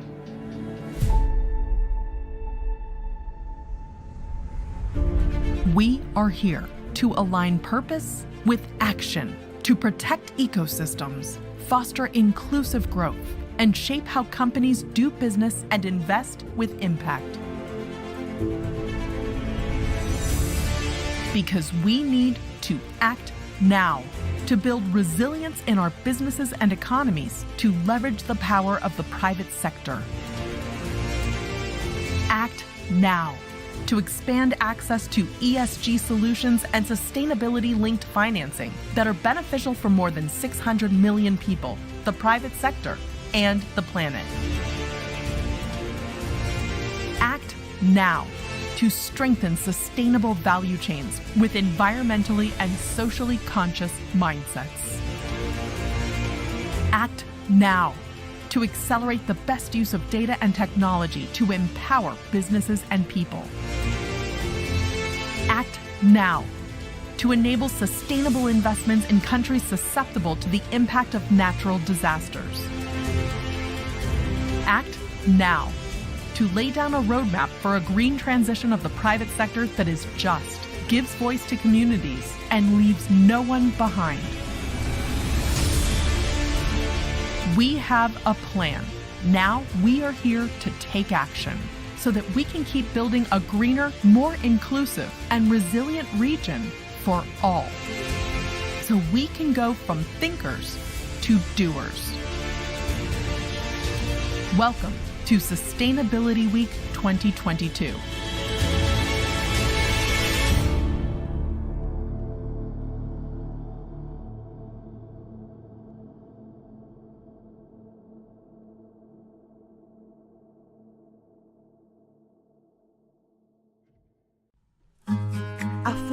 zero carbon housing that anyone can buy is a game changer in the fight against climate change. As the entire world transitions to more sustainable economic and construction models, the idea of zero carbon for the masses is quickly gaining traction. Single-family houses with high energy efficiency may be a luxury that not all can afford, but cheap zero-carbon houses may have a massive impact on pollution patterns in many regions, including Latin America and the Caribbean. Zero-carbon houses share a few common features, including strong building insulation so that less energy is needed to keep comfortable temperatures inside and solid recycling systems to avoid water waste. Cheaper and centralized heating systems are also frequent features. Communal waste management and energy storage solutions, as well as smart appliances, often are part of the same housing blueprint.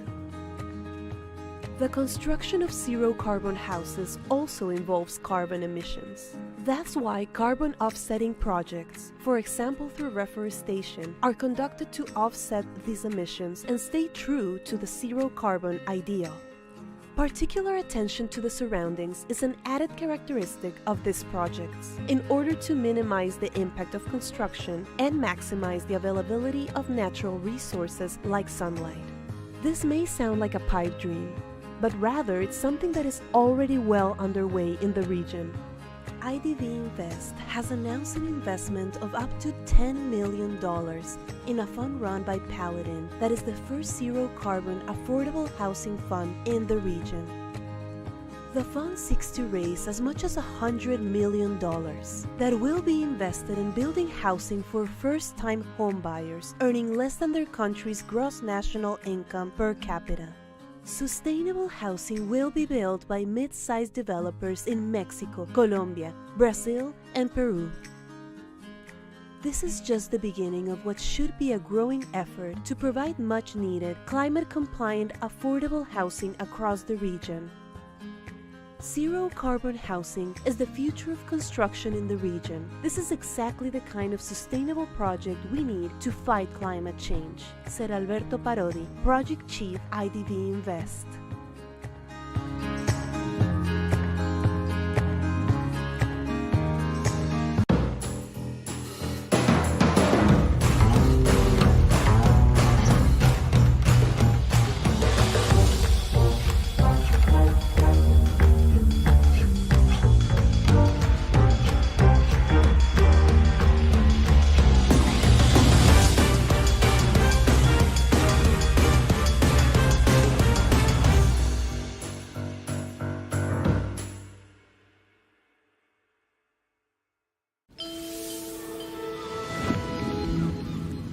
La vuelta a la actividad en las playas.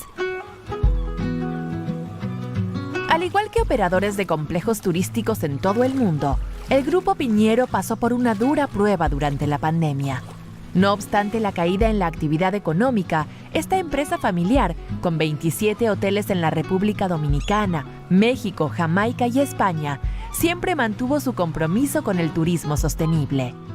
A medida que los países donde opera fueron reabriendo sus fronteras a los turistas, el Grupo Piñero siguió adelante con sus planes a largo plazo de actualizar sus principales propiedades y de volver a sus operaciones más sostenibles desde el punto de vista ambiental y social, reduciendo su huella de carbono y ofreciéndoles a sus miles de empleados más oportunidades de capacitación y progreso. La crisis del coronavirus, con sus cierres forzados y estrictos aforos, tuvo un alto costo para la industria hotelera.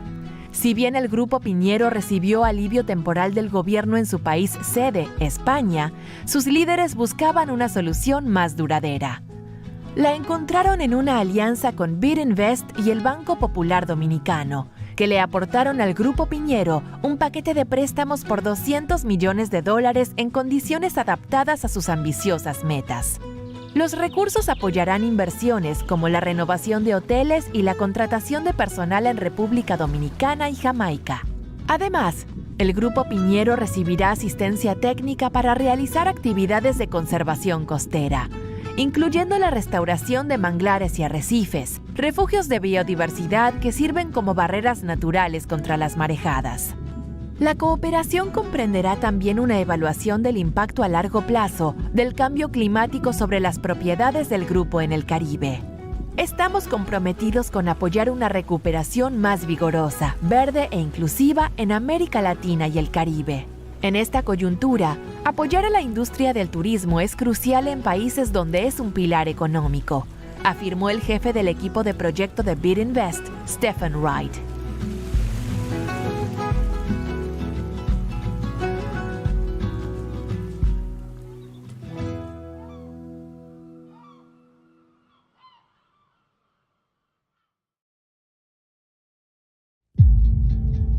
The world is facing an extraordinary combination of environmental, social, and governance challenges. For Latin America and the Caribbean, these challenges hit close to home.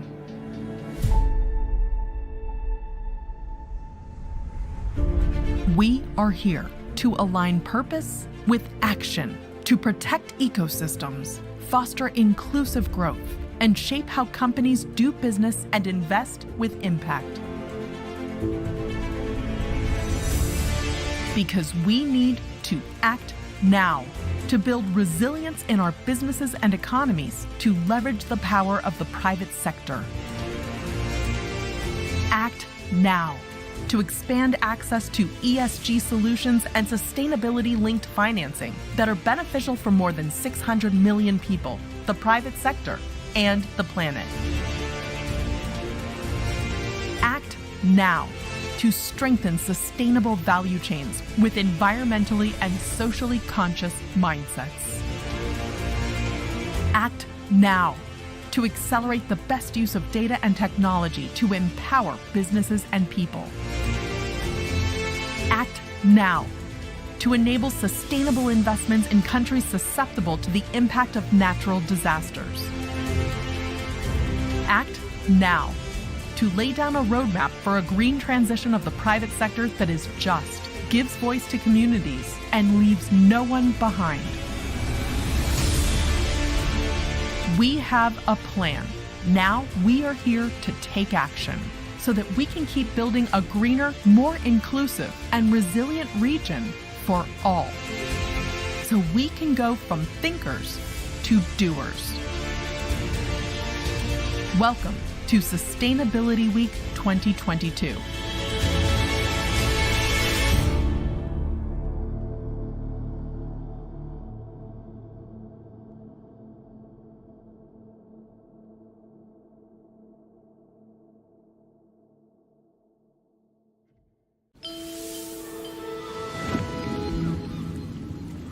Back to business on the beach.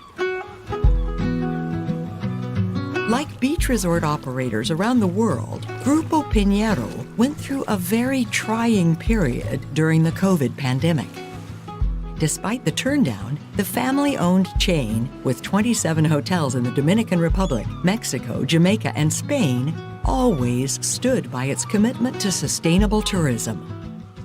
As the countries where it operates reopened their borders to foreign visitors, Grupo Piñero continued with its long-term plans to upgrade its marquee properties and to make its operations more environmentally and socially sustainable by reducing its carbon footprint and offering its thousands of employees more training and opportunities for advancement. But the coronavirus crisis, with its forced closures and strict limits on occupancy, took a huge financial toll on the tourism industry. While Grupo Piñero had received temporary aid from the government in its home country, Spain, its leaders were looking for a lasting solution. They found it in an alliance with IDB Invest and Banco Popular Dominicano, which provided Grupo Piñero a $200 million loan package on terms suited to their ambitious goals. The resources will support investments such as renovating properties and building up staff in the Dominican Republic and Jamaica. In addition, Grupo Piñero will receive technical assistance to carry out activities to protect coastal areas, including the restoration of mangroves and coral reefs, which serve as natural barriers against sea surges, as well as havens for biodiversity. The assistance will also include an assessment of the impact of climate change on the group's properties in the Caribbean.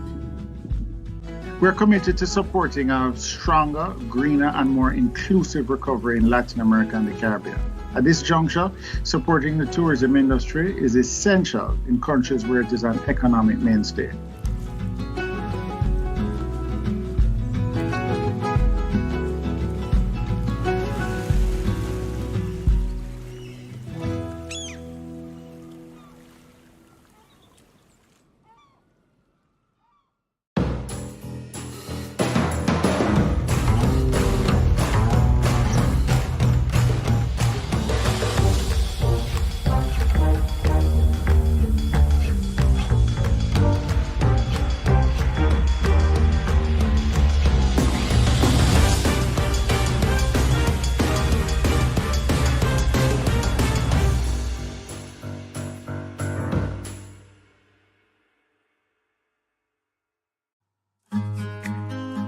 La construcción de viviendas asequibles y sin emisiones es un paso gigante en la lucha contra el cambio climático.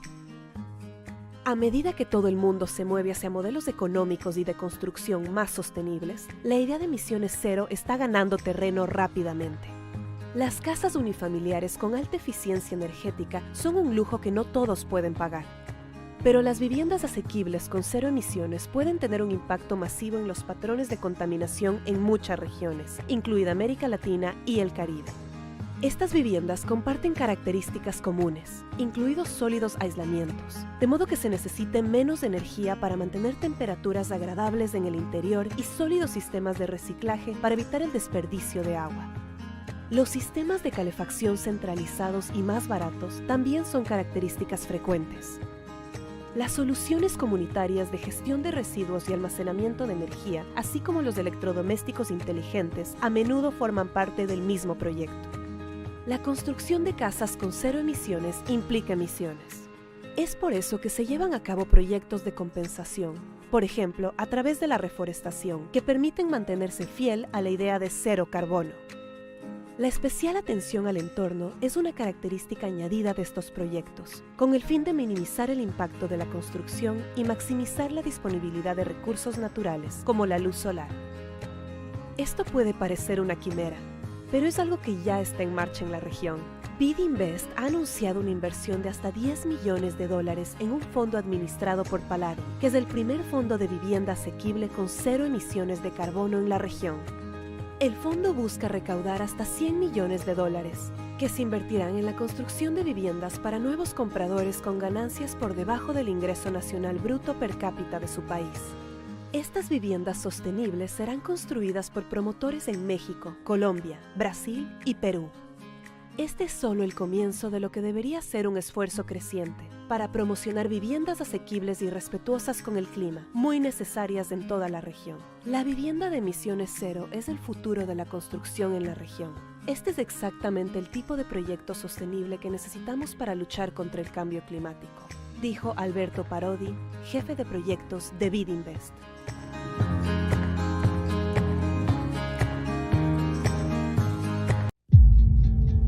The world is facing an extraordinary combination of environmental, social, and governance challenges. For Latin America and the Caribbean, these challenges hit close to home.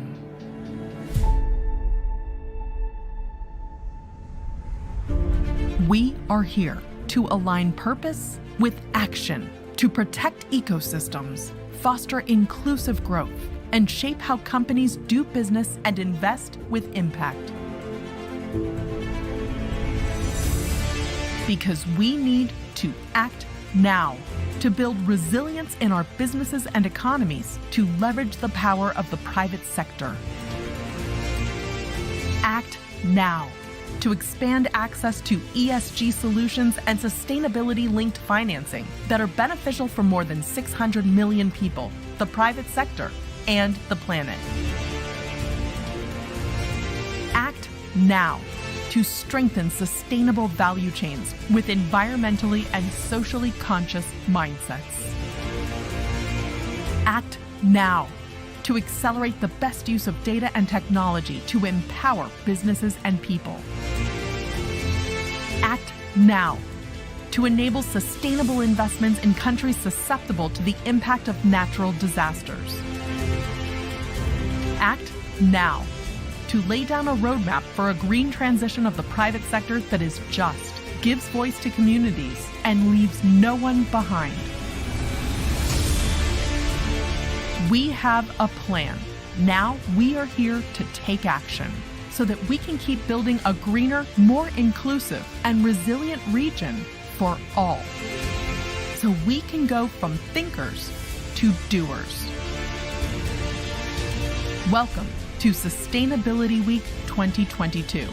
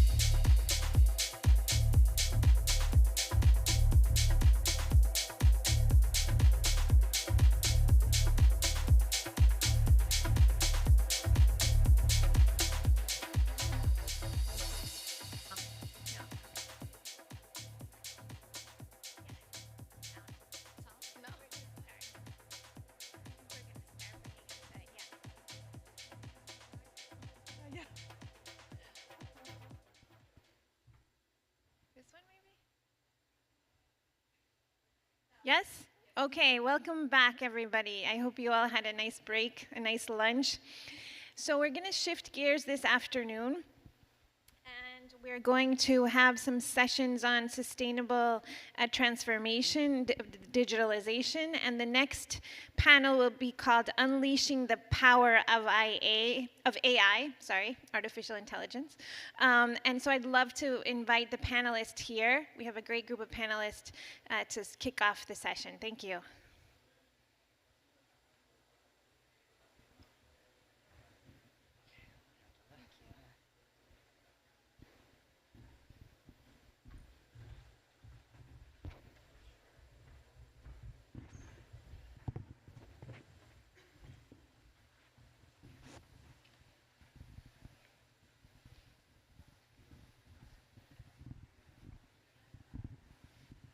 Okay, good afternoon all. Yeah, we are going to start a session at AI. My name is Songnam, and I'm working for the digitalization team of IDB Invest. Thank you for joining the session on listing of the power of the artificial intelligence, AI, as a part of sustainable data transformation track of Sustainability Week in 2022. Through the session, we are going to talk about three main topics, practices and cases using AI in the sector, such as service and manufacturing.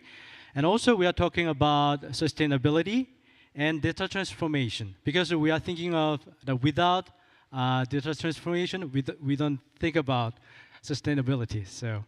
And then finally, we are talking about future investment opportunities, plans, and partnerships regarding session topics. So after all the sessions, after all the discussions, if we have time, we will have some questions from the audience in here and also the online participants. Before we start discussion, I'd like to introduce panelists today in this session. First, I think from here, Mr. Claudio Corradini. He is the managing director of Accenture in Colombia, and he has more 30 years of professional experience, and especially in the financial area, as the CEO of Barclays in Iberia and in Italy. Thank you. And secondly, Mr. Sung-hyun Moon. He is the director of Hyundai Motors in Washington, D.C., and he has worked for Hyundai Motors over 20 years as engineer in an R&D center, and also he served as a strategic planning the manager in the headquarters office of Hyundai Motors. Thank you for joining. And finally, Mr. Dae-young and Director of Business Development, LG CNS in Colombia, and he is an IT business development professional and a sales specialist in LATAM. Thank you very much. So let's just start the session today. Actually, I prepared three of the main questions, so we can give you the panelists the time to the response for the each questions actually. So first question actually regarding AI is something, the technology issue. But I think that the technology, they apply to many the area business and the industry today. So I think that I'm going to ask the first Mr. And regarding the AI, how the LGCNS apply the technology in the business operations. So could you share us some examples and the cases, please? Okay, thank you very much for the opportunity to participate in this event. I am Tae-young I'm a Director of Business Development in LG CNS based in Colombia. Mainly we do, LG CNS in fact is a digital transformation company, belongs to LG Group. We have a huge experience transforming the different companies of our group, but I belong to Colombia operation where do something different and maybe have the opportunity to explain better. As you know, LG Group has a different company and different sectors, and because of this, we have a huge experience in different areas. AI, as itself, is very wide and is very broad in the application that use this. So because I have colleagues that works in manufacturing and the finance, let me focus in maybe on an AI application in a service sector. So I want to share our experience in how the AI improved the customer service in the financial sector. To be more specific, I'll give you an example that how using the AI we can improve the use of the customer care in the interaction of the general customers in call center services. This is generally applied in the financial sector. You know, the financial customers has a different lot of the different kind of doubts or consultations or requests. And the traditional way is going to the branch office or meet the people, and that means commuting. That means that is a spending of the resource to move and time. So the people usually now prefer the online and untapped channel because of pandemic. So we applied the AI in the call center industry. It's more beyond than the use of the chatbots or the static homepage that is very frustrating for the people. We applied the AI in the interaction between the human agent and the customer. So for example, we use techniques like the TTS, speech to text, excuse me, and text analytics services to identify in advance the requirement of the customer when he's talking with the human agent. So in case of someone calls and talk with the human agent, the system is capable to identify the pattern of the people depending on the age or depending of the profile of the caller, and predict the different answers and different solutions that the people require. So the agent can give a more precise and a more quick answer for the requirements that you have. Another important thing is that we automate and lead almost zero to post-process, because when some agent ends a call with a service requirement, they have to do a profiling and documentation job to close the case. But in this case, because we use speech to text and we use text analytics, the system itself organizes, classifies, and store every data using the automatic system. So what is the result of this? The customer satisfaction is going up. The waiting time for the people to answer and give a solution is reduced by 30%. And the wasting time to document and write every cases in the system is going almost zero. So the preparation and another important thing is the staffing in this area is very difficult, because the agents it's a very difficult and frustrating job maybe. So the preparation of the people to be ready to attend the people is reduced at a half. So because the system is self-identify and give the correct answer to them. So we can reduce the preparation time for the new agent to be ready to attend the customer, increase the satisfaction because reduce the waiting time for the people. And we can accumulate different data to be used and to enrich progressively the way that the system is called. So even the chatbot that is very static and frustrating for most of the people get a little bit more intelligent as time goes, as the knowledge and the call base is augmented. The machine learning technology helps to improve this kind of answers and predicts the people want. And we can use the offline and the on-text channel as well to solve the majority of the problems. Right. Thank you very much. That's so wonderful. I think the case the reusing the AI. Also, the same question to the Hyundai Motor, Mr. Moon. I think that the automakers, the manufacturing, they adopt a lot of technology, including the AI. I think that definitely Hyundai Motors, you have a lot of the cases regarding use of AI. Could you share with us some examples? Yes. It's nice to be here. I think it's a good chance to introduce our group's AI technology cases. Actually, we recognize this AI technology will be a great opportunity for our mobility service. So we set up our AI division several years ago. So now implementing some testing services in Korea. The first case is as we call a shuttle service.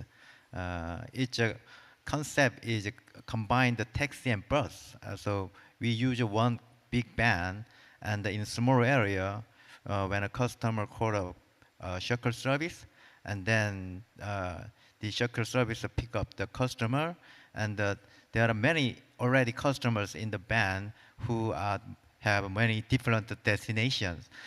So whenever new passengers get on the van, then this shuttle are calculating the optimal route for the all passengers. So we call it, we apply this AI technology for this calculating. So we call it real-time optimal route setting. It's kind of a long word, but anyway, so if we have a service in this area, so many people are getting the faster and the more convenient way to get to their destination. So we are now service in this service in a small area, maybe around 2 kilometers radius, but maybe in the future we will apply this service for the broader part, like a city or some rural areas that bus or taxi cannot be usable in areas. So this is first case, and second is maybe you are familiar with Amazon Alexa. So we want to insert this service into the car. So this AI agent service is we are developing, and some of the technologies are already applied in the market. So this AI agent is working through the voice assistance. So you can order something through this AI agent. So this AI agent make you help conveniently or freely to move one place to another. For example, you can order, when you get on the car, you need to play the music, or you can drop by somewhere, or you want to you want to text us to someone, or so lots of things that you can do, but during the driving you cannot do. So you can order with your voice command, then this AI agent conducting it. So and the important thing is that when you have this AI agent function is evolving every day or every month, every year. It means that this AI agent accumulating your data. What usually you do in your car, what usually you do when you go home or go to work. And so this data is accumulated. And so when you get on the car, and as time goes by, the AI is more smarter and understand more than you, around even your wife, maybe. So these two examples are maybe, as you said, the recent our technology of AI. Thank you. Right, thank you very much. I think that from the LG, from the Hyundai, also have that some, I think some the comments regarding the AI, chatbot, the AI, the agent, the kind of service. Yes, very I think they're commonly used. I think that next question to go the Mr. Corradini. Actually, I think the same question, but I think those I think examples from maybe on a career company. So I think that you already have an international context.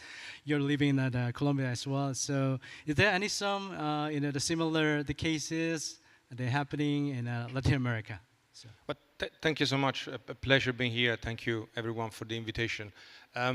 I'm Claudio Corradini, Managing Director from Accenture Strategy, living in Colombia, but I was, if you allow me a couple of minutes to slightly divert, I was kind of taking the flight here and thinking about tech and sustainability and how timely. We have a view, and I'll go to the AI part, but we have a view in Accenture where we believe strongly about this concept of sustainability is the new digital. And so it's how do you really interpret in a holistic way the business model.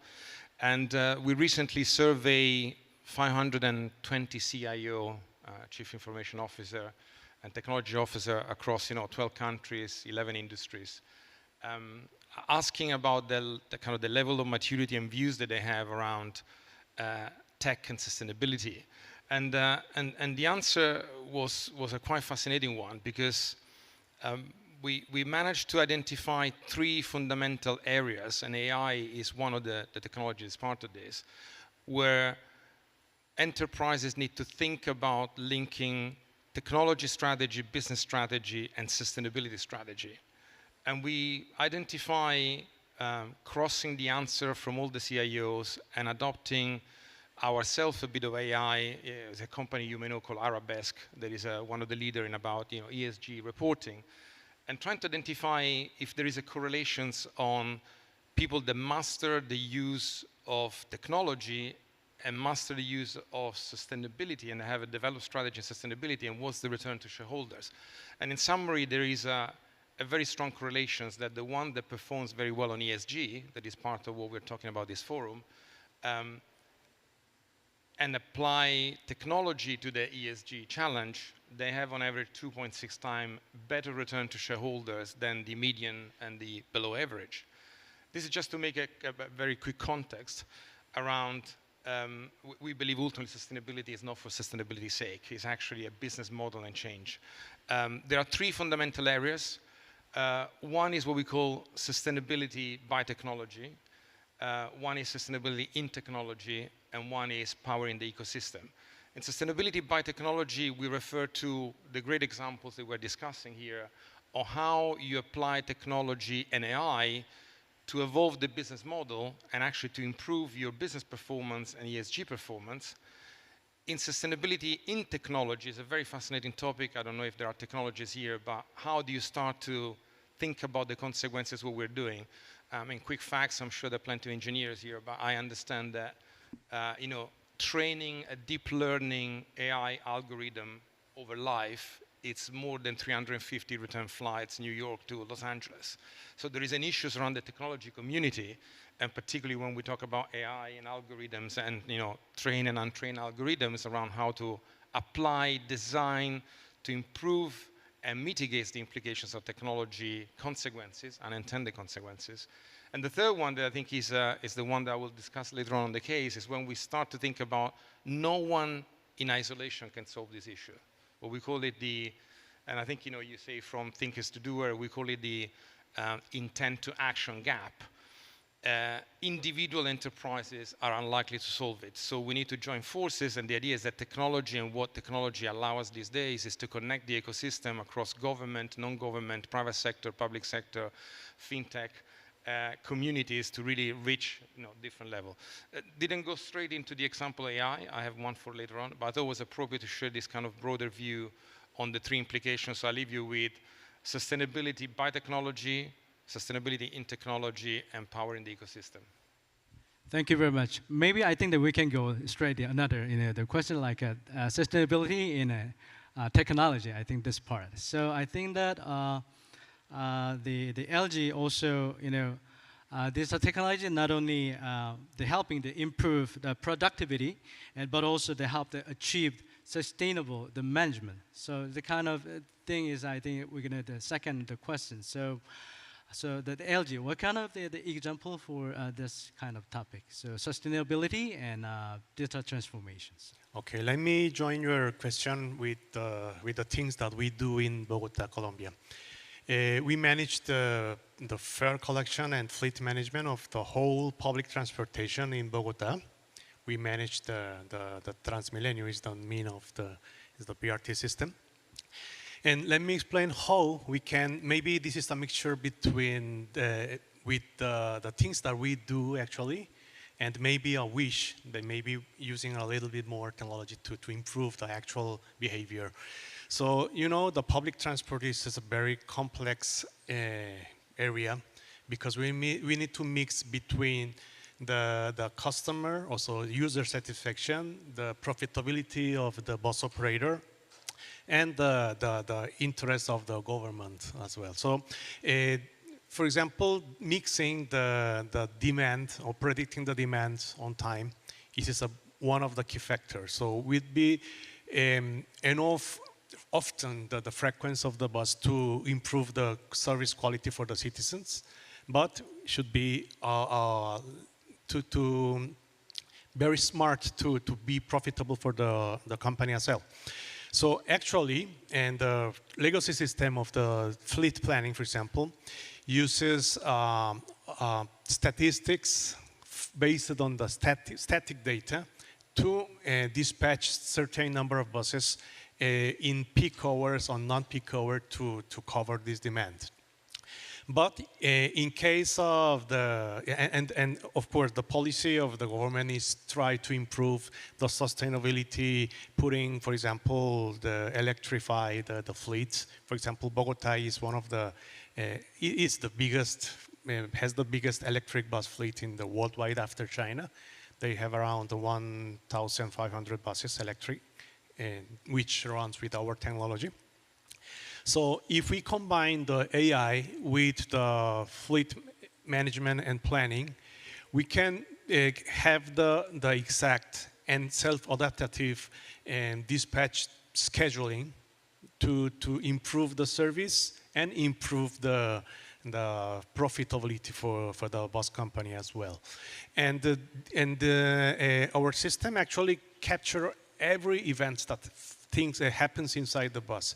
For example, the brake, the suddenly brake, the sudden acceleration, the level of the fuel, the battery charging. So with this kind of information, we can predict where is the zone where the bus recharges itself more easily or more faster than other.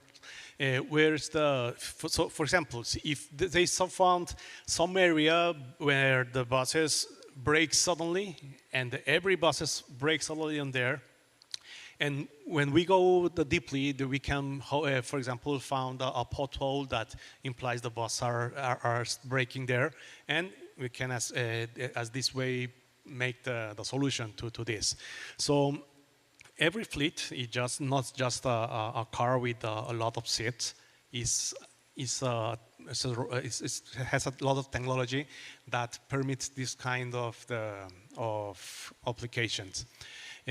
So on this, we can sum the security as well, and we can identify different kind of events, including the crime, the security events, or the safety driving events.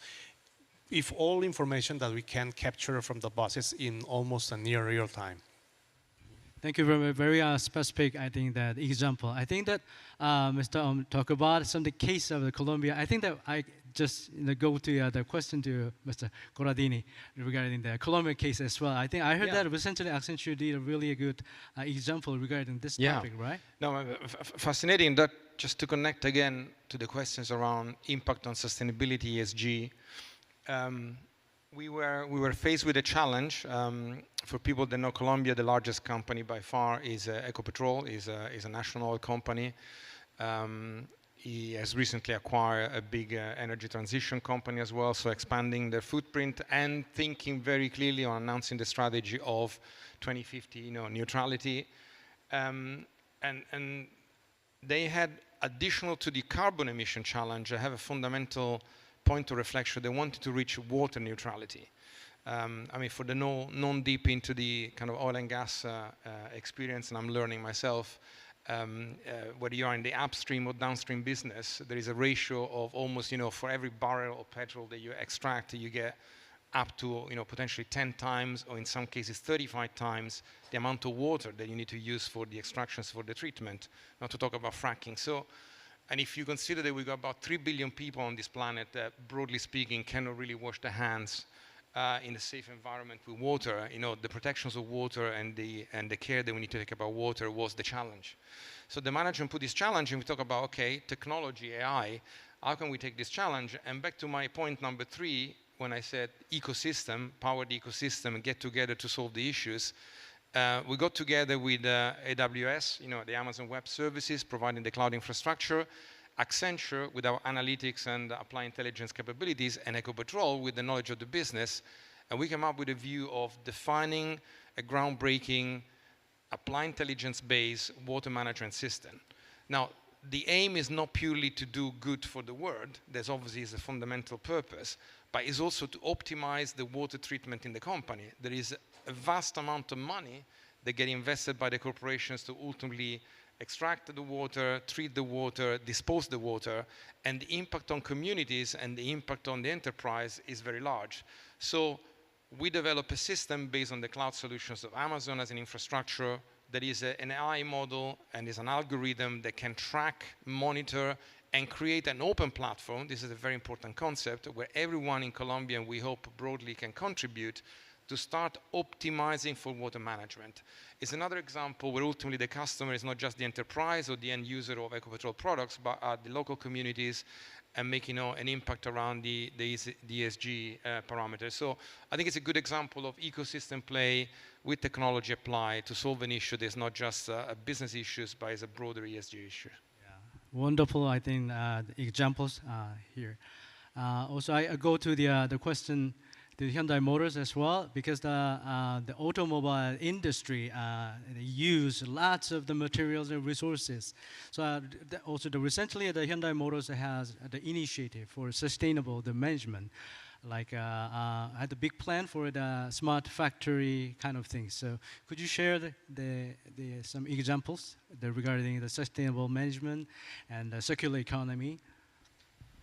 Yes, actually, automaker industry are facing a big revolutionary period nowadays because, as you know, the electrification is the inevitable for all automakers nowadays. So, as you know, the eco-friendly car, like EV vehicle, will be prevalent for the future. So, but it's just the side of the product. So, what we are now focusing on is what we can do for our production side. So as you said, the smart factory is one case of that. So actually, we are now constructing our first smart factory in Singapore. It will be completed in 2023. So this smart factory is a little different than our conventional factory. The most important thing is that it's not, we are not using a conveyor belt system for mass production in this area. So it's a cell unit production. So in this way of production, we can flexibly produce many types of cars in one product, one plant. So why it is important is that there are numerous customer demands nowadays, and also this electrification means that we can apply for new technology in this smart factory. So when you make an EV car, we not just making car, we are using AI technology and other cutting edge IT technology in the smart factory. So, for example, in the smart factory, we are applying some automatic detect system. So it's very important to predict the equipment longevity in the factory. But we are just conventional. We relied on this technology to the human resources experience. But nowadays, with the ID technology and AI technology, we can predict the exact time of the equipment failure time. So nowadays we can reduce our cost in the smart factory and also enhance our efficiency. And also in the plant, there are many logistics happened. So there are many trucks inside in plant, but in the smart factory we use robots to convey some parts to the another assembly line. So this kind of many technologies are all combined in smart factory. So maybe this is a first case of our plant. Maybe its capacity is about 30,000 cars a year. It's just comparatively small than any other plant in the world. But anyway, we believe that this Singapore smart factory will be a good case and will be prevalent in the global plant for the future. Thank you very much.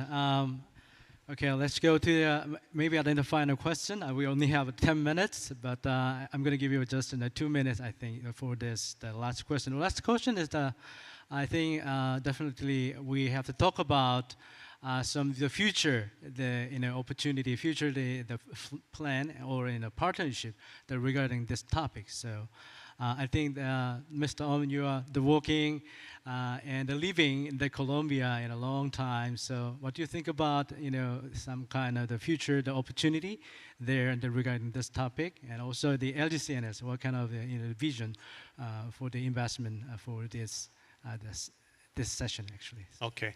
I think the pandemic has changed the way to live, way to work, and everything. So I think one of the ways to contribute for the climate and for the sustainability is trying to reduce the commuting necessities, reducing the use of the vehicles and transportation in overall. So we are looking as a new plan to transport not just the people, maybe deliveries, packages, or boxes. And we have interest to prepare and enter in the logistic industry.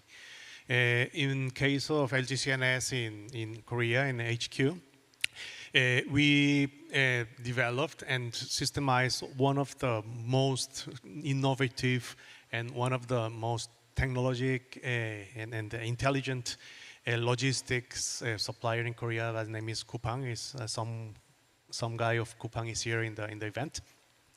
And we implemented all logistic hub, including the pickup, the cold chain maintenance, the last mile, etc. So there is there's too much ideas to optimize and reduce the wait time for the deliveries and the purchase for the people through the decentralizing of the warehouse, the delivery involving the natural people. But the technology is in the core of all of this operation, including the data accumulated between the whole of this experience. So our company has a lot of good experience and best practices in this kind of package handling and logistic operation. So this is one of the future that we may enter in Colombia and Latin America market. All right, thank you very much. Also, the same question to the Hyundai Motors. I think that recently Hyundai Motors has a great investment in the United States, right? Like Georgia, so kind of things. Also, you have a great vision for the sustainable management as well. So, what kind of thinking of the future kind of opportunity and plan, or the partnership with the Latin America and the Caribbean region? So. Yeah, first about sustainability. Maybe the one big thing in automotive industry is that how we can reuse or recycle our vehicles, because one car weighs over around 2,000 kilograms. So if it is wasted, it is a big burden for environment. So, but we have developed this recycler and reusable technology for years. So as of now, about 85% of vehicles will be reused or recycled. But it's not enough. So our aim is over 95% of materials in the car will be reused or recycled. So the typical thing is that 70% of the car is composed of iron or non-ferrous metals. So it's kind of easy to reuse it. But the other 30% is plastic and glass and some oils. That kind of waste is not easy to recycle. So we have some experimenting, some concept test for the new vehicles. For example, newly launched our EV vehicle Ioniq 5, last year launched. We use 500 plastic bottles to make a car fillers or doormat or some armrest, some plastic parts. Also, we use some eco-friendly oil in the process of leather. So this small part of a recycle or reusable effort will be added up in the future for our sustainability or circular economy. And about electrification, also important thing is the EV battery. How we can reuse or recycle EV batteries, and we have to say that we have some technology how to subtract the EV materials after use, or how we reuse this battery for not just 5 or 10 years, maybe 20 years, 30 years, we can reuse it again and again. That's one thing I want to say about circular economy. And as you said, our investment in the America and Latin America, yeah, as you said, we announced a big investment last month. We are building new EV battery and automaker plant in the Georgia in America. Maybe it will cost them about $10 billion in the 5 years.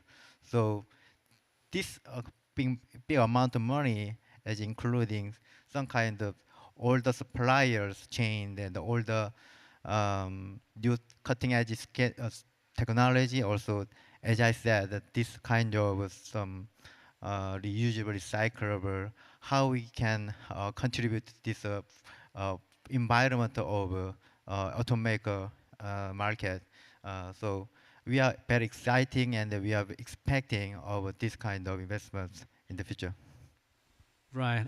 Thank you very much. I think Mr. Korani, the same question, but I think that you have a lot of experience in the consulting, the service, the Latin America as well. The topic is the ESG and any other topic. Also the IT, the consulting firm as well. So I think that maybe I'm going to ask you the question about some partnership. How we can, you talk about already ecosystems, so how we can develop the partnership into the developing Latin America and Caribbean regarding these sessions. No, thank you.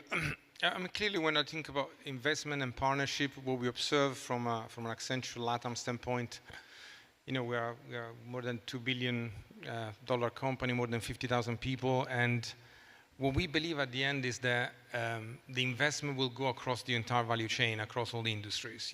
We believe that sustainability is ultimately a different way of thinking the business. So when you ask me to pick on the investment side of the question, a particular area, we see a very broad range. We see a number of services that we offer, and we just partner with companies to offer. that goes from the customer experience and what customer really wants all the way to the supply chains and all the way to the manufacturing, obviously, we discussed extensively. So I think it's a very broad range of investment that we see. And we see actually LATAM fast-tracking certain areas, and leapfrogging as a way of saying it compared to other continents. So very optimistic and very bold on the investment spectrum. On your questions on partnership, I think obviously with a bit of a lag, but regulations and the policies will take place. They are taking place. They are more stringent. For anyone that's in financial services, we know that some element of capital allocations and charge is coming, and it will drive different type of behaviors. Will force some of the agenda. But I think it's also a genuine interest, I believe, and we're all sitting here as a business community of leaders to trying to make a genuine shift on the impact. So I think private and public partnership and the ability to be more inclusive is one of our almost mandatory duty in the next few decades. And I think ultimately this partnership between private and public is a key. So I think policymakers will help us and hopefully get faster. Mm-hmm. All right, thank you very much. If we have time, we're going to get some of the questions from the audience, from the online participant, but time's up. So it's going to be better to sum up the session that we discussed the three main topics. Actually, practice and the cases using AI in the sectors as a service and manufacturing.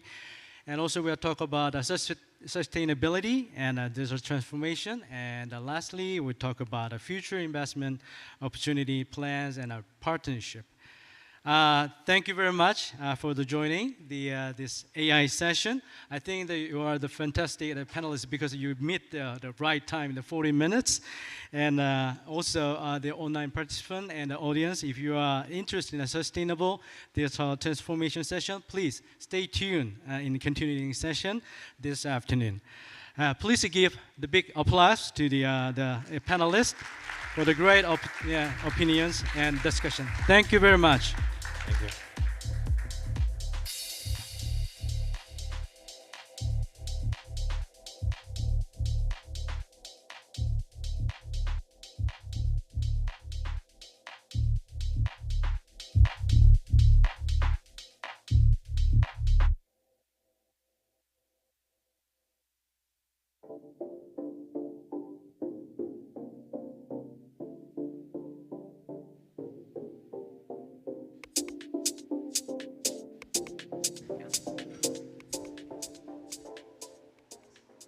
Hello. Yes, so we'll go ahead and I'd like to invite our next panelist for the supply chain traceability and optimization opportunities supported by blockchain. The panelists, if we can invite them up and get started, that would be great. I'm actually personally very curious about this. I think there's a lot to learn about blockchain, and I know for traceability, it's something that a huge challenge that we face in our projects that we finance with IDB Invest. So if you could come on up, that would be great. Thanks.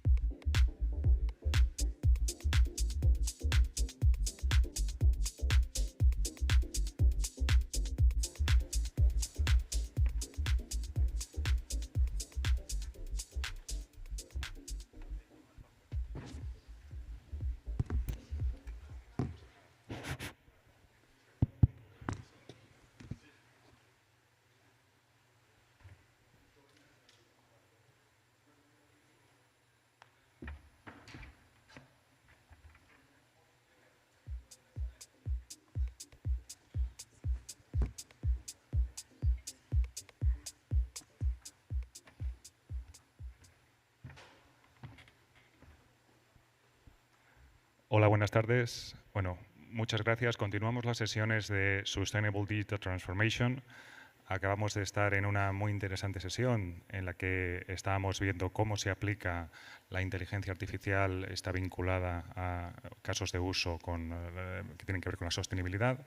Y ahora entramos en una nueva sesión en la que contamos con unos invitados muy especiales, que es el Grupo Telefónica. Y esta sesión va a ser en modo híbrido, de alguna manera emulando cómo es estas sesiones que estamos teniendo durante estos días.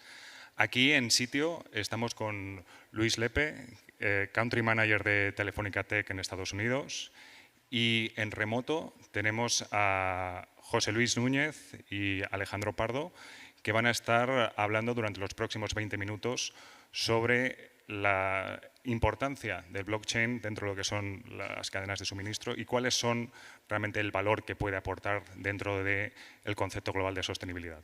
Así que, Alejandro, José Luis, cuando queráis. Sí, buenas tardes a todos. Muchísimas gracias por la invitación a esta Sustainable Week 22.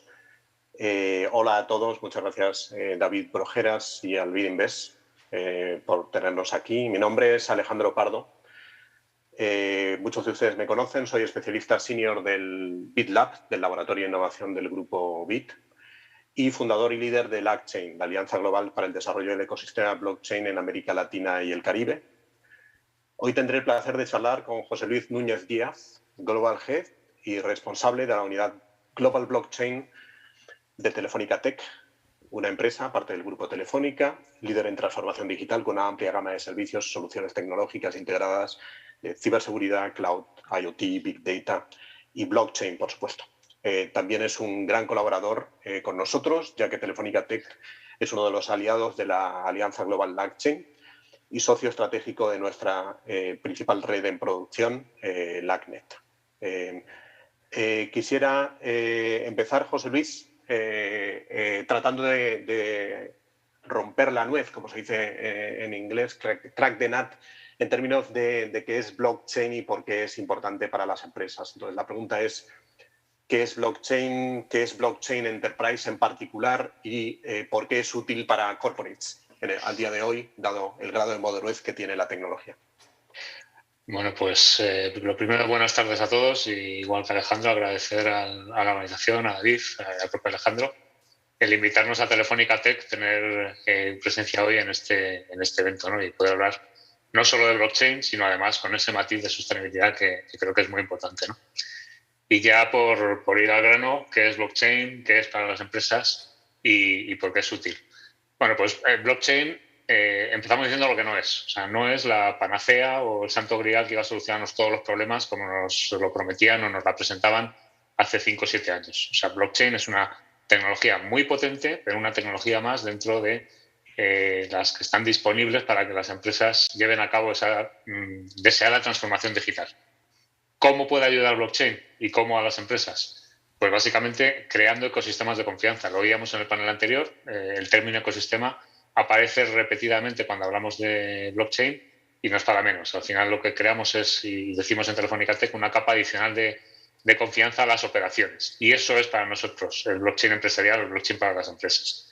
Más allá de todo el mundo de criptomonedas, que es un caso de uso muy potente, una empresa para hacer negocios no le valen ecosistemas colaborativos, ecosistemas incentivados por fuerzas que no controla. Lo que necesita tener es compromisos de operación, compromisos de disponibilidad, compromisos de rendimiento, y eso se puede dar con blockchain, independientemente de que los casos puedan ser basados en tokens, basados en tokens para la inclusión, basados simplemente en logística o generar esos ecosistemas de confianza, donde las empresas ya hacen negocios en el mundo digital, cada vez más son en el mundo digital, y por supuesto ya hay una relación de confianza, pero si además convertimos la información en irrefutable, la información que se intercambia en completamente confiable, pues tenemos una nueva palanca para crear esos negocios, esas operaciones mucho más confiables, ¿no? Muchas gracias, José Luis. En realidad, yo creo que efectivamente hace falta un ejercicio de desmitificar blockchain y quitarle confusión al concepto. A mí me gusta, decir que, bueno, como tú dices, es una capa de confianza por encima de la operación. En realidad es una capa de confianza por encima del protocolo de Internet. El protocolo de Internet es un protocolo incompleto. Lo hemos dado por bueno, pero es un protocolo incompleto. Lo que permite blockchain con esa capa de código por encima es precisamente certificar la titularidad de activos digitales y, por lo tanto, poner la economía sobre el Internet de forma completamente automatizada. Nada tan sencillo desde el punto de vista tecnológico como algo tan familiar para todos, sobre todo los que somos de nuestra generación, como el papel carbón, ¿no? Es decir, copias suficientemente distribuidas de lo mismo para que efectivamente el carácter irrefutable de la información permita poner transacciones económicas encima de Internet de forma completamente automatizada y ultra eficiente.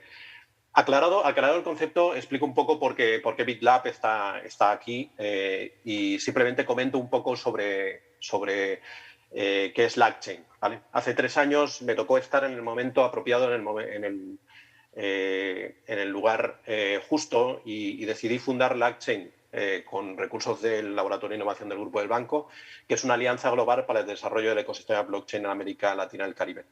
La idea era muy práctica y muy clara, y es que lo que faltaba para el ecosistema del que hemos hablado de blockchain era la infraestructura, era el protocolo base para que lo que se estaba experimentando en aquel momento, incluyendo lo que se está experimentando en redes públicas, sea realmente escalable y sea corporate grade y lo puedan utilizar las grandes intermediarios financieros, las grandes empresas del sector manufacturero, las grandes empresas del sector de logística o las empresas de cadenas de suministro agroexportador, por poner algunos ejemplos. Bien, pues la hemos construido y ya hay sobre LagChain más de 60 soluciones en más de 15 países distintos en los temas mencionados, benefician a más de 2.4 millones de personas y acabamos, y esta es un poco la noticia más reciente, de pasar de una testnet a una mainnet mediante la creación del LagNet, que es la única red global público permisionada para uso enterprise de blockchain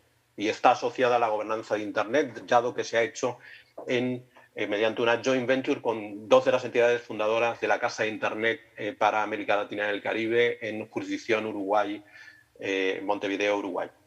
Y esto nos ha permitido ofrecer servicios a grandes clientes privados. Y voy a poner algunos ejemplos. Estamos trabajando con Citi en pagos transfronterizos, con Valor en temas de remesas, con BBVA, Citi y Iberclears en la emisión de un bono regulado sobre blockchain. Esto lo cuento un poco en primicia porque la emisión se va a dar el 5 de julio, la semana que viene. O con Davivienda en Colombia, donde también estamos trabajando en la emisión de un primer bono sobre blockchain en América Latina y el Caribe. Este sí en un ambiente de sandbox regulatorio, es decir, con algunas excepciones relacionadas con el factor de custodia, pero estamos ya trabajando con grandes empresas y la tecnología está lista para que las grandes empresas eficienten procesos utilizando los beneficios de la misma. En temas de cadenas de valor estamos trabajando en trámites aduaneros en 8 países con LagChain y apoyando agroexportaciones, por ejemplo, con el grupo Talsa Agroexportación en Perú. Es decir, esto no es ya una promesa, es una realidad y es una realidad en el grupo BIT. Pero permíteme aprovechar la oportunidad para preguntarte, como socio de LagChain, uno, también desde Telefónica Tech, ¿qué están haciendo con la tecnología? Y segundo, ¿por qué LagNet y LagChain es útil para Telefónica Tech y para el uso corporate de la tecnología? Adelante. Pues te cuento, o sea, para nosotros, lo que decía al principio, blockchain es un habilitador más. Entonces, para usar un habilitador tiene que ser sencillo, ¿no?, de usar ese habilitador. Entonces, lo que estamos empeñados es en conseguir que cualquier empresa, independientemente de su perfil tecnológico, de su tamaño o de su capacidad de inversión, pueda utilizar blockchain y pueda incorporar blockchain en sus propios procesos de valor, en sus propios procesos de negocio. Para eso tenemos muchas piezas software que lo que hacen es independizar el mundo de blockchain, es decir, las redes de verdad, los protocolos de blockchain, que hablamos de blockchain pero como si fuera una grande, pero hay tropecientas blockchain con sus diferentes particularidades. Y lo que hacemos es traducir al lenguaje de negocio, ¿no? Es decir, lo que hemos visto en estos 5 o 6 últimos años es que casi todos los casos de uso de blockchain usan o hacen uso o se basan en las 3 características que para mí son fundamentales de blockchain, que es la inmutabilidad de la información, la trazabilidad de la información y la transparencia de las operaciones. En base a eso, los 4 módulos que podemos simplificar para construir casos de negocio de manera sencilla es todo lo que tiene que ver con trazabilidad, con certificación, con notarización o incluso tokenización, en función de cómo lo queramos llamar, e incluso con la conciliación de fuentes de información, con esa unificación de la fuente de la verdad, ¿no? Para generar esos sistemas confiables. A partir de ahí, montamos casos de uso, algunos muy grandes y que promueven la transformación integral de las operaciones, por ejemplo, con la cadena de suministro. El mayor caso lo tenemos incluso en nuestras propias operaciones en vivo, en Brasil. Otros más pequeños, más de notarizar cosas. Y al final lo que estamos es apoyándonos en redes propias, privadas o consorciadas y muchas de ellas existentes. Entonces, desde ese punto de vista, la interoperabilidad o el poder desarrollar o desacoplar diferentes casos de uso desplegados sobre diferentes redes. Una de ellas, por supuesto, LACNet, cuando queremos jugar con la región, pues para nosotros es fundamental.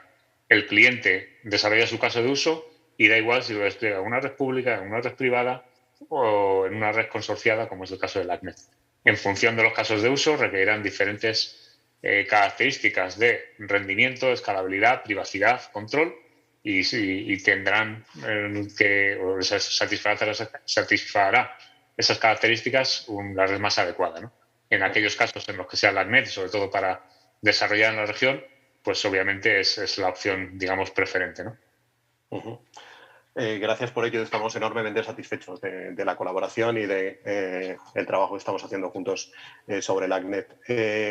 Queríamos ir un poco particularmente al tema de experiencias destacadas o casos de éxito de Telefónica en trazabilidad de la cadena de suministro y sostenibilidad, y particularmente lo que mencionabas en el caso de Brasil, en parte de las cadenas de suministro del propio grupo Telefónica, que nos parece particularmente interesante. Así que yo creo que sí vendría bien que explicaras con un poquito de detalle el caso. Efectivamente, o sea, nosotros estamos, digamos, la solución que hemos desarrollado para nuestra propia cadena de suministro. Estamos trabajando también con clientes para que se puedan beneficiar de esa solución que es, digamos, suprasectorial, es decir, no tiene que ver con el negocio telco, al final es una cadena de suministro. Estamos trabajando con manufactureras, con farma, con grupos industriales. Al final da igual el negocio, la necesidad y los retos de la cadena de suministro son siempre lo mismo. Tener mucha más flexibilidad, tener más control, transparencia extremo a extremo de lo que está pasando en los diferentes eslabones de la cadena de valor y ser capaz de responder mucho más rápido a las posibles incidencias o roturas de stock, por ejemplo. Para eso lo que hemos creado es un ecosistema confiable, como decía al principio, en el que todos los que participamos nos desapropiamos del dato. La cadena de suministro ya no es de Telefónica, es de todos los participantes en esa cadena de valor y cada uno acaba consiguiendo beneficios en base a los datos de los que tiene visibilidad que antes no tenía. Mi proveedor de Tier 2 puede tener o tomar decisiones de planificación de su oferta o de su producción en base a los pedidos que directamente me está haciendo un cliente en el extremo del canal para llevar a casa los equipos, ¿no? Con lo cual, esa visibilidad y esa capacidad de utilizar los datos de extremo a extrema me permite ser más eficiente, que ese es el discurso habitual de las cadenas de suministro. Por sacar un poco de pecho, pues al final, a día de hoy estamos trazando en vivo en nuestras operaciones, porque prefiero hablar en primera persona y no de lo que estamos haciendo con clientes. Estamos trazando en blockchain desde el 2018 más de 11 millones de equipos al año, 300.000 transacciones todos los días de actualizaciones de esos equipos, que al final son los set-top boxes y los routers que ponemos en casa del cliente. Y lo que nos permite sobre todo es sacar KPIs de sostenibilidad, que es para lo que estamos aquí, para ver sostenibilidad. Y más allá de las propias eficiencias que se puedan generar, a mí me gusta hablar de dos KPIs o de dos resultados que vienen de tener esa mayor visibilidad o control de lo que está pasando en la cadena. El primero es digamos, el alargar la vida útil de los equipos. Si somos capaces de cruzar todos esos datos que sacamos de la cadena de suministro, de hacer mantenimiento predictivo de los equipos o de incluso recuperar los equipos antes de que fallen, por decirlo de una forma, y los podemos reintroducir y reacondicionar, estamos produciendo menos. Si producimos menos, tenemos menos huella de carbono y al final estamos generando un KPI de sostenibilidad que nos permite también crear un caso de negocio paralelo a lo que es la propia eficiencia, ¿no? Tenemos indicadores en el plan de negocio que no son exclusivamente la eficiencia de la cadena de suministro. Y el otro está muy relacionado, pero es completamente diferente. Y es que teniendo controlados todos los componentes que incorporamos, incluido el material no seriado, desde resistencias hasta en algunos otros casos que tenemos en operaciones, por ejemplo, en Alemania, es con la fibra que se está tendiendo, con el cableado, somos capaces de reducir el material sobrante, ¿no? O de reutilizar, yo que sé, metros de fibra que antes a lo mejor se acababan tirando o se entraban en desecho, los reintroducimos para nuevas instalaciones sabiendo exactamente lo que necesitan las nuevas instalaciones. Con lo cual, tenemos dos medidas que inciden en la sostenibilidad de la solución, ¿no? Por un lado, el recondicionamiento de equipos, alargamos la vida útil y somos capaces de fabricar menos y emitir menos huella de carbono.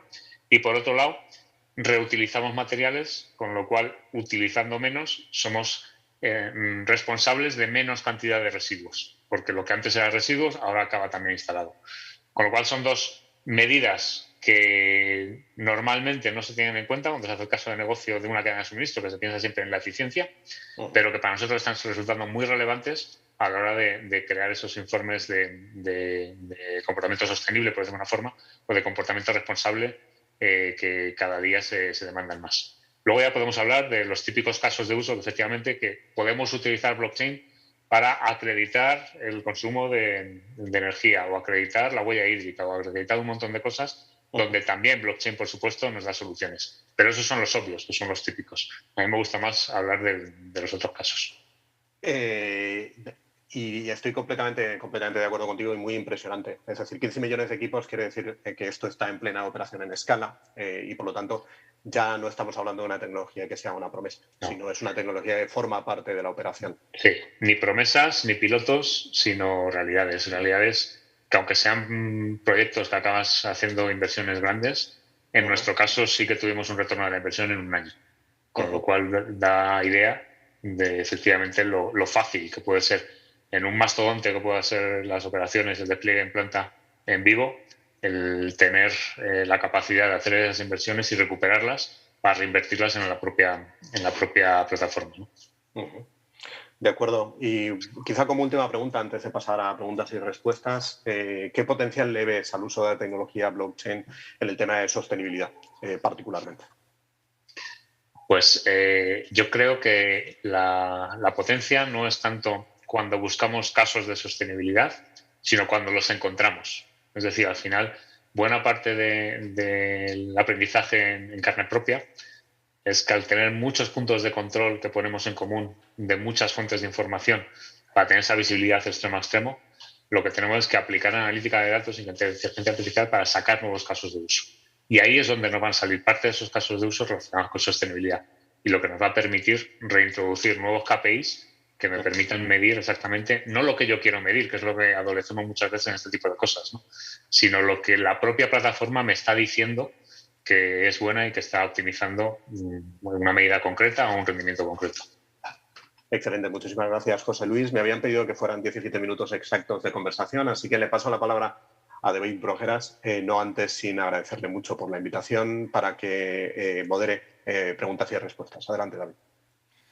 Muchas gracias, José Luis, Alejandro. Súper interesante esta conversación que creo que nos ha servido a todos los que os hemos escuchado atentamente para desmitificar un concepto muy manido de blockchain vinculado a cadena de suministro y entender que blockchain aporta muchísimo más valor y valor de negocio vinculado también con economía circular y de momento dentro del grupo BID lo estamos aplicando principalmente en el sector financiero, los casos que comentaba Alejandro, de ejemplos como Da Vivienda, como Citi, como Banorte, BBVA.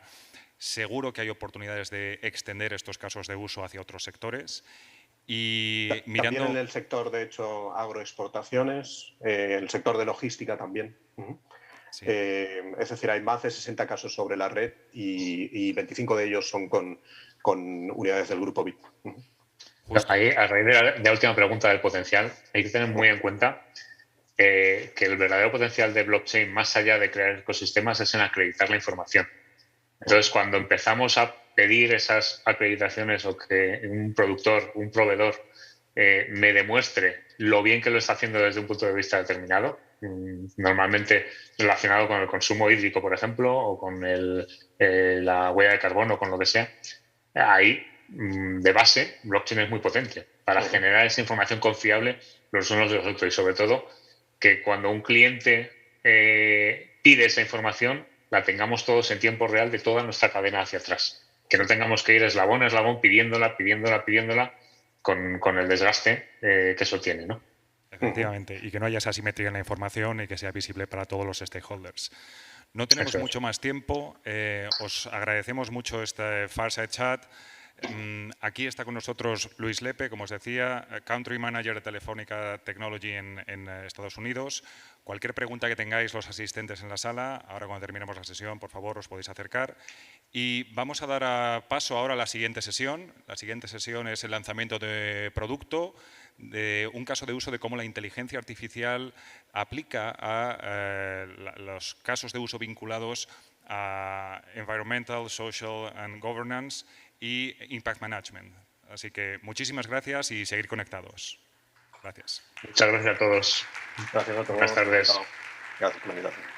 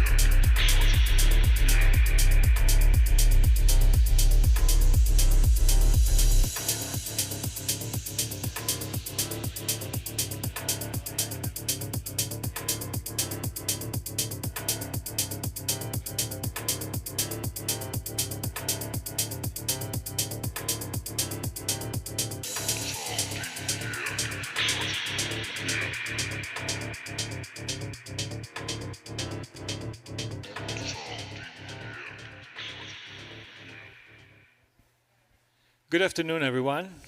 Welcome to the session. I have the privilege today to introduce you to my colleague, Gaurav Gujral. He's the Global Sustainability Lead for Public Sector at Accenture. Gaurav leads the Sustainability and Public Service Strategy and Consulting practice at Accenture. In his role, he advises national, regional, and local government, as well as multilateral organizations such as IDB Invest, on ways in which to develop their net zero strategies and employ robust ESG performance, improve accountability, transparency, supply chains, and harness the power of technology.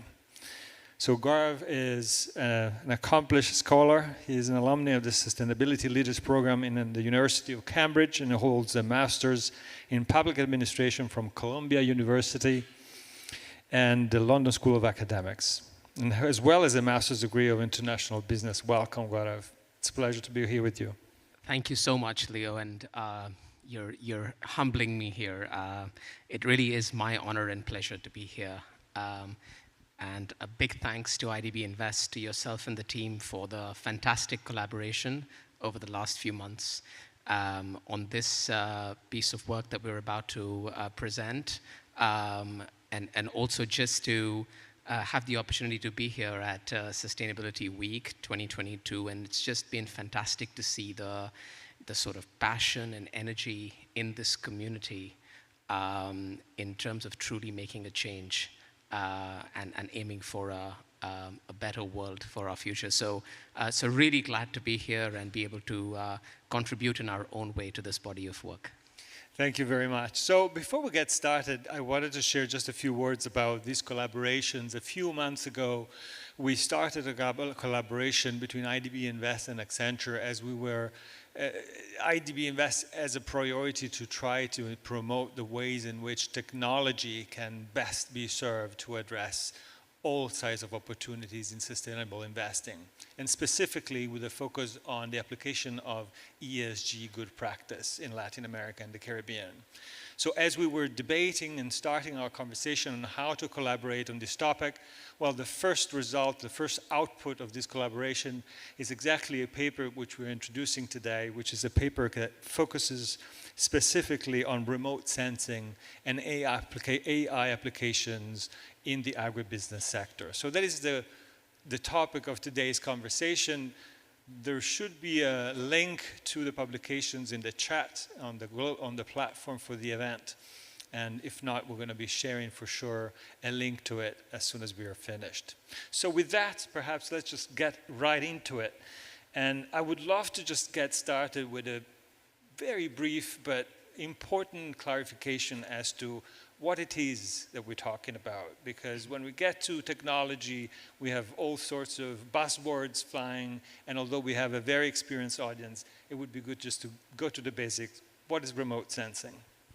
Yeah, thank you, Leo. You're absolutely right. And I also want to make sure that in terms of context, the audience appreciates that, we haven't deliberately chosen a very narrow and specialized field. This is, while it may sound very technical, and it certainly is, I've personally learned a lot about this in the last few months that we've been working on this, but it's more to highlight the potential of data and technology in the field of ESG impact on the ground and how to make that more objective, more scientific, more data-driven, and more robust to various stakeholders in the community. So just wanted to set that stage. Now, in terms of remote sensing, quite simply, remote sensing is the science of observing, detecting, and then characterizing entities from a distance. So it's very, very much unpacking the two words, remote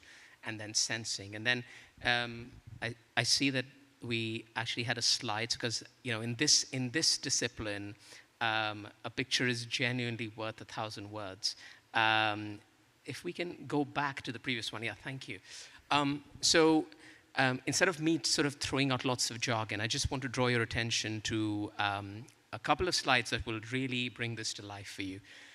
What you're seeing here is an application of remote sensing for land use and land cover, and this is based on satellite imagery. So this is sort of, you'd say, medium resolution radio spectrometry satellite imagery. What you're seeing is a land use and cover map for Mato Grosso, Brazil, which is a very sort of diverse, highly productive agricultural region in Brazil, and fast moving. So what I mean by that is, if you look at the map on the left-hand side, that was a picture taken in 2001.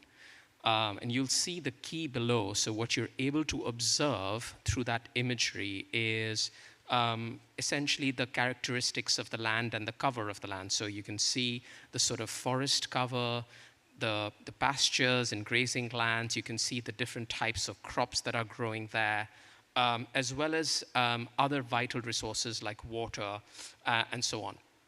And so if you observe that just at a broader level, and then you just sort of cast your eyes on the right-hand side, now that is fast forwarding 16 years.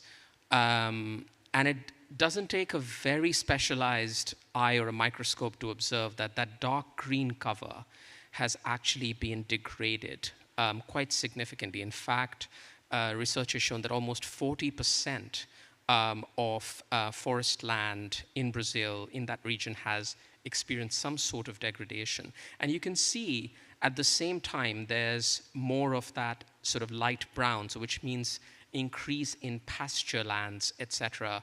As well as you can see diversity in sort of the rich color scheme, the pinks and the oranges, which means there's a lot more sort of crop production across those different types of crops that you see there happening as well. Now, this in itself, I want to draw an important point here. So this is great from sort of a macro lens and from land policy and development policy planning perspective, but it's not necessarily a bad thing in and of itself, right? Because understandably, some of that is related to increasing economic activities, and naturally that means contributing towards livelihoods, economic growth, etc. And surely it has affected many communities in a positive manner.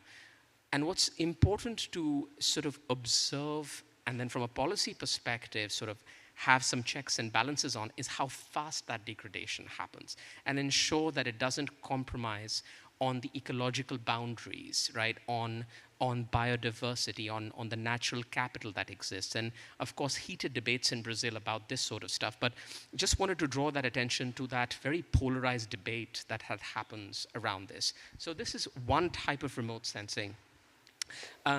Another type of so that was sort of satellite imagery. Now, if you look at this picture, it's not a very high-res picture, but it kind of gives you some important insights.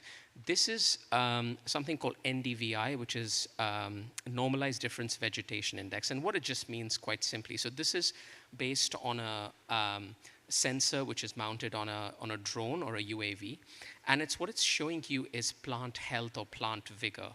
Right, so if you look at the green ring, which is marked HV, that shows crops or plants where there is high plant vigor or high plant health. And in contrast, if you look at the red ring, that's low vigor. And you can see beneath that is sort of this orange-brown surface, which shows that there's probably dryness in the soil and the soil properties compromised, etc. So that's another type of imagery that you could observe.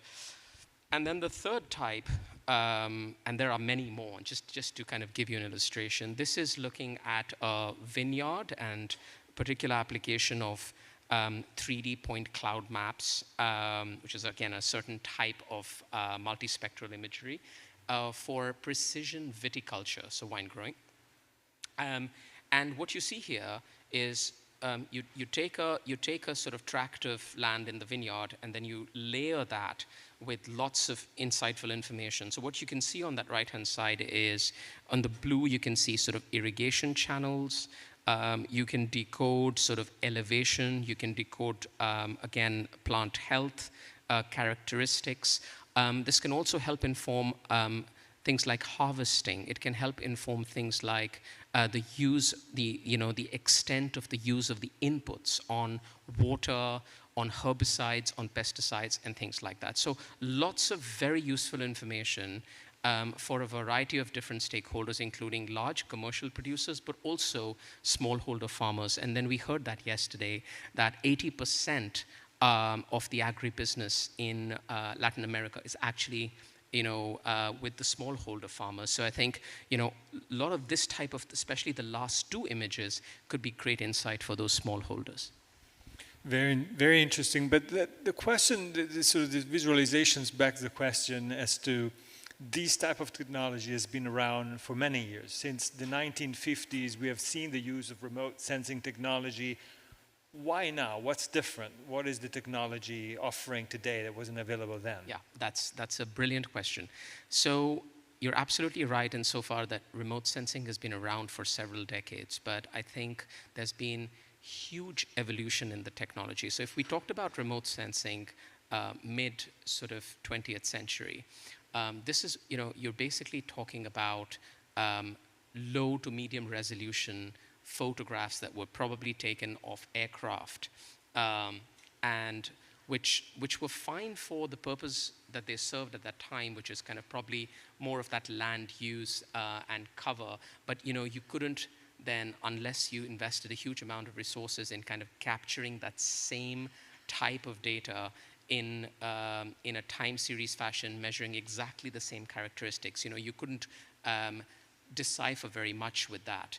But today's sort of evolution in remote sensing is really driven by unlocking the power of what I would call combination of technologies, right? So you've got you've got photography, you've got spectrometry, you've got artificial intelligence driving that. Parts of that is things like computer vision, pattern recognition, etc.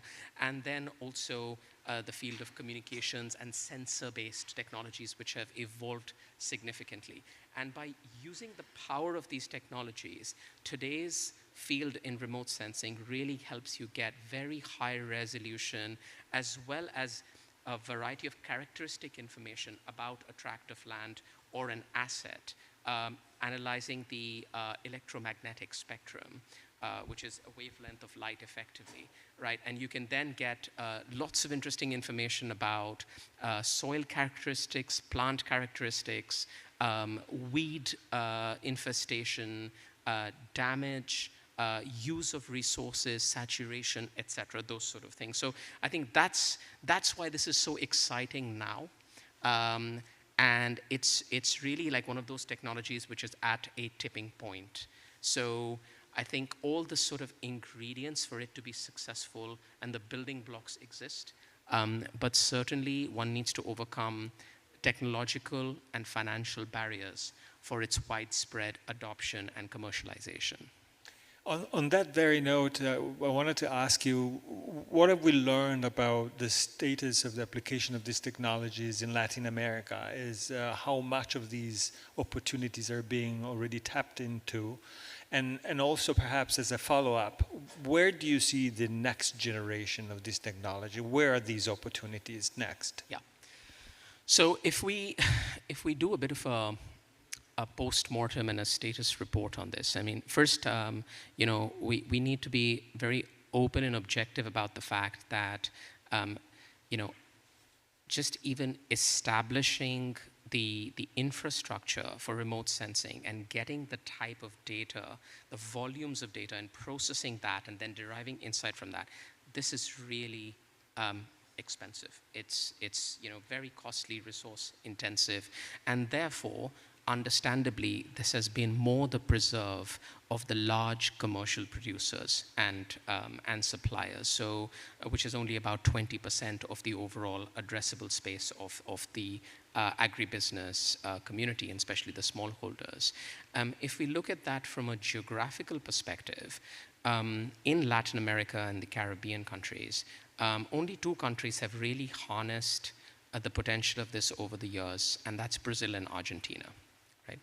So, so there's tremendous untapped opportunity in expanding this technology, putting it in the hands effectively of those smallholder farmers so that they can help drive, optimization of resources, improved yield and productivity of their fields, their crops, also livestock.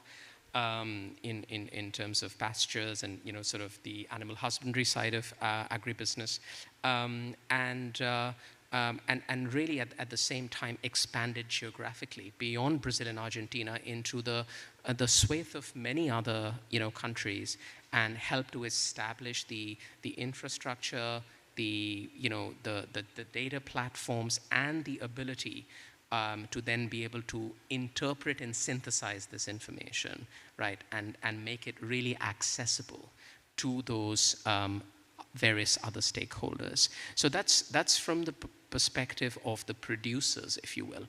But there's also tremendous potential, untapped potential of the technology in helping to inform investor and lending decisions. So being able to better assess what could be the sort of risk and vulnerability, of a certain asset or a certain tract of land what has been the degradation observed, owing to climate change, and what has been the history of crop yield and produce in that area. So, better informing investment decisions around risk, around return. So really corroborating that, bringing objectivity and robustness to that. And yesterday, a number of panels talked about all of this sort of, development finance and capital waiting to be unlocked. And I think, at least in the agribusiness sector, I think this can really contribute towards the mobilization of finance towards, making better informed decisions about types of businesses, locations of those businesses, and also underwriting those businesses with the right sort of credit and insurance sort of products. And then finally, there's also huge applications of this in ESG monitoring and management. So today, if you look at where the technology has evolved, this is not just sort of static point in time looking at the type of things I was showing you in terms of land use, land cover, but you can also now, with the high resolution imagery available and also sensor-based technologies, you can actually detect GHG emissions and attribute them to an asset or tract of land. So there's a Canadian company, for example, called GHG SAT, which has been able to observe methane emissions, and we know that methane is a major sort of contributor of GHGs, 80 times more potent than carbon dioxide, and of course the livestock and meat processing industry contributes significantly towards that. But being able to then narrow that down, so they've done some projects and pilots where they've been able to attribute certain methane emissions from specific feedlots for livestock in the Joaquin Valley in California.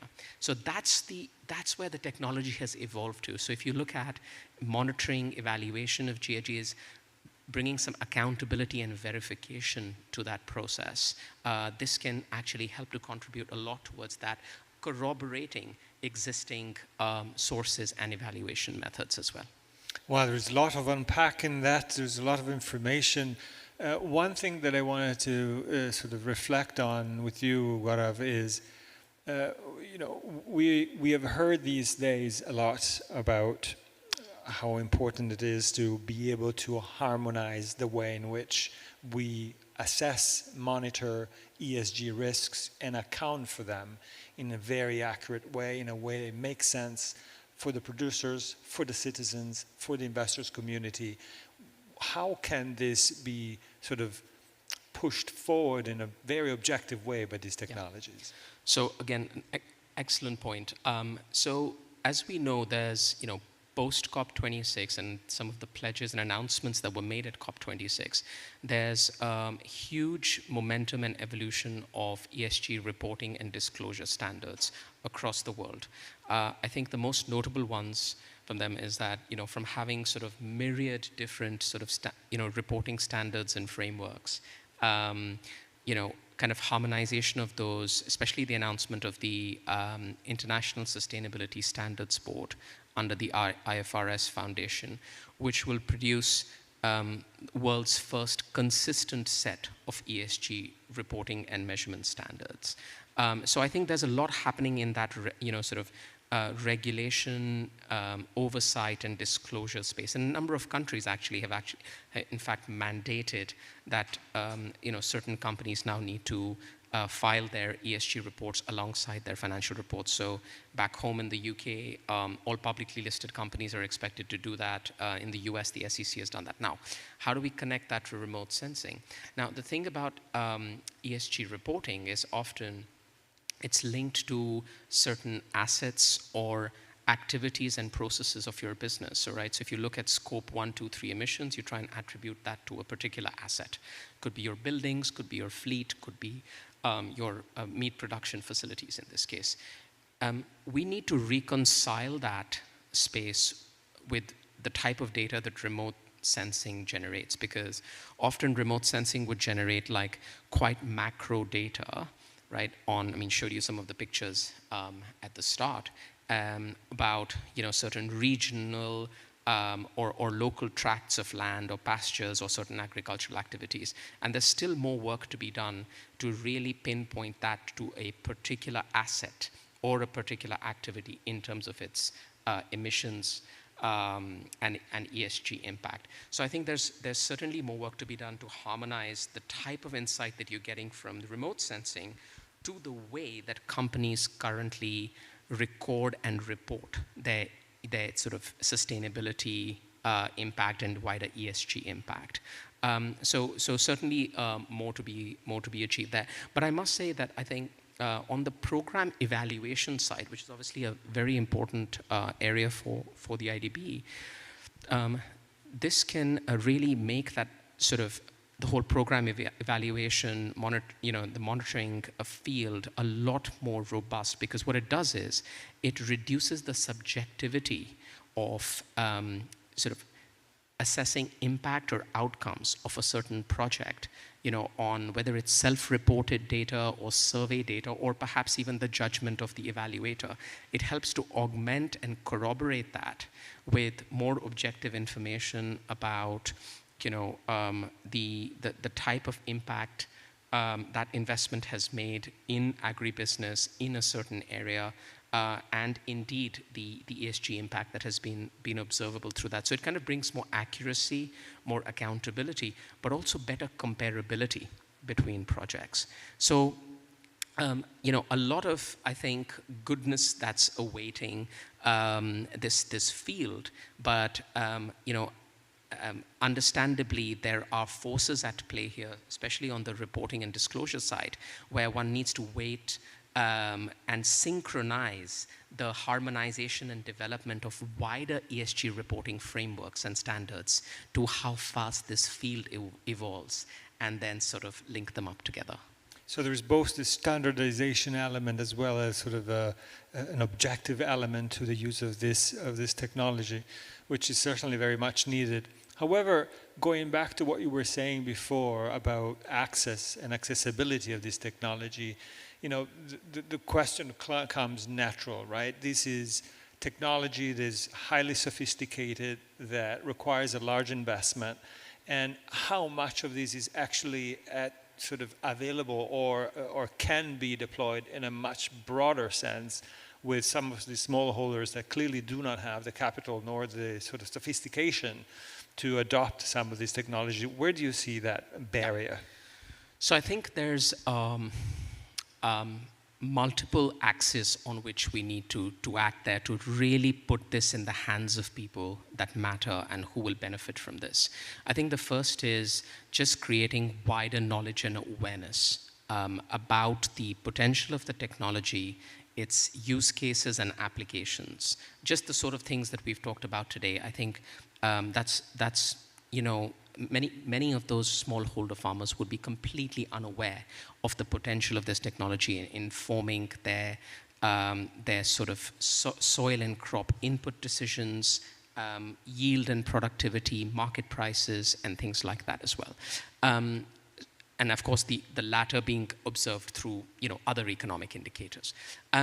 You've got that. The second point is, I think there is a need for us to convene an ecosystem of the relevant stakeholders. So this is not going to be achieved by any one actor independently. I think, and we've talked about this through other panels, that there's a need for the multilateral development banks to come together and invest in some of those innovative pilots and prototypes, and really put that in the locations, in the hands of those communities, to trial them, to kind of prove them out, and then be able to kind of scale them. There's a need to bring together government actors, regulators, policymakers, to be able to create the right enabling environment, but also in many cases in LATAM, for example, government would be sitting on, minefields of very valuable data. For instance, sort of land planning and land use data, information on tribal communities and their locations and economic activities. So there's hordes of very, very valuable data that the government can help to sort of unlock and enable. And then there's also clearly a role for the large commercial producers so at the moment, you can see this certainly being an attractive proposition to them, and it's certainly been taken up in places like Brazil and Argentina. But I think what's really vital is that those commercial producers and large-scale suppliers, they start to integrate some of those smallholder farmers and communities into their supply chains and put this technology and the know-how behind this, into their hands. So there's, I think, a huge knowledge, awareness, and capability and capacity building sort of effort that is needed as well. So it's really, at the end of the day, every actor has a vital role to play, but I think the likes of MDBs and development finance institutions can really play that convener role in bringing, those group of actors together in an ecosystem, provide the sort of bridge financing or innovative seed capital that is needed, invest in some of those innovative pilots, and help to overcome some of the technological as well as financial barriers. One other point I'm going to make here is that a lot of this needs to be done open source, right? Because, if this is going to, so we have seen already a huge sort of growth and acceleration of remote sensing and associated data sets. There's some fantastic global platforms that are available today. You've got, Climate Trace, you've got Global Fishing Watch, Global Forest Watch, Resource Watch, which generate huge amounts of very valuable information. And that needs to continue and scale. But the key thing is these open source data sets need to be made accessible, but also some tools that help some of the communities and actors that you mentioned in terms of interpreting that data, because there's no point in just having huge amounts of complex data sets available to download, but then you just don't have the know-how, the investment capability and the potential to put in place the technology and the tools to interpret that and make sense of that. So I think the sort of the evolution of this has to be web-based open source platforms with more data readily available in those in variety of those countries, and really with that sort of acceleration, and then with the accompanying tools that would enable the interpretation of that. Thank you very much for that. We're coming closely to the end of our time. I wanted to take the opportunity to see if there is any question from the floor, as well as if there is any question coming from the platform online. I know we have over 3,000 people watching us today, so I wonder if anyone wants to volunteer any question. It's very hard for me to see if there's any hands up. We've got one there, and one there maybe. It's hard to see you guys.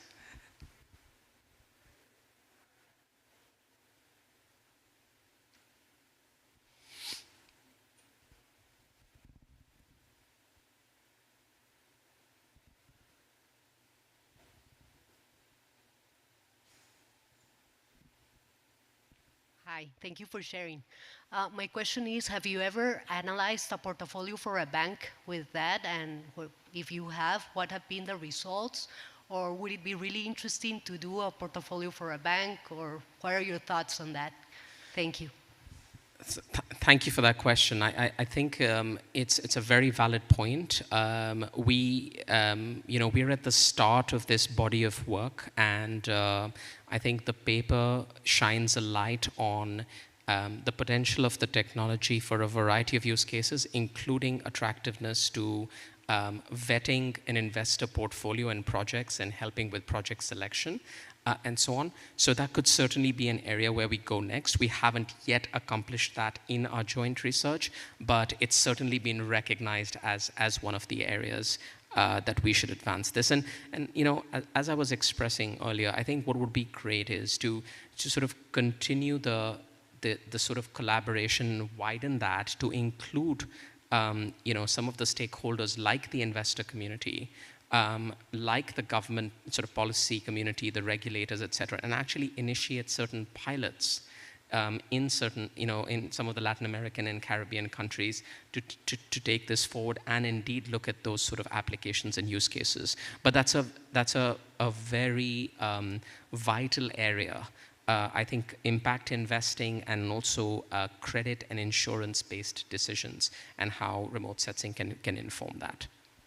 Thank you. And if I can follow up, does it show the future? Like, can you go into climate change depending on the scenario? It's really, I'm glad you brought that up, because I think in the time we had today, I didn't have a chance to cover that, but the paper does touch on that. So there's some really interesting research that is currently underway where, researchers are looking at building sort of neural networks using. So we talked about artificial intelligence at the beginning, and really artificial intelligence is, and when you apply that in sort of machine learning and deep learning sort of ways, right, and look at lots of unstructured information and make sense of that, you can actually then start to see patterns, right? So if you say that certain rates of degradation are being observed in a certain country owing to changing weather patterns, or owing to deforestation, or increasing overgrazing and things like that, you can actually predict, if left unabated and unchecked, what might happen 5 years or 10 years from now. So I think very, very good point. And we are starting to see more investment and research going into that field as well. Thank you. Perhaps with time for one last question, if there's anyone. If not, perhaps we get to closure of this session. I have 30 seconds question for you to close the session. Are we far away from a time when someone with his mobile phone or her mobile phone can contribute data that can be then processed and becoming some sort of crowd-based process that is accessible to everybody? So we're not far away. It is happening today. It's happening in communities in India, for example, where in certain parts of the country, researchers have developed a framework where you're able to crowdsource. So we talked about satellite imagery, land use cover, but the potential of this technology is also near Earth observation. So people can just take pictures of certain tracts of land and crops and sites. And then put that into an AI-based platform, which can then start to make sense of that. And in India, it's being used to look at, for example, development of and degradation and disruption in winter wheat produce as well. So huge potential of the technology. It's really at a tipping point, and I think if we galvanize the right actors really committed to this, I think it holds huge potential. Thank you very much. Thanks, Leo. Pleasure.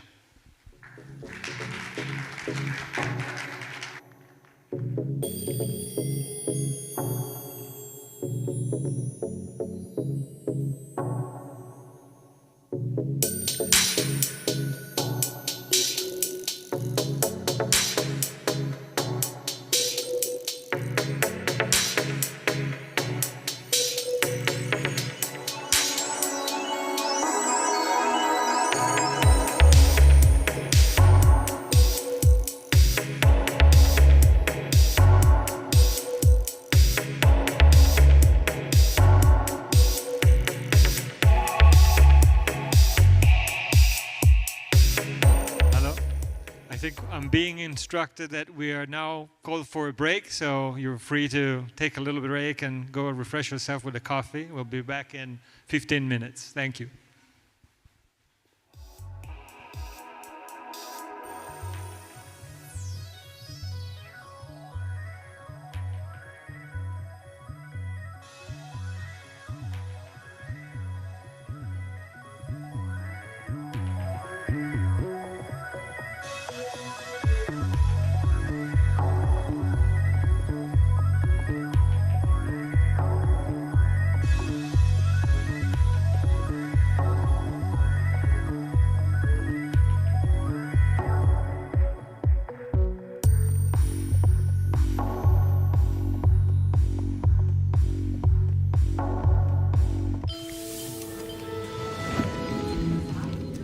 a calling to serve business.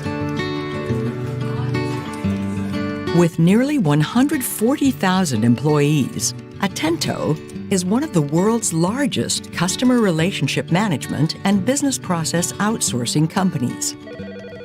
Although it serves the global market, its operations are largely concentrated in Latin America. The company, which is present in Argentina, Brazil, Chile, Colombia, El Salvador, Costa Rica, Guatemala, Mexico, Panama, Peru, and Uruguay, frequently shows up at the top of lists of best places to work for in the region. One of the reasons for Atento's stellar reputation is the opportunities it provides women, who make up 64% of its workforce. Under a project backed by a revolving credit facility of up to $50 million from IDB Invest, the company plans to pursue an EDGE certification, the leading assessment standard for gender equity and inclusion in the workplace. In turn, the financing from IDB Invest will enable Atento to replace shorter-term obligations with longer maturing debt, as well as provide working capital for new service contracts that will demand hiring and training more staff, expanding call centers, and acquiring IT equipment. Atento also plans to step up its investments in developing next-generation services involving technologies such as artificial intelligence, data science, automation, and machine learning.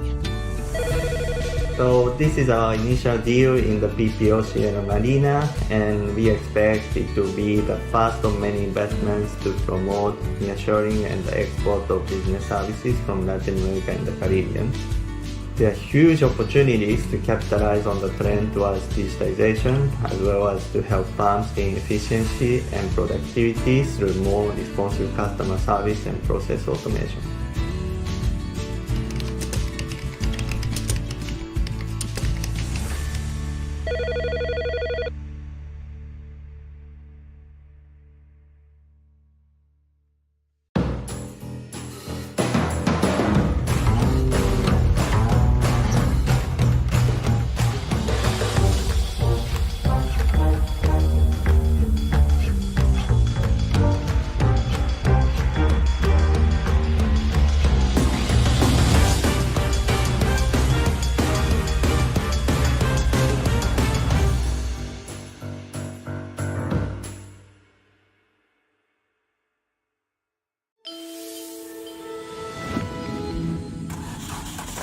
Gigante de la movilidad verde.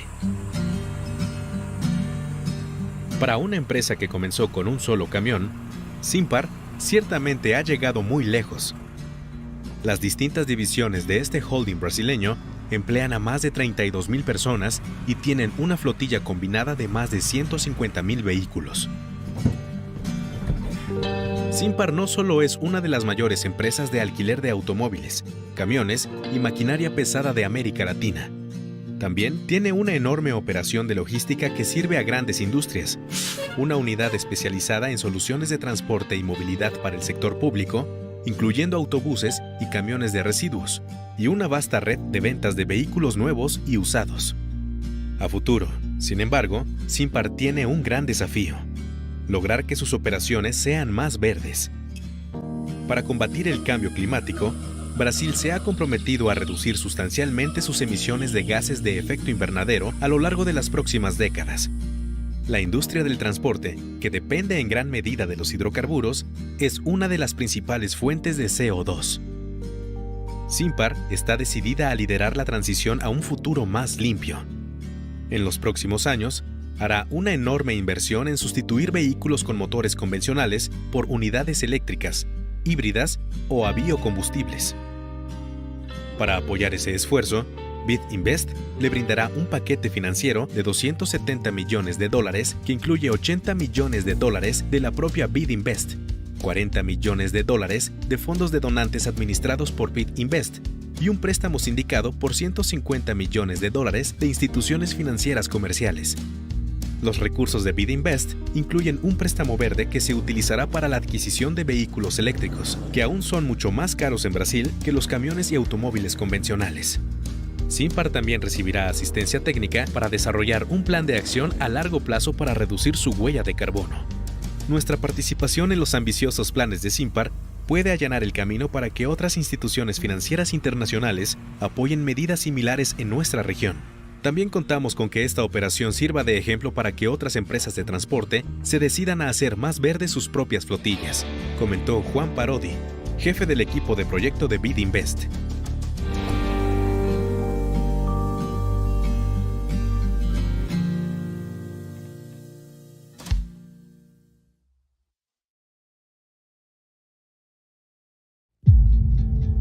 The world is facing an extraordinary combination of environmental, social, and governance challenges. For Latin America and the Caribbean, these challenges hit close to home.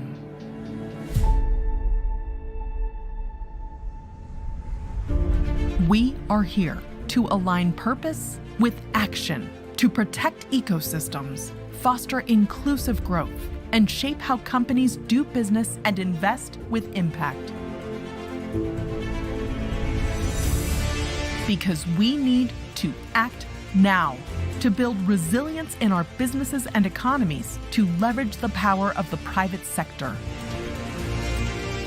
Act now to expand access to ESG solutions and sustainability-linked financing that are beneficial for more than 600 million people, the private sector, and the planet. Act now to strengthen sustainable value chains with environmentally and socially conscious mindsets. Act now to accelerate the best use of data and technology to empower businesses and people. Act now to enable sustainable investments in countries susceptible to the impact of natural disasters. Act now to lay down a roadmap for a green transition of the private sector that is just, gives voice to communities, and leaves no one behind. We have a plan. Now we are here to take action so that we can keep building a greener, more inclusive, and resilient region for all. So we can go from thinkers to doers. Welcome to Sustainability Week 2022.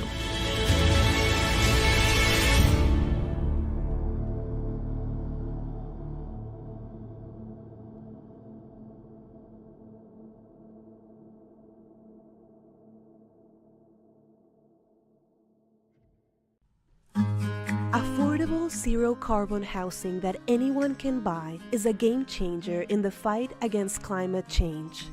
As the entire world transitions to more sustainable economic and construction models, the idea of zero carbon for the masses is quickly gaining traction. Single-family houses with high energy efficiency may be a luxury that not all can afford, but cheap zero-carbon houses may have a massive impact on pollution patterns in many regions, including Latin America and the Caribbean. Zero-carbon houses share a few common features, including strong building insulation so that less energy is needed to keep comfortable temperatures inside and solid recycling systems to avoid water waste. Cheaper and centralized heating systems are also frequent features. Communal waste management and energy storage solutions, as well as smart appliances, often are part of the same housing blueprint. The construction of zero-carbon houses also involves carbon emissions. That's why carbon offsetting projects, for example through reforestation, are conducted to offset these emissions and stay true to the zero-carbon ideal. Particular attention to the surroundings is an added characteristic of these projects in order to minimize the impact of construction and maximize the availability of natural resources like sunlight. This may sound like a pipe dream, but rather it's something that is already well underway in the region. IDB Invest has announced an investment of up to $10 million in a fund run by Paladin that is the first zero-carbon affordable housing fund in the region. The fund seeks to raise as much as $100 million that will be invested in building housing for first-time homebuyers earning less than their country's gross national income per capita. Sustainable housing will be built by mid-sized developers in Mexico, Colombia, Brazil, and Peru. This is just the beginning of what should be a growing effort to provide much-needed, climate-compliant, affordable housing across the region. Zero-carbon housing is the future of construction in the region. This is exactly the kind of sustainable project we need to fight climate change, said Alberto Parodi, Project Chief, IDB Invest.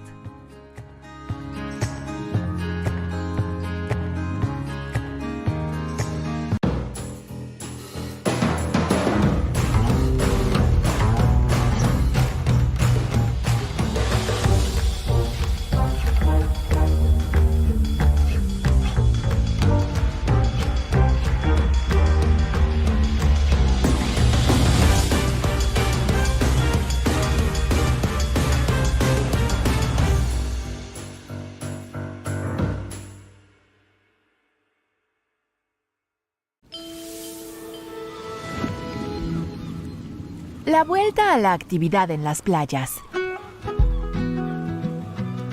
Al igual que operadores de complejos turísticos en todo el mundo, el Grupo Piñero pasó por una dura prueba durante la pandemia. No obstante la caída en la actividad económica, esta empresa familiar, con 27 hoteles en la República Dominicana, México, Jamaica y España, siempre mantuvo su compromiso con el turismo sostenible. A medida que los países donde opera fueron reabriendo sus fronteras a los turistas, el Grupo Piñero siguió adelante con sus planes a largo plazo de actualizar sus principales propiedades y de volver a sus operaciones más sostenibles desde el punto de vista ambiental y social, reduciendo su huella de carbono y ofreciéndoles a sus miles de empleados más oportunidades de capacitación y progreso. La crisis del coronavirus, con sus cierres forzados y estrictos aforos, tuvo un alto costo para la industria hotelera. Si bien el Grupo Piñero recibió alivio temporal del gobierno en su país sede, España, sus líderes buscaban una solución más duradera. La encontraron en una alianza con IDB Invest y el Banco Popular Dominicano, que le aportaron al Grupo Piñero un paquete de préstamos por $200 millones en condiciones adaptadas a sus ambiciosas metas. Los recursos apoyarán inversiones como la renovación de hoteles y la contratación de personal en República Dominicana y Jamaica. Además, el Grupo Piñero recibirá asistencia técnica para realizar actividades de conservación costera, incluyendo la restauración de manglares y arrecifes, refugios de biodiversidad que sirven como barreras naturales contra las marejadas. La cooperación comprenderá también una evaluación del impacto a largo plazo del cambio climático sobre las propiedades del grupo en el Caribe. Estamos comprometidos con apoyar una recuperación más vigorosa, verde e inclusiva en América Latina y el Caribe. En esta coyuntura, apoyar a la industria del turismo es crucial en países donde es un pilar económico, afirmó el jefe del equipo de proyecto de IDB Invest, Stephen Wright.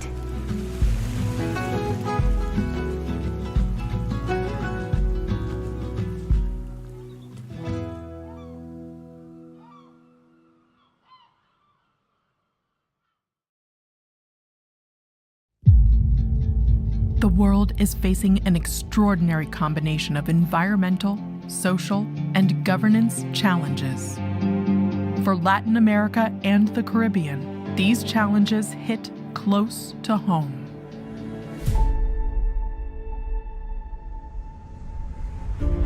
We are here to align purpose with action, to protect ecosystems, foster inclusive growth, and shape how companies do business and invest with impact.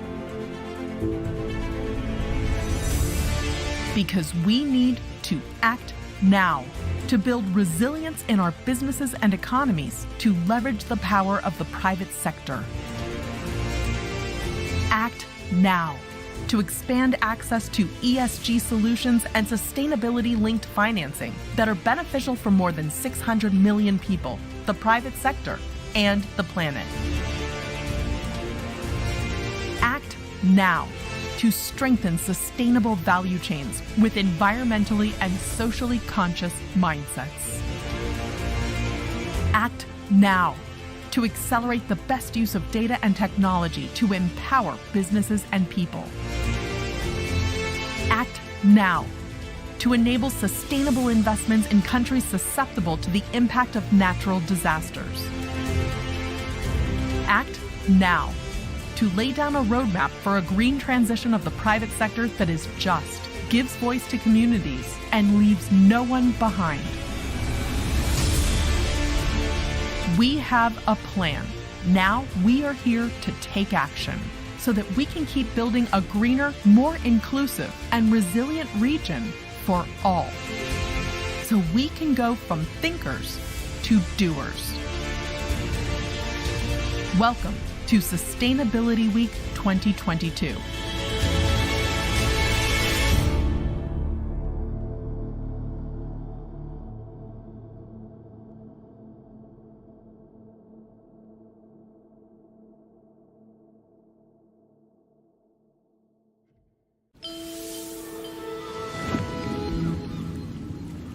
Back to business on the beach. Like beach resort operators around the world, Grupo Piñero went through a very trying period during the COVID pandemic. Despite the turndown, the family-owned chain, with 27 hotels in the Dominican Republic, Mexico, Jamaica, and Spain, always stood by its commitment to sustainable tourism. As the countries where it operates reopened their borders to foreign visitors, Grupo Piñero continued with its long-term plans to upgrade its marquee properties and to make its operations more environmentally and socially sustainable by reducing its carbon footprint and offering its thousands of employees more training and opportunities for advancement. But the coronavirus crisis, with its forced closures and strict limits on occupancy, took a huge financial toll on the tourism industry. While Grupo Piñero had received temporary aid from the government in its home country, Spain, its leaders were looking for a lasting solution. They found it in an alliance with IDB Invest and Banco Popular Dominicano, which provided Grupo Piñero a $200 million loan package on terms suited to their ambitious goals. The resources will support investments such as renovating properties and building up staff in the Dominican Republic and Jamaica. In addition, Grupo Piñero will receive technical assistance to carry out activities to protect coastal areas, including the restoration of mangroves and coral reefs, which serve as natural barriers against sea surges, as well as havens for biodiversity. The assistance will also include an assessment of the impact of climate change on the group's properties in the Caribbean. We're committed to supporting a stronger, greener, and more inclusive recovery in Latin America and the Caribbean. At this juncture, supporting the tourism industry is essential in countries where it is an economic mainstay.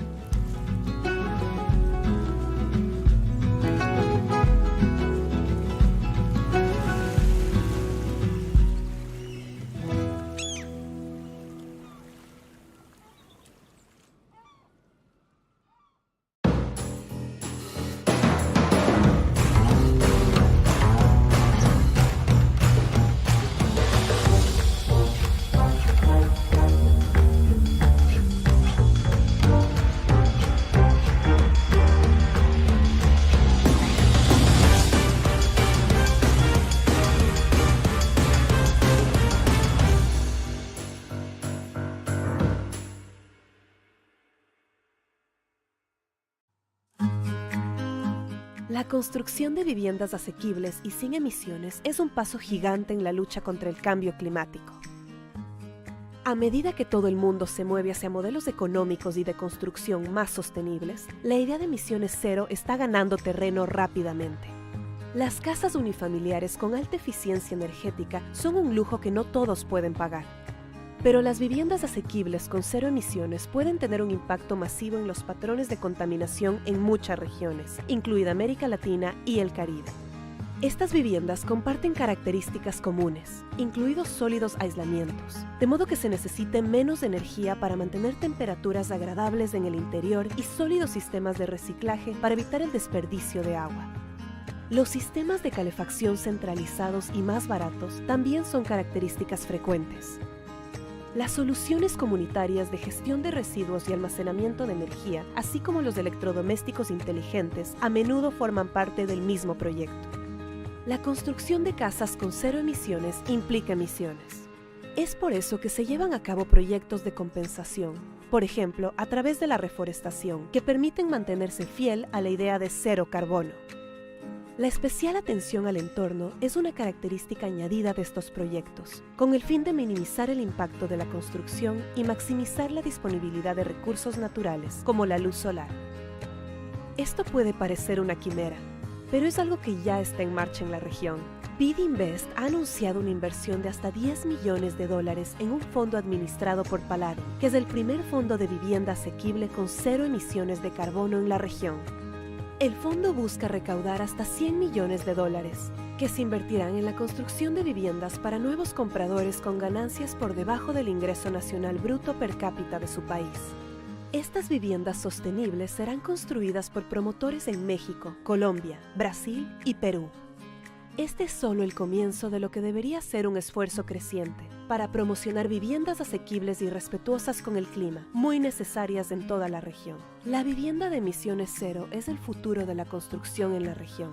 Este es exactamente el tipo de proyecto sostenible que necesitamos para luchar contra el cambio climático, dijo Alberto Parodi, jefe de proyectos de IDB Invest.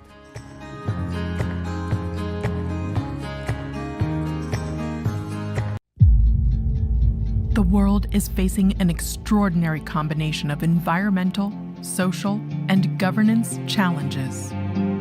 For Latin America and the Caribbean, these challenges hit close to home.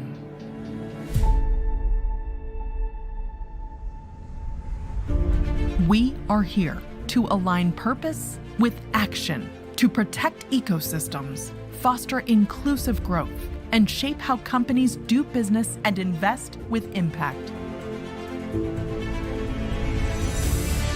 Because we need to act now to build resilience in our businesses and economies to leverage the power of the private sector. Act now to expand access to ESG solutions and sustainability-linked financing that are beneficial for more than 600 million people, the private sector, and the planet. Act now to strengthen sustainable value chains with environmentally and socially conscious mindsets. Act now to accelerate the best use of data and technology to empower businesses and people. Act now to enable sustainable investments in countries susceptible to the impact of natural disasters. Act now to lay down a roadmap for a green transition of the private sector that is just, gives voice to communities, and leaves no one behind.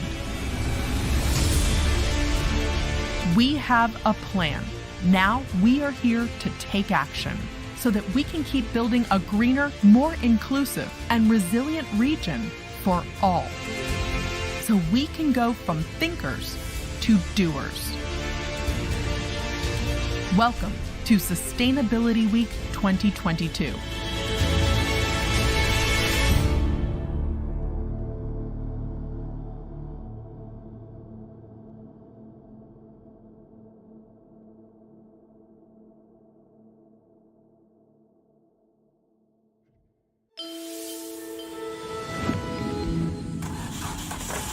Greening a mobility giant.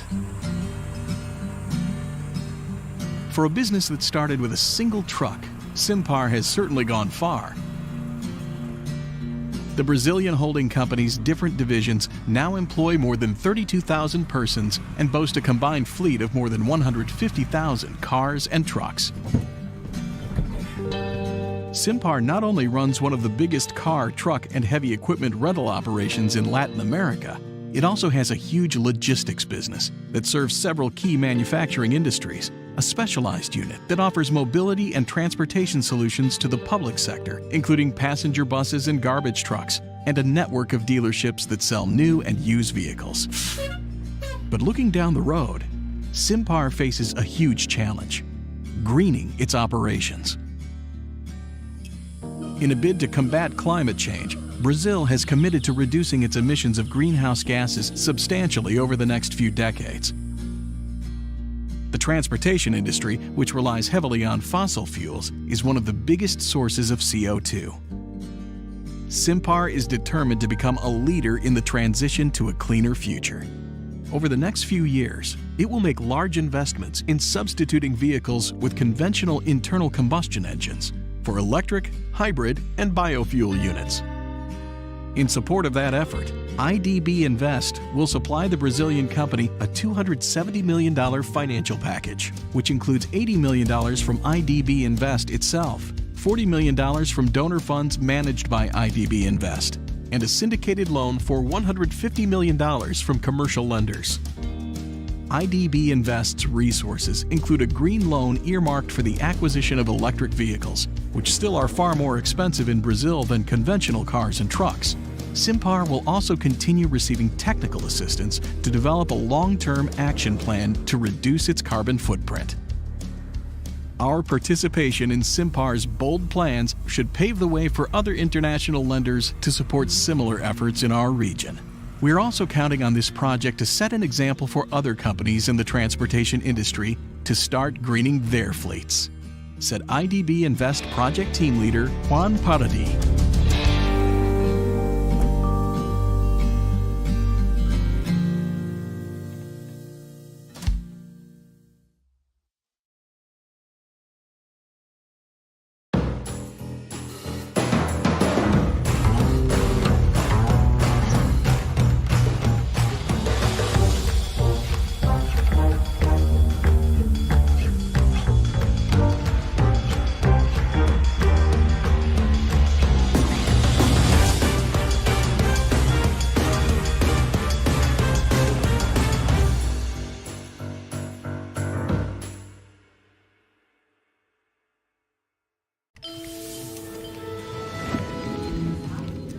Una vocación de servicio.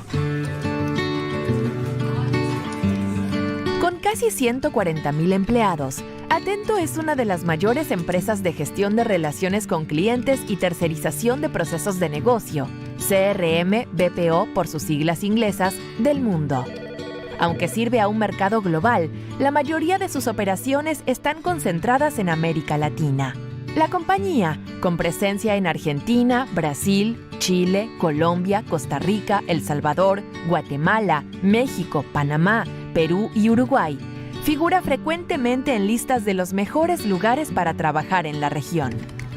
Una de las razones de esa reputación estelar es que Atento le brinda muchas oportunidades a las mujeres, que constituyen 64% de su fuerza laboral. Bajo un proyecto respaldado por una facilidad de crédito revolvente de hasta $50 millones de Bid Invest, la empresa buscará obtener la certificación EDGE, la principal evaluación internacional sobre equidad de género e inclusión en lugares de trabajo.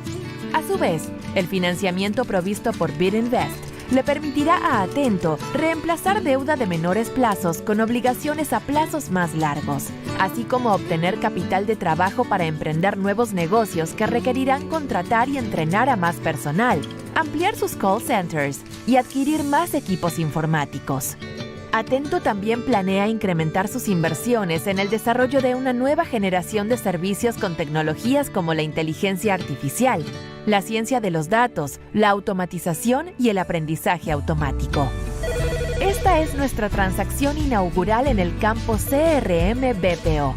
Esperamos que sea la primera de muchas inversiones para promover el nearshoring y la exportación de servicios desde América Latina y el Caribe. Hay enormes oportunidades para sacar mayor provecho de la tendencia hacia la digitalización, así como para ayudar a las empresas a ganar en eficiencia y productividad mediante la automatización de procesos y servicios de atención al cliente más dinámicos, apuntó Daichi Tsuchihashi, jefe del equipo de proyecto de Bid Invest.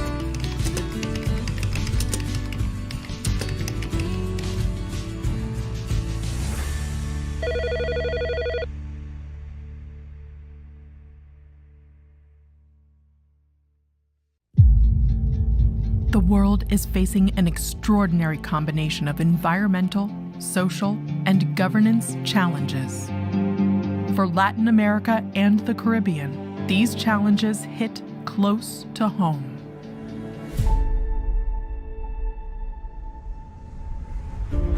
We are here to align purpose with action, to protect ecosystems, foster inclusive growth, and shape how companies do business and invest with impact. Because we need to act now to build resilience in our businesses and economies to leverage the power of the private sector. Act now to expand access to ESG solutions and sustainability-linked financing that are beneficial for more than 600 million people, the private sector, and the planet. Act now to strengthen sustainable value chains with environmentally and socially conscious mindsets. Act now to accelerate the best use of data and technology to empower businesses and people. Act now to enable sustainable investments in countries susceptible to the impact of natural disasters. Act now to lay down a roadmap for a green transition of the private sector that is just, gives voice to communities, and leaves no one behind. We have a plan. Now we are here to take action so that we can keep building a greener, more inclusive, and resilient region for all. So we can go from thinkers to doers. Welcome to Sustainability Week 2022.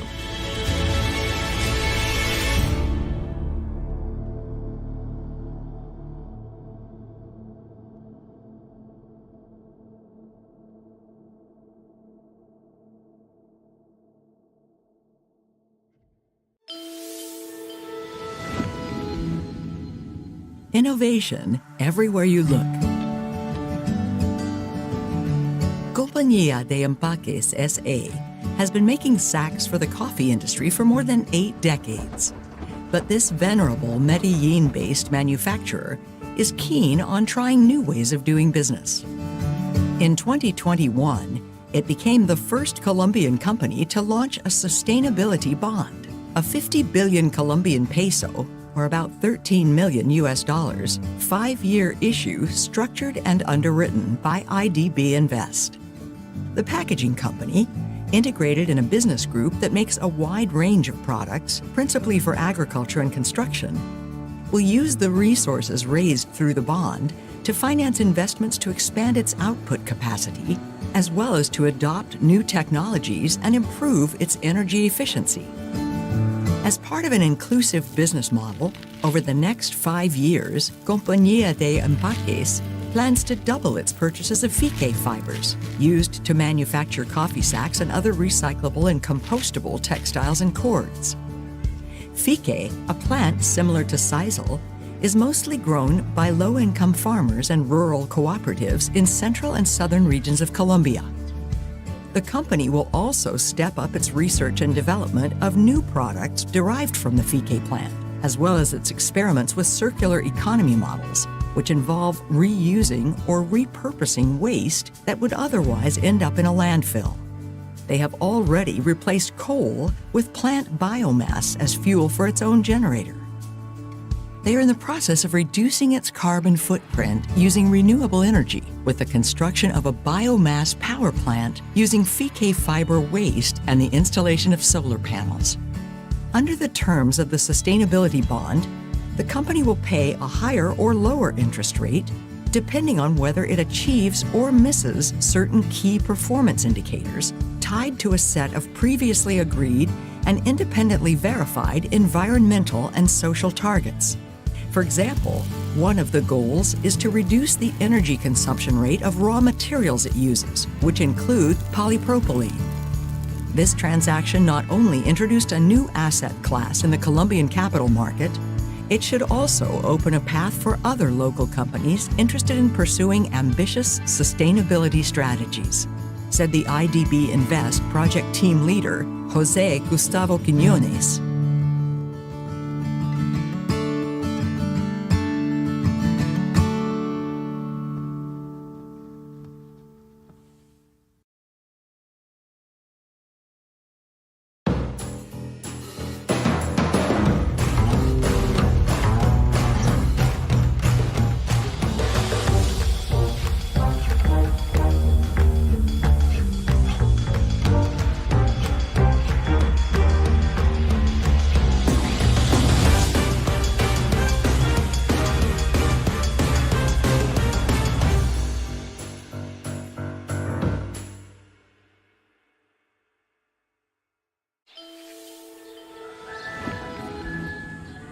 Una idea fresca para financiar a hortelanos. El presidente de Produce Pay, Pablo Borges Schwarzbeck, conocía de primera mano los obstáculos que enfrentan los productores de frutas y hortalizas mucho antes de que fundara su plataforma Agtech, mientras estudiaba una maestría en Administración de Negocios en la Universidad de Cornell. No solo porque su familia ha estado dedicada a la agricultura en México desde hace 4 generaciones, sino porque trabajó con pequeños hortelanos que no conseguían acceso al tipo de soluciones financieras disponibles para quienes cultivan cereales o manejan hatos de ganado. Como las frutas y verduras suelen ser altamente perecederas y es difícil hallar precios de referencia, a los bancos comerciales les cuesta tomar tales cultivos como garantías, lo cual limita la capacidad de sus productores para utilizar el crédito para operar o ampliar sus negocios. La startup de Borges se propuso resolver ese problema financiero específico, así como allanar el vacío de precios actualizados y normalizados de frutas y verduras. Sin dicha información, hasta al banco mejor predispuesto se le complicaría determinar cuánto podría prestar como adelanto de una cosecha. Como si esos dos obstáculos no fueran lo suficientemente complejos, Produce Pay se fijó un tercer objetivo aún más ambicioso: crear un mercado digital para que los hortelanos de cualquier parte del mundo puedan acceder al gigantesco mercado para las frutas y verduras frescas en los Estados Unidos. En los 7 años que lleva desde su creación, Produce Pay ha dado grandes pasos. Ha brindado más de $3,000 millones en financiamiento a clientes en 8 países. Además, ha desarrollado informes de mercado diarios sobre una serie de frutas y vegetales con gran demanda. Ahora está empeñada en digitalizar el comercio de las hortalizas, vinculando a productores con distribuidores y minoristas a través de su plataforma Agtech. Como parte de sus planes de expansión, Produce Pay se decidió a contratar más personal de ventas y comercialización en las regiones donde opera.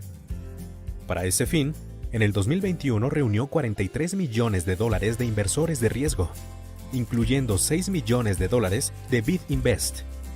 Con nuestro apoyo, Produce Pay desarrollará salvaguardas sociales y ambientales más robustas, una estrategia de sostenibilidad para sus operaciones y fortalecerá su gobernanza corporativa, reforzando su reputación de socio confiable para todos los participantes de la cadena de valor de frutas y hortalizas.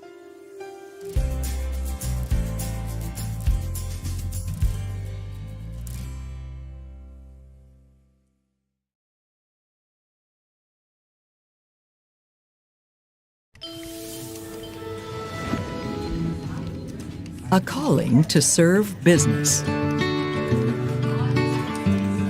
With nearly 140,000 employees, Atento is one of the world's largest customer relationship management and business process outsourcing companies. Although it serves the global market, its operations are largely concentrated in Latin America. The company, which is present in Argentina, Brazil, Chile, Colombia, El Salvador, Costa Rica, Guatemala, Mexico, Panama, Peru, and Uruguay, frequently shows up at the top of lists of best places to work for in the region. One of the reasons for Atento's stellar reputation is the opportunities it provides women, who make up 64% of its workforce. Under a project backed by a revolving credit facility of up to $50 million from IDB Invest, the company plans to pursue an EDGE certification, the leading assessment standard for gender equity and inclusion in the workplace. In turn, the financing from IDB Invest will enable Atento to replace shorter-term obligations with longer maturing debt, as well as provide working capital for new service contracts that will demand hiring and training more staff, expanding call centers, and acquiring IT equipment. Atento also plans to step up its investments in developing next-generation services involving technologies such as artificial intelligence, data science, automation, and machine learning. So this is our initial deal in the PPO Sierra Marina, and we expect it to be the first of many investments to promote nearshoring and the export of business services from Latin America and the Caribbean. There are huge opportunities to capitalize on the trend towards digitization, as well as to help firms gain efficiency and productivity through more responsive customer service and process automation.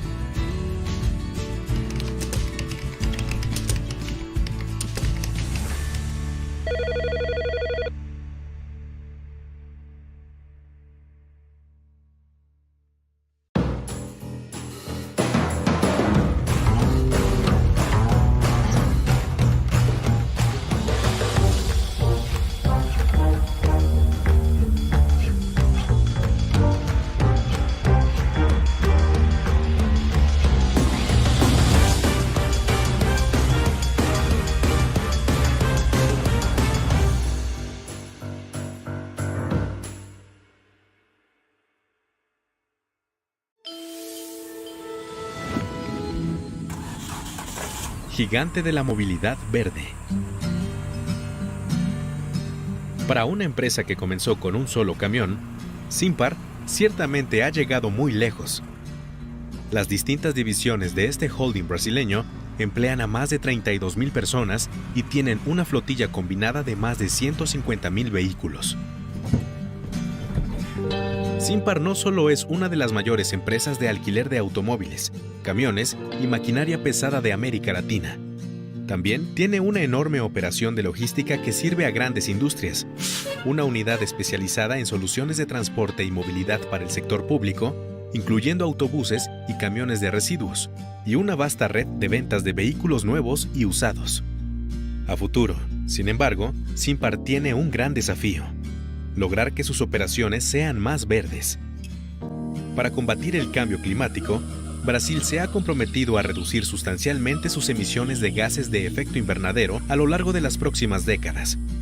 La industria del transporte, que depende en gran medida de los hidrocarburos, es una de las principales fuentes de CO2. Simpar está decidida a liderar la transición a un futuro más limpio. En los próximos años, hará una enorme inversión en sustituir vehículos con motores convencionales por unidades eléctricas, híbridas o a biocombustibles. Para apoyar ese esfuerzo, IDB Invest le brindará un paquete financiero de $270 millones que incluye $80 millones de la propia IDB Invest, $40 millones de fondos de donantes administrados por IDB Invest y un préstamo sindicado por $150 millones de instituciones financieras comerciales. Los recursos de IDB Invest incluyen un préstamo verde que se utilizará para la adquisición de vehículos eléctricos, que aún son mucho más caros en Brasil que los camiones y automóviles convencionales. Simpar también recibirá asistencia técnica para desarrollar un plan de acción a largo plazo para reducir su huella de carbono. Nuestra participación en los ambiciosos planes de Simpar puede allanar el camino para que otras instituciones financieras internacionales apoyen medidas similares en nuestra región. También contamos con que esta operación sirva de ejemplo para que otras empresas de transporte se decidan a hacer más verdes sus propias flotillas, comentó Juan Parodi, jefe del equipo de proyecto de IDB Invest.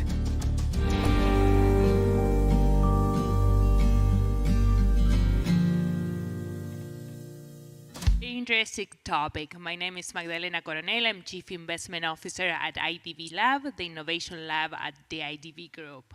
So we are excited with all the previous sessions that we have had, and we thank everyone on site as well, everyone watching online. As we all know, governance is a key component of the growth of the companies, early stage companies, as well as companies in later stages. And I would say that I believe that governance is even more crucial in those situations when things are not going that well. And that's particularly something that we will tackle in this panel. Last year, it was a record year in venture capital for Latin America and the Caribbean. We had $16 billion in venture capital investments in the region. It was a record year in M&A and IPOs, but the reality in these last couple of months and weeks is totally different than it was last year. And therefore, this conversation is extremely relevant. So with me today, we have Evan Epstein. Evan is Executive Director and Professor at University of California, Hastings, and the Center for Business Law. We have Karen Lacombe, Principal and Community Director at Valor Capital.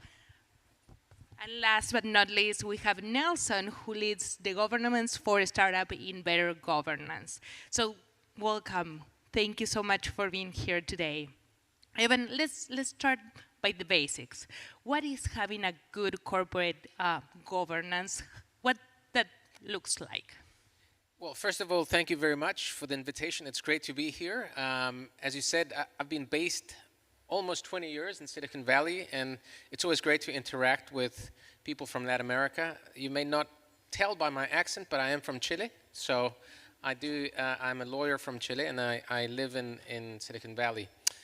Startups and governance is something that people don't think about too often, unfortunately. Most of the governance expertise lies with public companies. And even in Silicon Valley, when you talk about startup governance, it's not a topic that is very well researched, and it's not a topic that people like to discuss much. Typically what happens is when you start a company, you have one or two founders, they get together, they form the company, and once an investor comes in, typically in the Series A, they will join the board, and as more investors come in, you have more directors joining the board.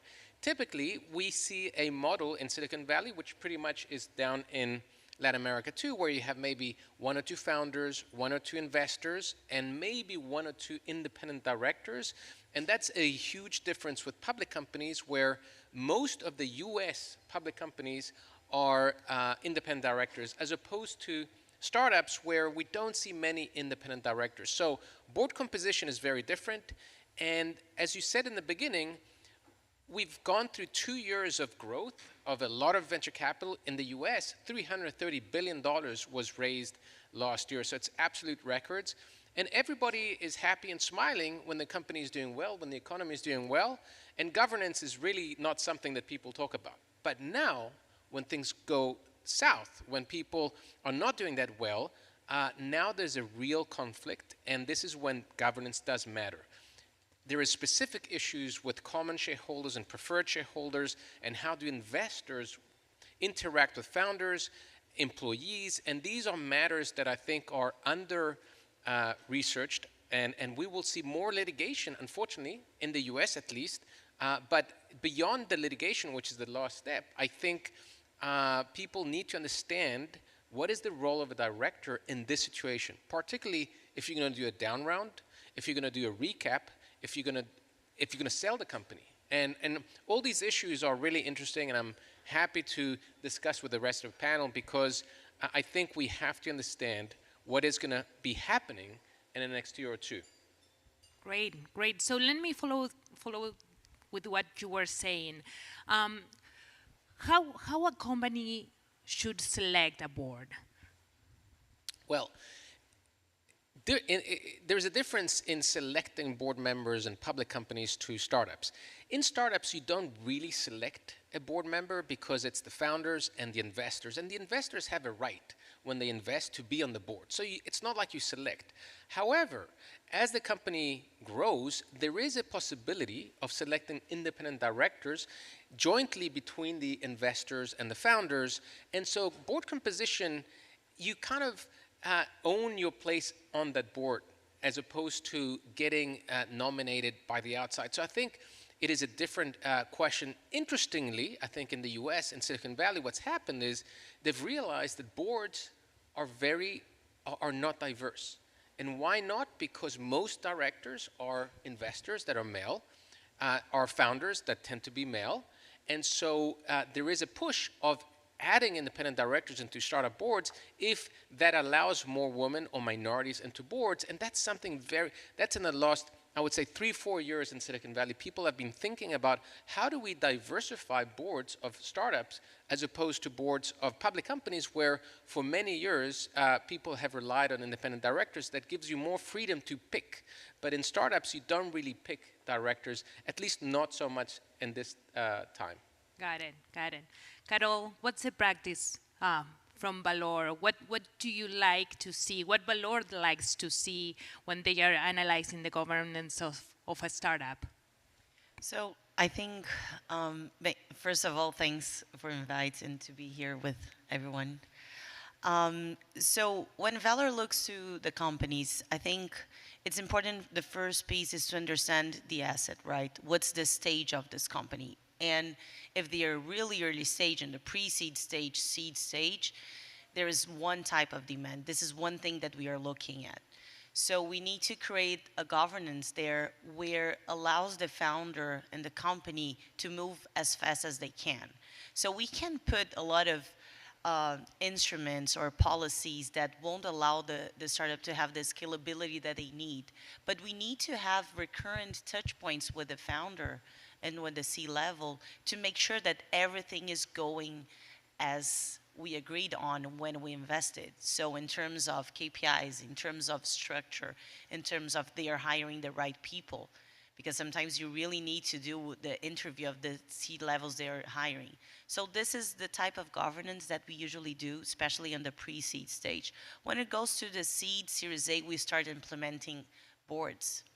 So we have, we have usually a board where we have probably another investor, and we have this like a quarterly basis, and we need to help the company understand what it needs to be discussed on the board and what needs to be discussed on the bi-weekly checkpoints that we do. So there are different things that you need to bring, and how you prepare to those boards, how you prepare presentations to those boards, how you do the prep calls to those boards and after it. So this is something that as early stage investors, we need to support the companies to create those best practices. But when we look to, for example, Series B, Series C companies, when we look to those companies, we invest and we look and we see, look, there is a financial committee to discuss the specific things. We have a people committee to discuss hiring on compensation or maybe the structure of the company.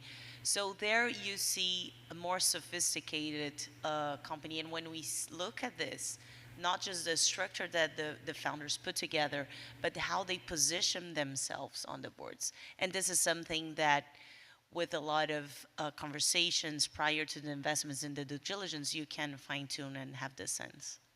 Great. Part of like having a board from a founder's perspective, it takes a learning curve. So I'm wondering, Carol, Evan, do you see a difference between a board of a startup and a board of a scale-up when they just get to that Series B and so and on? Well, maybe I'll start.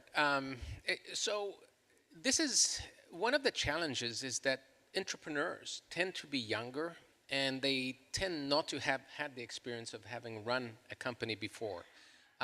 Investors typically sit on 5, 10, 15 boards. So there's a big difference on understanding what you need to do on a board between investors and founders. And one thing that has happened, and I think we may see a change, is that maybe 10, 15 years ago, after the crash and the dot-com crash, what happened was, the investors had much more power than the founders, and that kind of reverted in the mid-2000s, where founders were getting more rights. The terms were getting more founder-friendly, and there was more competition between investors to get, in the cap table. And so for the last 10 years, 15 years, we've seen, at least in Silicon Valley, a lot of founder-friendly terms where the founders are getting rights, such as maybe dual-class shares. We never used to see that. So we can see some excesses from founders recently. So all of you may recognize Theranos or WeWork or Uber at a certain stage that was empowered by founders that have a lot of rights. Now that maybe the market is going down, I think the investors are going to enforce, terms that are more favorable to them. And this is always a balance, and it's a delicate balance, because what I say is that governance excesses can come from both ends, from over-empowered founders or bad investors. Maybe the worst thing for a founder is having a bad investor, because having a bad board will definitely kill your company. And so, this is one thing I do want, if anything, you take away from this, is that the board of a startup is critical, and that you really have to think about what is your role. And I want to say one more thing. As investors, and for all the investors in this room, you actually have a dual fiduciary duty. You have a duty to maximize the returns for your fund, but you also have a duty to your portfolio company. Those duties conflict in certain situations, particularly if you make a decision to sell the company, if you do a round. And so therefore, that's the importance of having independent directors, because a board member who's an investor cannot make a decision when he's conflicted, because he's going to side with his LPs. So you need to have independent directors that can make a decision that is favorable to the company. And so there is typically a lot of conflicts of interest, particularly in Silicon Valley, but also in the industry, because it's a small industry. So I think this particular discussion is important from the side of conflicts of interest and what is the duty of a director in that situation. Yeah, and if I may add a few comments here, I think it's important to understand that at the end of the day, it's a human being relationship. Mm-hmm. You're not investing, you're not a fund, you have a name, you're a person there, and you're communicating with another individual. So I think it's important also to make sure that when you're creating those governance, you make sure that your interest is really aligned, and you pass this on your day-by-day relationship with the founder. Because sometimes maybe on the language, when you're creating all the bylaws and everything, may be too harsh. But when the founder understands where this is coming from, and you set the stage prior to the investment exactly, look, this may go south, and this is how we're gonna solve that. He will understand, or she will understand exactly where this is coming. So I think making sure that you constantly do check-ins and make sure that your relationship between the founder and the investor, it's always really with a very good communication, it's updated, and they really understands that. And when you asked about the early stage and the later stage, I think in the early stage, those founders don't know exactly what they can bring to the investor, and they can't. And sometimes they're oversharing, and sometimes they're not sharing anything. So when you go more to the later stage, they understand, like, this is the investor besides Carol, for example. So I think this is one side of maturity that you see on both stages. So as a board member, Valor, being a board member, this requires way more than actually the board meetings. It's a day-by-day, weekly work with the entrepreneur.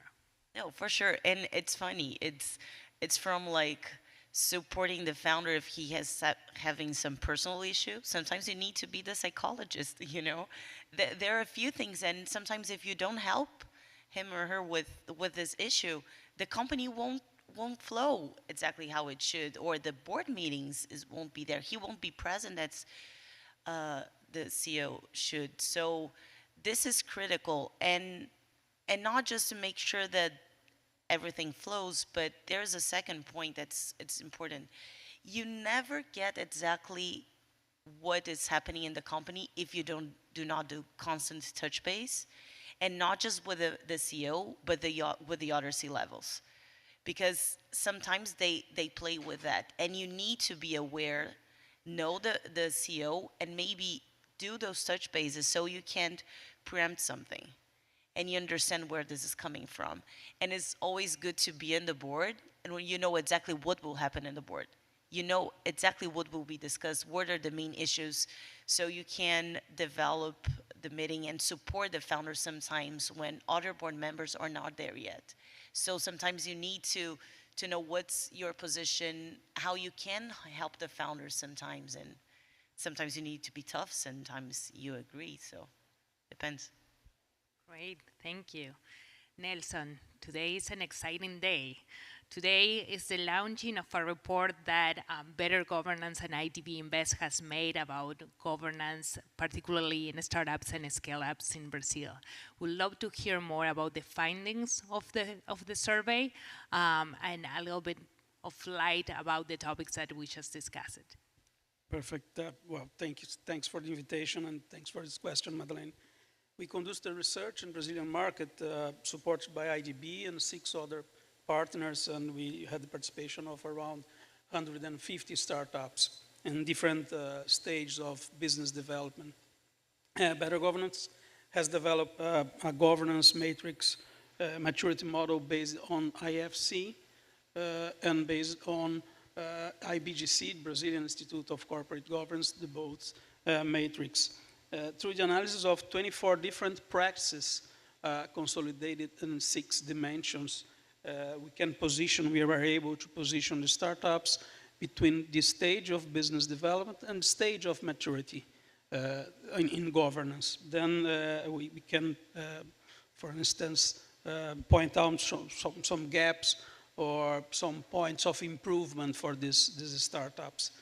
I believe the main results that we find are related to the situation that this mismatch or imbalance between the stage of business development and the stage of maturity in governance. For instance, about 60% of the respondents' startups declared themselves in the 2 most advanced stages, their traction or scale in terms of business development, when in fact 82% of these startups were in the initial stages of maturity in terms of governance, the basic and developing. Some of the dimensions with the biggest challenges, for instance, transparency and disclosure and control environment. In sequence, we also find challenges in the dimensions of commitment to ESG and culture and decision-making and strategic monitoring. But we find some positive highlights also. Stakeholder engagement and ownership present some very good numbers.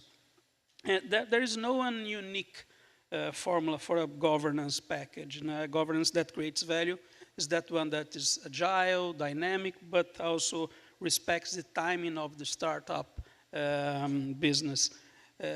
I believe that the first step must be to understand its appropriate stage of business development, its gaps, and design an action plan to implement the appropriate set of practice in terms of governance, respecting this moment, and obviously preparing this startup for this next stage.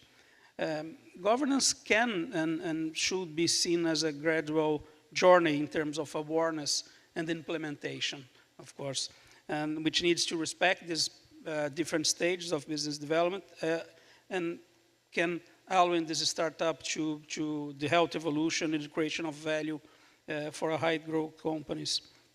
I think this research will help all the ecosystem stakeholders to have a broader view about the situation of corporate governance, the importance of corporate governance for this world of the startups, this ecosystem of startups and scale-ups. And for those who want to know the results of this research with more details, Madalena will make the report available through QR codes. The people will put this, I believe, in the internet and YouTube. In addition, for those startups that are interested in knowing their level of governance maturity and how governance can add value for the startups, we are launching again in partnership with IDB a new research for all Latin America right now, today, and you'll find QR codes in English and Spanish version for the questionnaires. It's important to emphasize that the character of total confidentiality of the research data. I would like to invite everyone to participate in this new round of this survey, and I believe that it will help us to have an overview of governance of all Latin America. And once again, I would like to thank IDB for the partnership and for the support for all this journey of knowing a little bit better the startups and the scale-ups ecosystem maturity in governance. Great, thank you. And everyone here and online, please download the report. It's in English, in Spanish, and in Portuguese. I believe we might have the link. So please, very interesting report. Nelson, do you think that the acceleration in venture capital, in the venture capital industry, actually accelerated the process of creating governance? An open question for Carol and Evan as well. I believe that how to accelerate, first of all, is to have this big picture about in what point of the corporate governance steps the startup is. This self-assessment is one thing. The assessment that we provide with this tool, this matrix, I believe it will help the startups to put all on the same page, all this information on the same page, and to understand a little bit better how to go to the next step.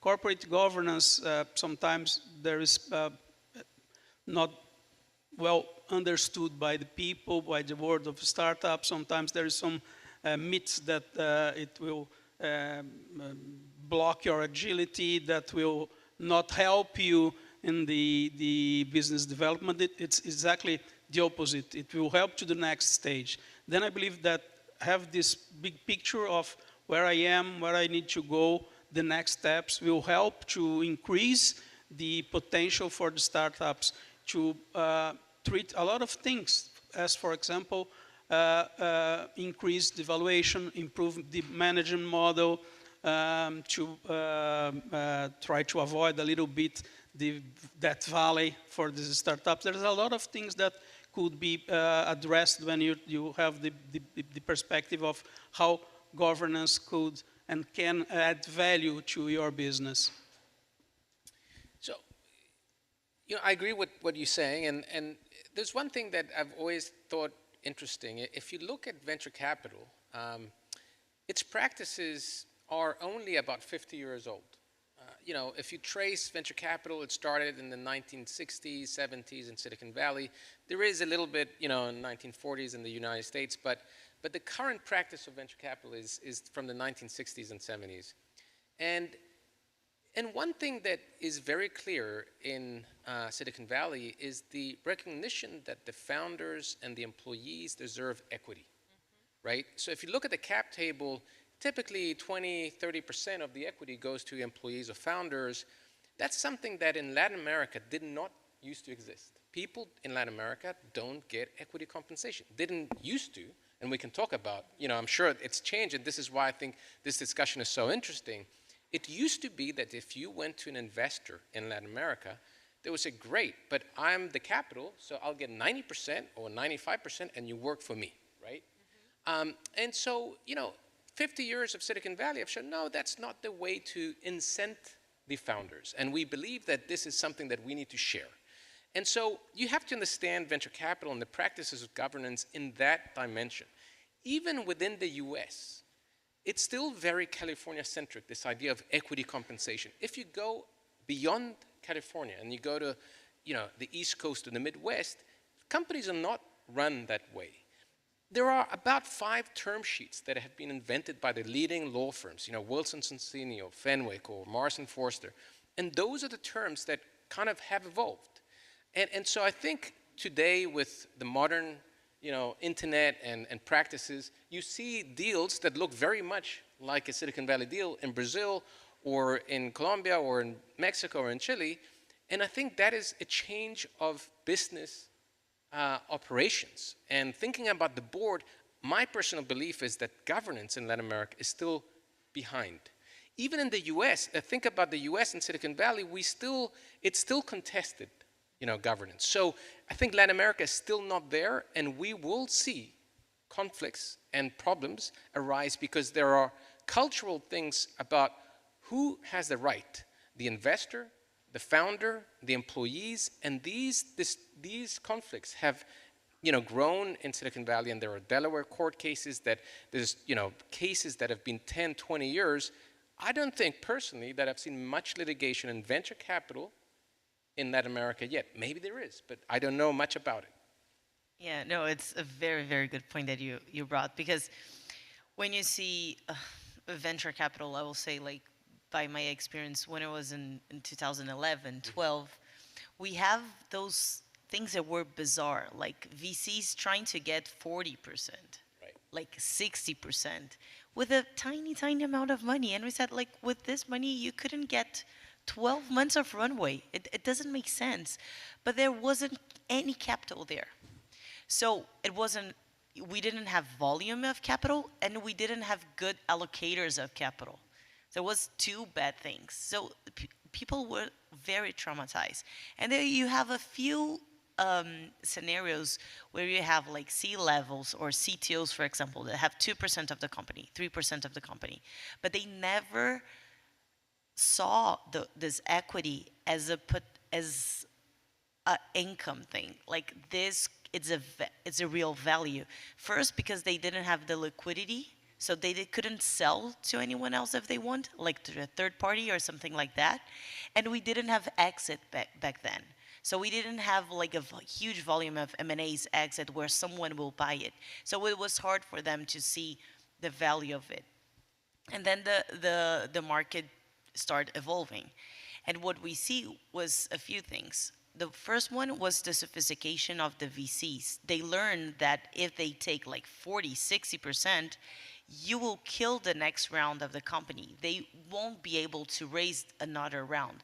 And if you kill that in the venture capital business, you blow up the potential of the company to raise more rounds, to be a larger company, and to hope, go to IPO and have a liquidity event. So this mindset changed. So the governance perspective changed in the mindset of who it's allocating the capital. And second, we have more capital in the market. Why? Because now what we see is that LPs, for example, like IDB that did an amazing job in Latin America, we were talking, I don't know, I think you guys have 10 investments in Brazil, something like that. But we have more LPs that understands venture capital. So we, when put together a fund when we are raising, they understand the risk, they understand the logic of it, and they're allocating more capital. And we know as more competitiveness in the market, what will happen is that VC needs to adjust. So if now we have local funds that learn from their mistakes, we have more foreign funds investing in Latin America, like SoftBank, Tiger. Ourselves are a mix, so we are cross-border funds, so it's hard for me to put in one pocket. But we bring a lot of those best practices. So our funds, for example, where are the regulations? So almost all the startups in Brazil, they are a Cayman or Delaware company, and this is much closer to a company in Silicon Valley. So for example, our lawyers are the same lawyers or startups in US. So this helps a lot on the governance piece and the structure. But going back to the point that we were making about the liquidity and how founders look at the equity. So what we see now is that besides the competitiveness that we have more capital, better VCs that know exactly how to do, we have a secondary market that's coming to place. So this is really interesting because now we receive more calls, for example. I have calls from friends calling, Carol, what should be my compensation if I get to the company? How should I value the stock option plan? So founders asking how I should structure it, and people that want to work in a startup is how should I value it? So you see the signs of the market getting more mature. And we also see now funds being launching, it's a few, but just focusing on secondaries, on buying common shares. So the market's getting more sophisticated. Great. Let me go back to the idea of even the market is getting more sophisticated, we still have a lot to learn too, right? And I'm wondering, what are those best practices that you see in Silicon Valley that are not in Latin America still? Carol, Valor has invested in US companies as well as Latin American companies. What's the difference as well in being sitting in each one of those boards?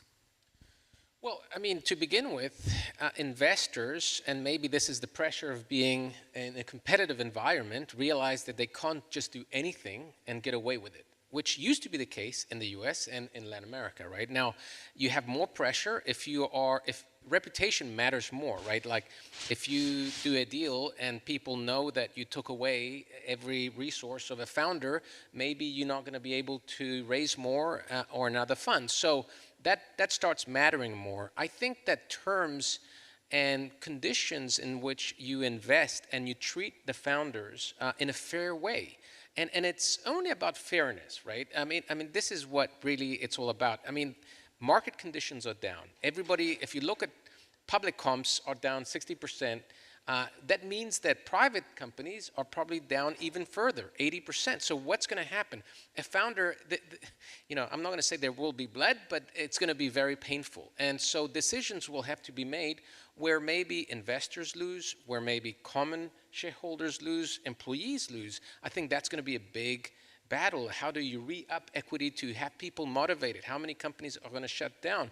And this is the US. And so if you look at Latin America, that's probably coming too, and it may be worse. And so at this stage, you just have to do what's fair. One practice that people talk about is maybe investors saying, look, we need to have a carve-out for employees in the case that the company is sold, and if that money only covers the preferred, maybe we should do a carve-out for the common. People are talking maybe 5%, maybe 10%, some even talk about 30%. You're not obliged to do that. But, you know, maybe that's something that is on a fair basis. Look, we have to consider this. And so that's the type of things that are going to happen. And this is when your board member or your investor will really matter. And sometimes it's beyond your control because it's your investor's money and you don't have so much tools. But I suspect that it's not going to get pretty and people have to make hard decisions. Yeah. A very good point, because I think I just make two comments. I think the first one, a difference that we see between both markets, I think it comes because of the maturity of the market. It's not because I think any other aspect. So we invest a lot. We don't have a lot of, I don't know, third-time founder. We have a lot of first-time founders. So they still need to understand that we are investors, they're investors, and they're founders. And this is a relationship that needs to be managed. And those investors have duties where they're LPs, and this is also something that's in the table. So I think when we compare both companies, I think first is the sophistication of understanding those relationships and responsibilities. I think this is one piece. The second is that they have a broader network where founders can ask other founders or can ask other friends and other VCs. They already have passed through a lot of things. So best practices are in the market for longer. In Latin America, we don't have it.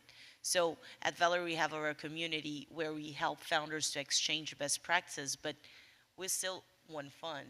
We have few, but in US, you have much more places where they can go after. So I think this is one piece. And then when we look to the other one, now that the blood will come, we hope not, but market is hard right now. We can deny it. I think it comes to the first part of the talk that we are having, that it ends up to the relationship that you build with the founder. So in tough times is where you're actually going to see how you're going to deal with it, and this is critical, because this is where you need the founder to understand sometimes your duties that you have and how to manage it. And you need to also understand the founder, like how you can help and what's the right situation. So I think communication and empathy here in this process and really understanding the business, it's critical to come out of this situation.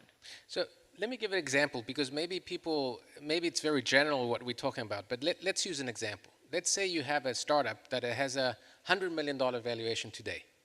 And people now in the market say, you know, it's not really worth $100 million. It's actually worth $30 million. And if you want to have money and continue to survive and you want to raise more money, we'll give you a $30 million valuation. Well, what does it mean for the company? Well, it could mean that the investors have terms that protect them on the downside. And so if you raise at a $30 million valuation, the investors which have preferred shares may increase the number of shares, and the people who get diluted are the common shareholders, and they may be wiped out. Those are terms, standard terms in Silicon Valley. Investors protect the downside. And so this is very painful, and it's certainly more painful for founders or employees who get wiped out. And so if you take venture capital, you have to understand what it is to take venture capital. You have to think about it, it's like rocket fuel. You're either going to go up and survive, or you're going to blow up. And it's not for everyone. And so I typically tell entrepreneurs that, you know, be careful if you take venture capital, because they have a very precise objective, which is to make 10x the return. And if you don't get there, you're going to be cut out. And so now, when you do a down round, maybe it's worth $30 million, right? And at some point, you may do sort of a new cap table, and maybe another investor comes in, maybe it's an inside-led round, but those situations are very delicate, because if you do an inside round, the investor has a perverse incentive to take over more shares at a much lower price. So they may come, so say you're in a C round and you invested at $10 per share, you can invest in the next round getting more shares for $6 per share. And you can convert your shares that you had in your B series at that price. So you've taken over the company, essentially, for zero. And so people, it's a very specialized industry, and I've been in litigation where we are in depositions, and we ask the directors, what did you do? Did you actually think about the price? And people don't really know what they're doing. I mean, I have to say, people don't understand the fiduciary duties. And so, again, founders have to understand this, and investors have to do the right thing, even though they may have incentives that are perverse. Yeah, and I just want, sorry, to add one small piece. This is a business of reputation and of long cycles. So sometimes you take a decision that maybe could be to protect your, it's not the best decision maybe for the founder, but sometimes you need to do something more profounder, or to protect the founder in some cases, or at least to the company, and say, look, we can give you 12 months of runway. Let's see how it will get. Because then you can save the company, or in a sense, or make the runway for them to solve it. But sometimes you need to take a decision. Maybe that's bad money, good money for bad money. How are you going to get? So it's a tough situation where you understand that the business can go well, but sometimes you need to get to the decision, say, let's cut. And we can't put good money for bad. So it's hard in this reputation business. And there's been a lot of layoffs. I mean, we are seeing 10, 20, 30% of employees getting cut off to lower the cost of the company in anticipation of the company surviving. Yeah.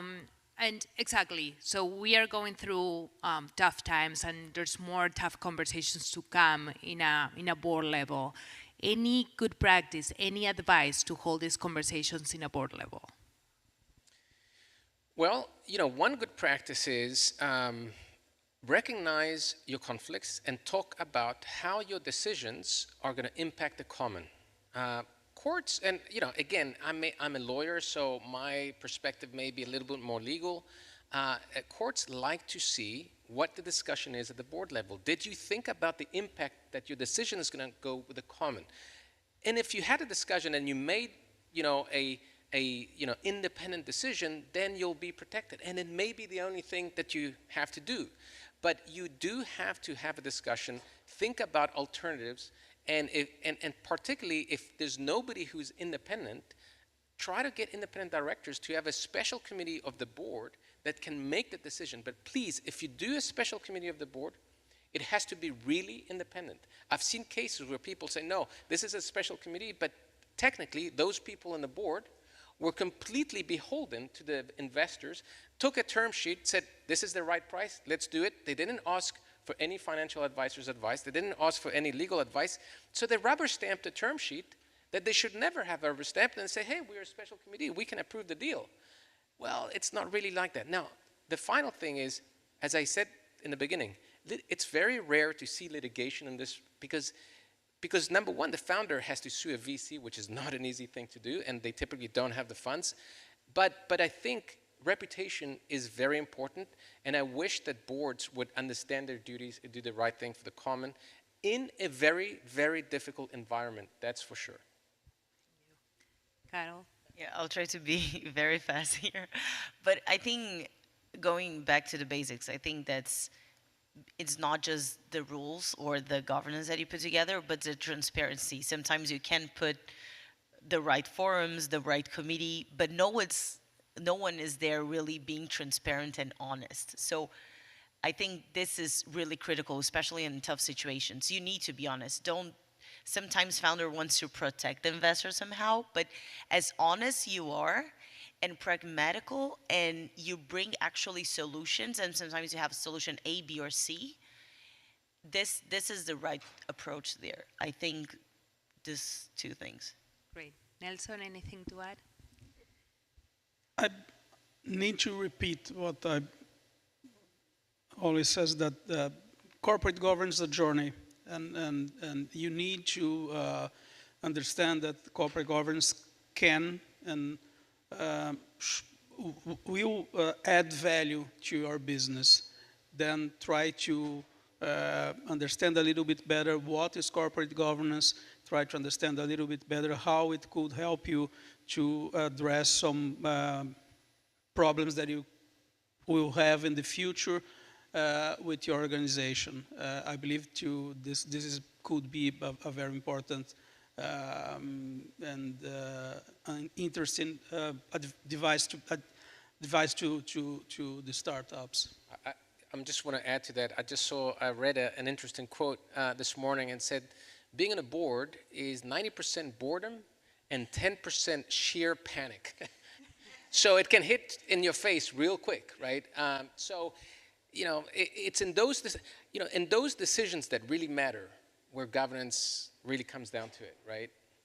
Thank you so much. And with that, thank you everyone here inside. Thank you everyone connected online. Thank you, Martha and team, for putting this amazing panel together. And thank you to the panelists. Good afternoon. Thank you. Thank you. Thank you.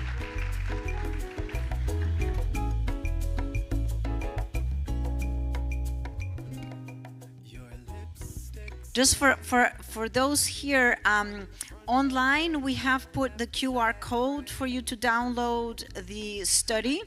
But for those here, you need to be registered in the system and in the app. And then you can download the study and the questionnaire in English, Spanish, and Portuguese if you want your company to participate.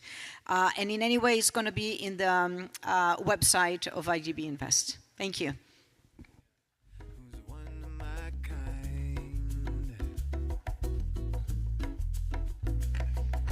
Hey, soul sister, ain't that Mr. on the radio, stereo, the way you move ain't fair, you know. Hey, soul sister, I don't wanna miss a single thing you do tonight.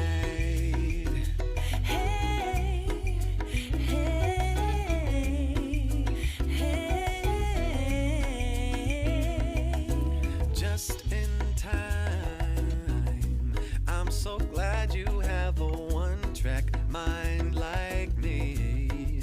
You gave my life direction, a game show love connection we can't deny. I'm so obsessed, my heart is bound to beat right out my untrimmed chest. Now I believe in you like a virgin, you're Madonna, and I'm always gonna wanna blow your mind. Hey, soul sister, ain't that Mr.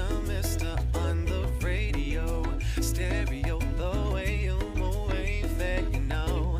Hey, soul sister, I don't wanna miss a single thing you do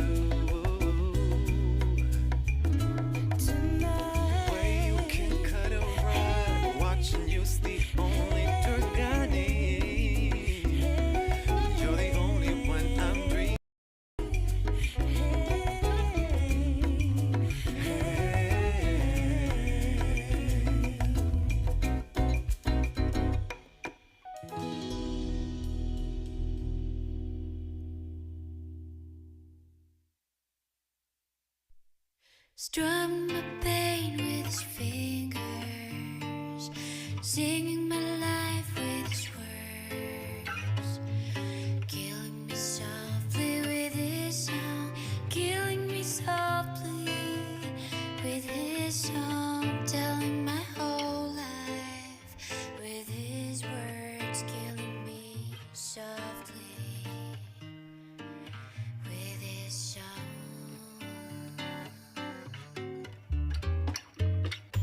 I heard he sang a good song, I heard he had a style, and so I came to see him, listen for a while, and there he was, this young boy, a stranger to my eyes, drumming my pain with his fingers, singing my life with his words, killing me softly with his song, killing me softly with his song, telling my whole life with his words, killing me softly with his song. I felt all flushed with fever, embarrassed by the crowd. I felt he found my letters and read each one aloud. I prayed that he would finish, but he just kept right on, strumming my pain with his fingers, singing my life with his words, killing me softly with his song, killing me softly with his song, telling my whole life with his words, killing me softly.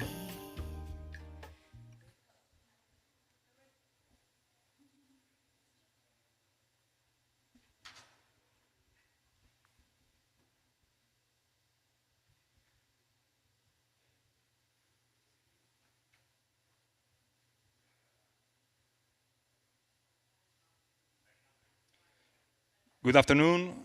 We kick off this last session of the day within the context of sustainable digital transformation to talk about sustainable approaches to innovative B2B digital ecosystems. For this occasion, we are very fortunate to be joined by 3 senior executives from 3 leading companies in their respective sectors. First, the telecommunications sector with Orazio Romanelli, representing Millicom as an enabler of broadband internet connectivity and cloud services for the development of digital solutions. Millicom is a strategic partner of IDB Invest with a heavy footprint in the operations in the region. They are pretty much focusing on closing the digital divide, as this is critical for our region. And for this kind of project, IDB is investing with them in the implementation of their 4G, LTE, and fiber deployment strategy within the region.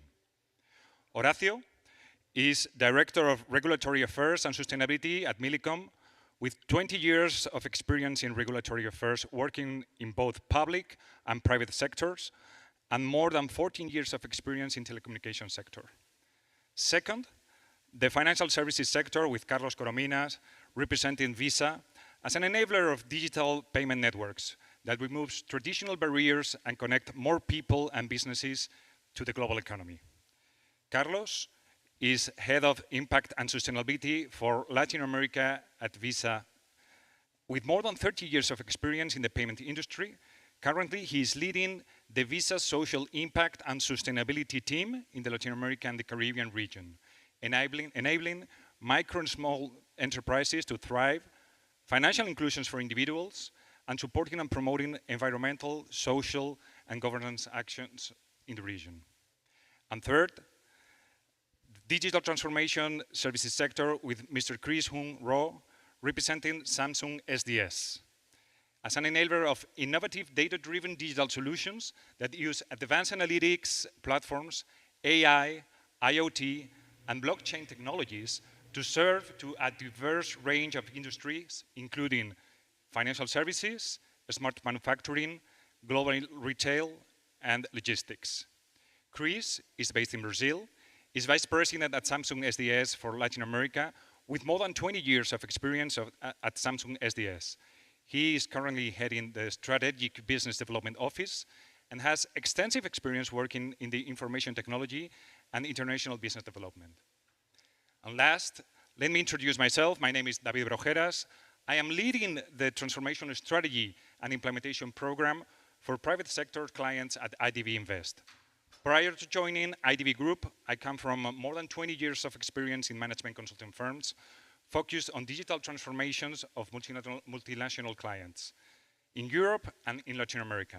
And I also experienced the thrill of becoming an entrepreneur and co-founded 2 startups.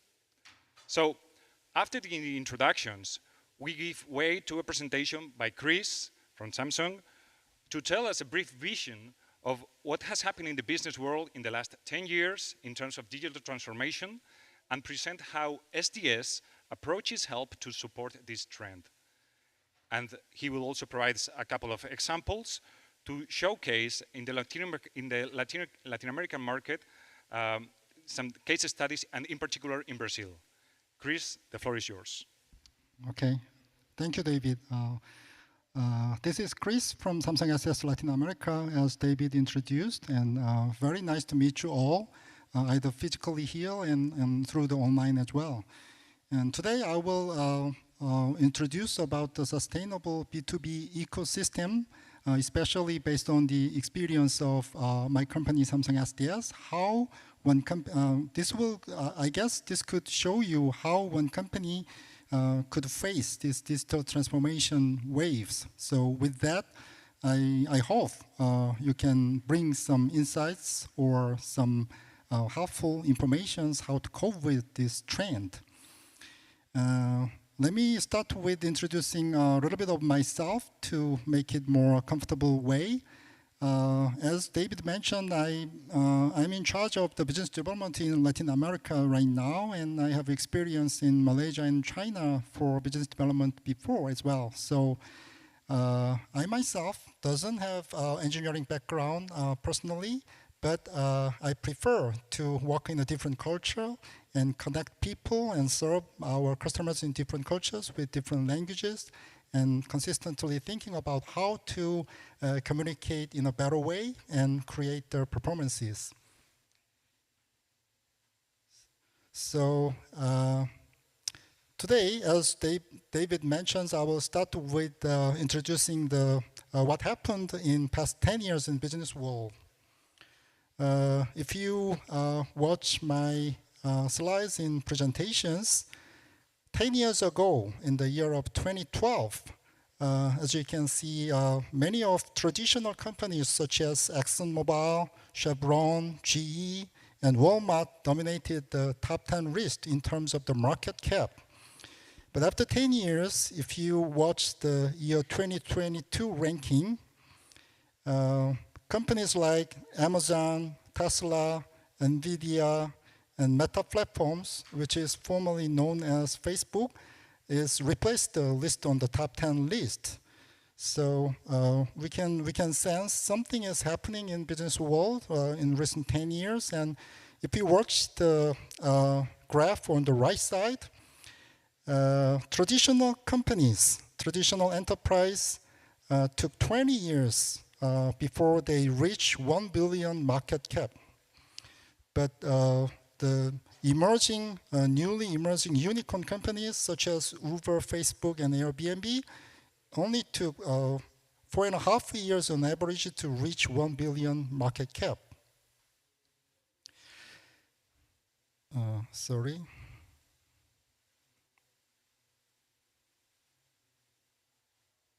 And I will take some of the examples of digital transformation world. Two companies, Johnson & Johnson and Visa, how these companies cope with the digital transformation and successfully could enjoy the fruit of this digital transformation. Johnson & Johnson, while these 10 years, they increased only 1.5 times of their revenues, but in the same time, their market value increased to 3 times during the same period of time.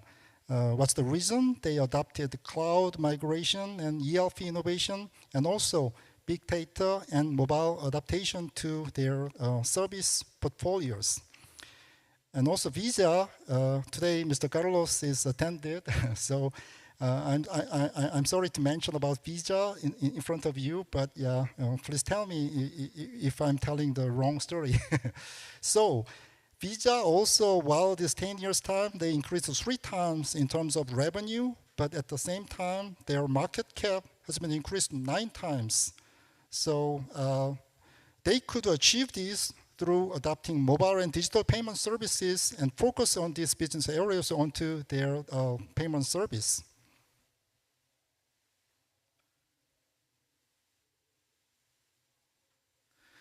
And this slide shows IDC research, how they classify the enterprise who are adjusting to this digital transformation trend from digital register onto digital disruptors.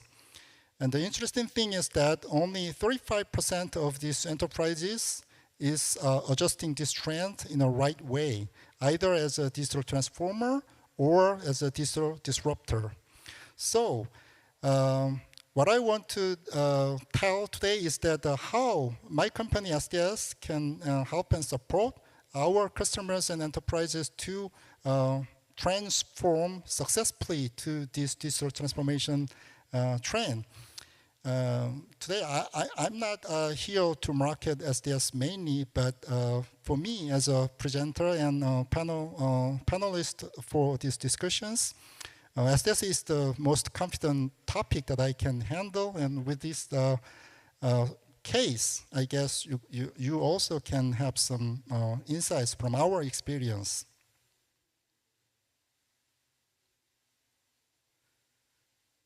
Okay, this is the framework how SDS provide the support and help to our customers in terms of digital transformation. We provide the infrastructures collaborating with the major cloud service providers like AWS, MS Azure, and Google Cloud.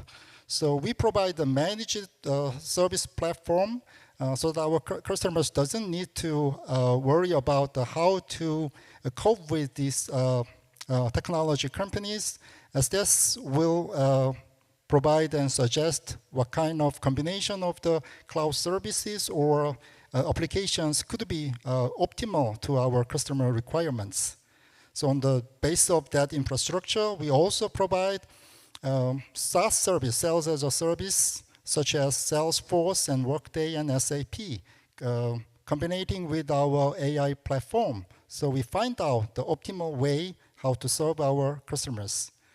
So to realize this service, we start from the diagnosis for the customer's present status, how they are ready for digital transformation. And based on that diagnosis, we suggest and recommend for the route for the transformation, including all these kind of consultings and all the way until implementation and deployment as well. So all these IT infrastructure will be capsulated with our security service. So our customers doesn't need to worry about the data leakage, the confidential or critical data out of this box, so-called firewalls. So we do provide all of these comprehensive digital transformation service. So again, briefly, I will explain again about how our service layers are composed. On the top of the cloud infrastructure, we integrate with our service platforms for AI and hyper automation, and natural language processing, and also the development platform. On the top of this platform, we do provide the data transformation assessments, and eventually we provide the needed application layers such as ERP, SCM, CRM, and HCM. So logistics will be one of the most representative business domain that digital transformation can contribute for the increase of the efficiency. As you can see, conventional process, we used email communication for the quotation and booking of the vessels for the transportations. But through Samsung SDS digital transformation services, we could decrease the quotation lead time 122 hours. So we make it a real-time quotation and booking. In the same way, the documentation and the planning of the vessel trace will be also optimized, and eventually we can provide the very accurate estimation of the vessel arrival time so that our customers can increase their business operations efficiency and also in terms of the communications.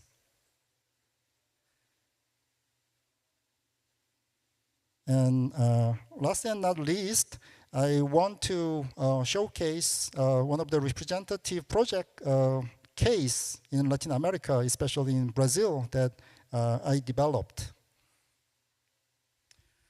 So we provided the remote education service to Minas Gerais states in Brazil. So in pandemic era, the students could not go to the school physically to attend the public education service. So to overcome those challenges in terms of the external environment, we created the remote education solution offerings, combining with Samsung Electronics tablet devices and our device management solution and remote education solution together with the face recognition solutions. So the students can access the education at their home, and the school administration and teachers and constructors can manage and control and have the visibility where the devices are deployed and where my students are accessing my class, and also can block the students from accessing non-necessary sites such as YouTube or Facebook during the class time. The device management system can support those kind of all the features. So with this system, we could increase the efficiency and decrease the printed material for the textbooks. So we could contribute to the sustainable economy, and also cost and time savings for transportation. Don't need to move to the physical schools.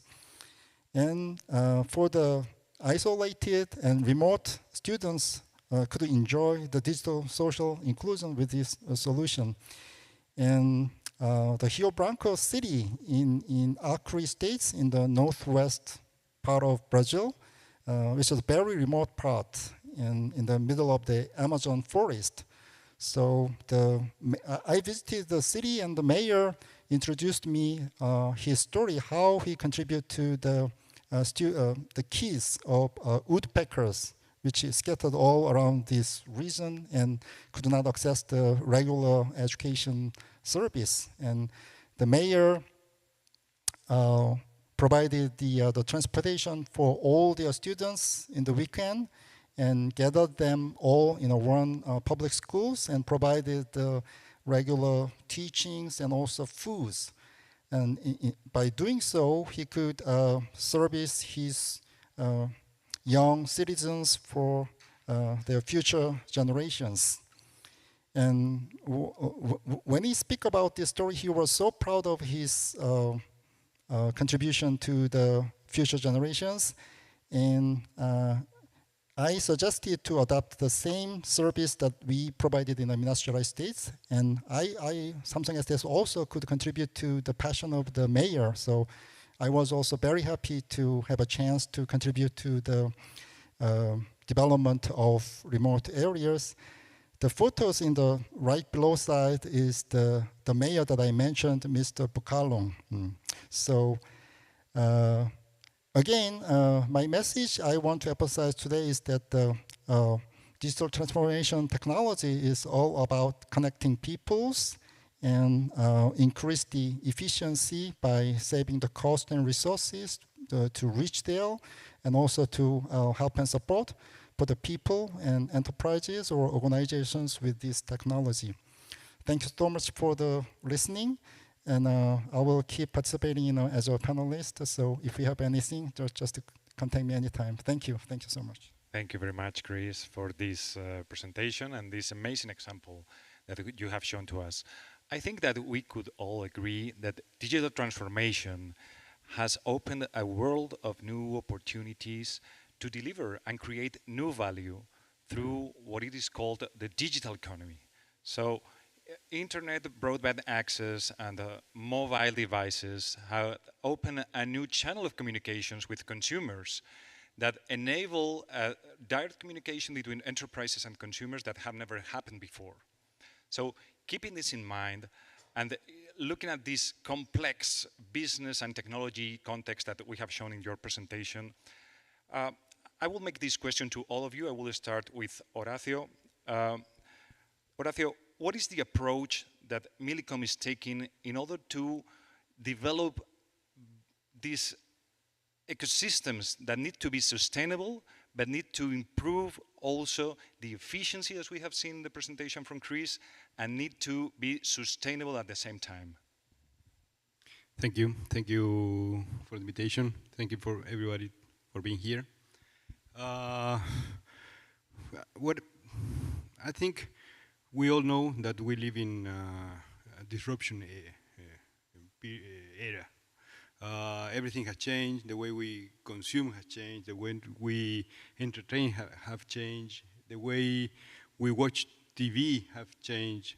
So that's why most companies are embracing what we all call digital transformation in all the industries.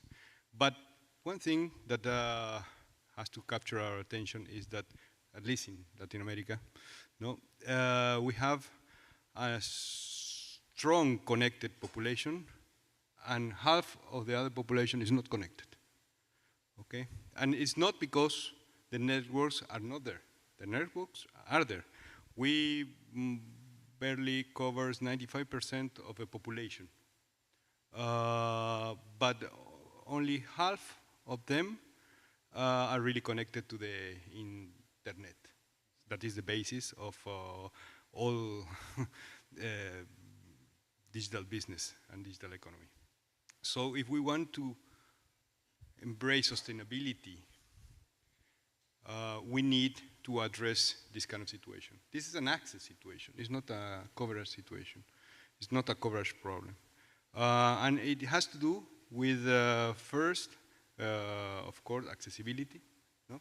Accessibility to terminals that in our countries are taxed even as a luxury product. So the average price for a smartphone that our countries pay is around $40. So the high-end mobile terminals are out of the question if you think as the whole population of the country. Of course, the accessibility to the service, but more than that is that the people now cannot find real value using internet, and that has to worry all of us. If we remember how mobile telephony grow faster because everybody need to be connected and found a huge value connecting each other through mobile phones. Well, that has to happen to the internet, and it's not ready there. Government has a lot to do in this situation. They charge us with huge cost of spectrum, no? That of course go against the accessibility. Taxes are, we have special taxes that has nothing to do with the telecom services. So that go against the internet penetration. And the government have to digitalize themselves in order to the population find value in the transaction with the government as well. A recent study from a renowned researcher from the Columbia University, Dr. Raul Katz, found that 10% increase from the current internet people connected could drive huge increase in GDP, no? Around 1.7% increase. And also reduce employment for about 2.4, I think, and increase financial service penetration by 2.3%. So that's what connectivity brings. And so in order to have sustainable business, digital business in our economies, we need to be connected, and we have to address the rest of the population that currently is not connected. All right, thank you, Horacio. Carlos, a question for you. Visa as a payment network, digital payment network, how are they developing their strategy in terms of build an ecosystem with third parties in order to create value and at the same time being sustainable? Well, first of all, thank you for the invitation. A pleasure to be here. And we have been working in several different aspects in order to invite every single one to the table, right? To being inclusive. I will say that the technology has been a great ally in several different sense. And let me share with you several statistics that are really interesting and impactful. First of all is the number of micro and small businesses that we have in every single country in Latin America and the Caribbean. When we go into the really, really tiny ones that are defined like the micro, that they have between 0 and 10 employees, like for example, in Mexico, we have 95% of the total population of merchants are micro. In Colombia is 96, and so on. So a few years ago, technology was really expensive in a way for them to be included. Like for example, for POS terminals, or in order for them to transact with digital payments, it was like $700 per device.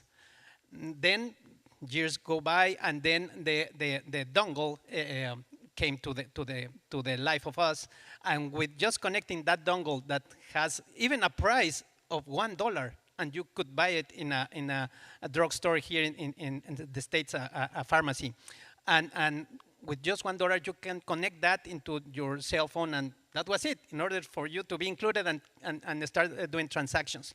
But then they have to enhance those devices in order for them to have a chip reader and so on. And maybe we went into $20, $30. Several different things are interesting. Like for example, as of today, we are going towards a new technology that is called tap to phone. That means that with a cell phone, you are going to be able to transact and do digital payments without any device, not even a dongle, just your phone. And most of the people nowadays has a phone. Certainly they need connectivity. We have done some research, and even though that a lot of people has an intelligent phone, a smartphone, the truth is that as well in rural areas, they do not have a data plan, they do not have connectivity, they prefer to use it for Facebook or some other things instead of even getting educated. We have been working in order to provide even financial and business education that is very important, not just financial, but also business education to all micro and small businesses with platforms that are free. We have, like, for example, practical business skills that .com is for US, and .org, we have it in several different languages around the world for the people to get more, knowledge in order for them to take better decisions related to payments and also related to business. And as well, we do have for individuals, that is practicalmoneyskills.com or .org. And we have been really inclusive with all of them, and certainly innovative, right? Maybe the best word that describes us is to be always working jointly with the new technologies, and certainly some specific aspects like the pandemic that certainly it was terrible in many aspects. In the ecosystem of digital payments was kind of an ally, ally in the sense that instead of if you had a merchant and you were like used to wait for the people to come to your store and buy your goods, with the pandemic, they were not coming to you, and you need to invent the way of going to them. So e-commerce, a lot of digital payments, even through social network, you need to reinvent yourself in order to reach your customers and then do the sale. So I will say that technology has been the best ally for the digital payments ecosystem. All right, thank you very much, Carlos. Now, there are like 3 key factors that have to do with this digital sustainable ecosystem. One is economic viability. Second is environmental responsibility. And third is social equity. So reaching these, or understanding these 3 key factors are very important in order to develop or to expand these digital ecosystems. So for Samsung, for example, what are the key guidelines that you address in order to understand what are your customer needs, what kind of products do you deliver, and what kind of service do you deliver to your clients that you have shown in your presentation, and how are you linking your values with the expectations of your customers? Yeah, thank you for the question. The usual approach that we face with our customers is first to need to understand the exact requirements and expectations from our customers. We are not selling ready-made products they want to push to our customers. First of all, I want to understand the present customer's business process. As I mentioned, we do the diagnosis for the present status of our customers' digital readiness. It's a kind of CD scanning of the present business process and well is needed to increase the efficiency or develop some other process should be embedded inside the present process, kind of. So the most important thing is to understand the customer's present process, and I believe the technology is the underneath of our customers' business process, and I like the term the enablers. The companies like Samsung SDS is the business enablers to our customers in terms of technology. So, as I mentioned in first of my presentation, I believe SDS is a kind of interpreter like me. As business developers in the different cultures, SDS work for our customers to connect our customers to the technology trend so that they can well adopt it and use the edge technology, not necessarily thinking about the complexity of the business, the portfolios, combinations or integration.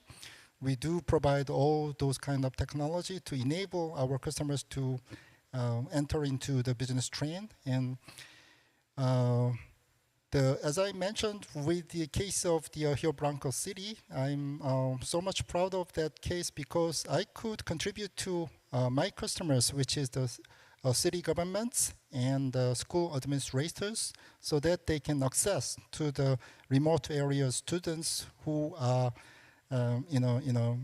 low social class, and they also can be included in this digital transformation trend and enjoy the public education system through technology. This technology also includes the connection with the telecommunications. The interesting thing is that the Rio Branco City also provides the data package as well, together with these tablets and remote education solutions in total comprehensive offerings. So with all this kind of combination and collaboration could contribute to the society for social inclusion. So I believe this kind of collaboration among the companies like Visa, and also we developed the solution portfolios together with our partner companies as well, and even the startup as well. So that's the way how it works to address to our customers' requirements and build up and support. Yeah. Thank you. This brings me to the concept of sustainability at the heart of the business purpose. Horacio, how is Millicom bringing ESG initiatives into the business purpose? Well, our purpose, Millicom purpose, really is to build digital highways to connect people, improve their lives, and develop communities. So in our strategy, DSG is embedded. Really thinking about climate, for example, we are working a lot in emissions, no? And how to reduce them. We just last year we agreed to be net zero by 2050, and we are about to announce next month our near-term science-based targets. So we are working a lot in this regard. We are innovating a lot, for example, in new sources of energy through, for example, energy as a service that we are doing in Colombia in order to replace the fuel used to be fueled by carbon combustibles, some of the grid towers, and now we are moving to more renewable of them with this kind of alliances. And also we are of course working in other, for example, in Panama we are agree some power purchase agreement in order to buy green energy for towers. So the investment in being more efficient each year in climate is huge. For example, to give you a number, we increase around 25% of traffic in the last year, and the energy only grew 9%. So we are becoming more and more efficient. We're investing a lot in this regard. So this is one of a way that we are making our business sustainable. And of course, the other ones are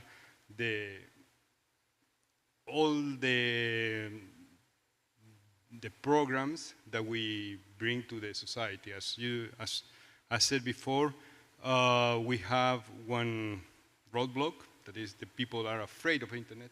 The people they are not using internet because they are afraid. They think they are going to mess up. They think they're going to be in control for them. So we have tons of programs now trying to address this. For example, we have a program that's called Conectadas. Conectadas address women,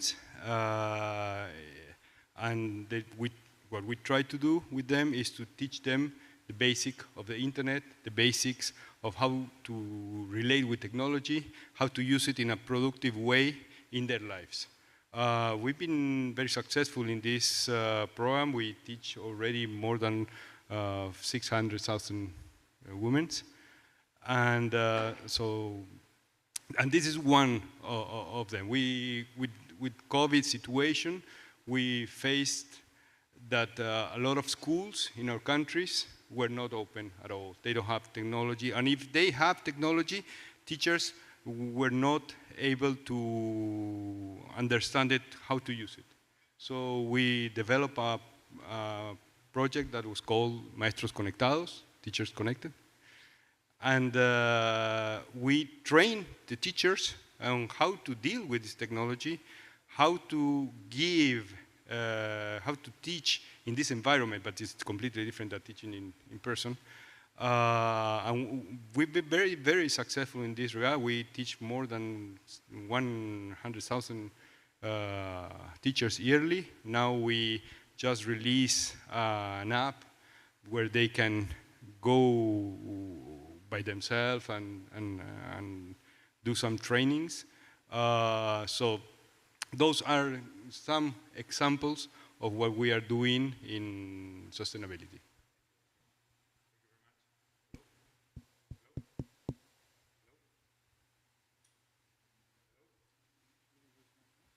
Hello? Yeah. Thank you very much, Horacio. Now, continuing with this sound concept of sustainability at the heart of the business purpose, for Visa, Carlos, we know that you serve both B2B and B2C clients.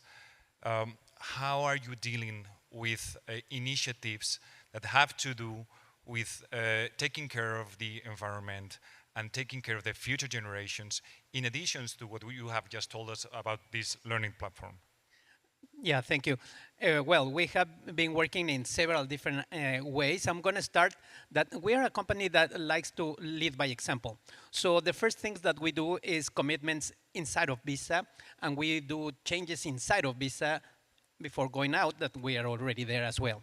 So what we have done inside of Visa, for example, the commitment to be net zero by 2040, that is 10 years earlier than the global commitment. We are also already have 100% renewable electricity in the buildings that are owned by Visa worldwide. So we have been working in that sense. With the employees as well, we define something that we call the eco challenges that we promote among all of our employees in order for them to change some habits in order to take care of the environment. Certainly, we are also working outside of Visa with something that we call, for example, the eco bundles, in which we work with the issuers in order for them to have solutions that can implement with their consumers for them to be more aware of the situation of the environment and do some changes. For example, we have an alliance with the Politic that they built this calculator in which every single user can know because of their transactions. Like, for example, if you this month went 3 times to the gas station to charge gas, then they are going to receive some suggestions of using more a bicycle or public transportation or to walk more or something like that. So in that sense, we are also working towards that. Certainly related to the largest assets that we can maybe say that we have in the ecosystem, even though that we as Visa, we do not are the issuers of the plastics of the cards that, by the way, we stopped calling them cards because we do have, and this is one of the solutions, we started promoting like digital issuance. So instead of having a plastic card, you can have just a card in your wallet, let's say, well, I mean in your cell phone, in a digital wallet, or in your watch, or many devices in which you can transact your by NFC. And certainly we have also defined some best practices for us to share with our issuers, for them to know how is the best way to destroy the old plastics and to recycle all those materials. And certainly we have been also working with the vendors of the cards in order for them to offer to all these issuers new versions that can be either of cards of bamboo or made of recycled plastic, or even from the bottles that are taken from the ocean, and then they redo this. We are also exploring new ways of using materials that are kind of a pollution from the oceans or so, in order for them to convert or transform these materials into the cards that can be biodegradable or at least recyclable.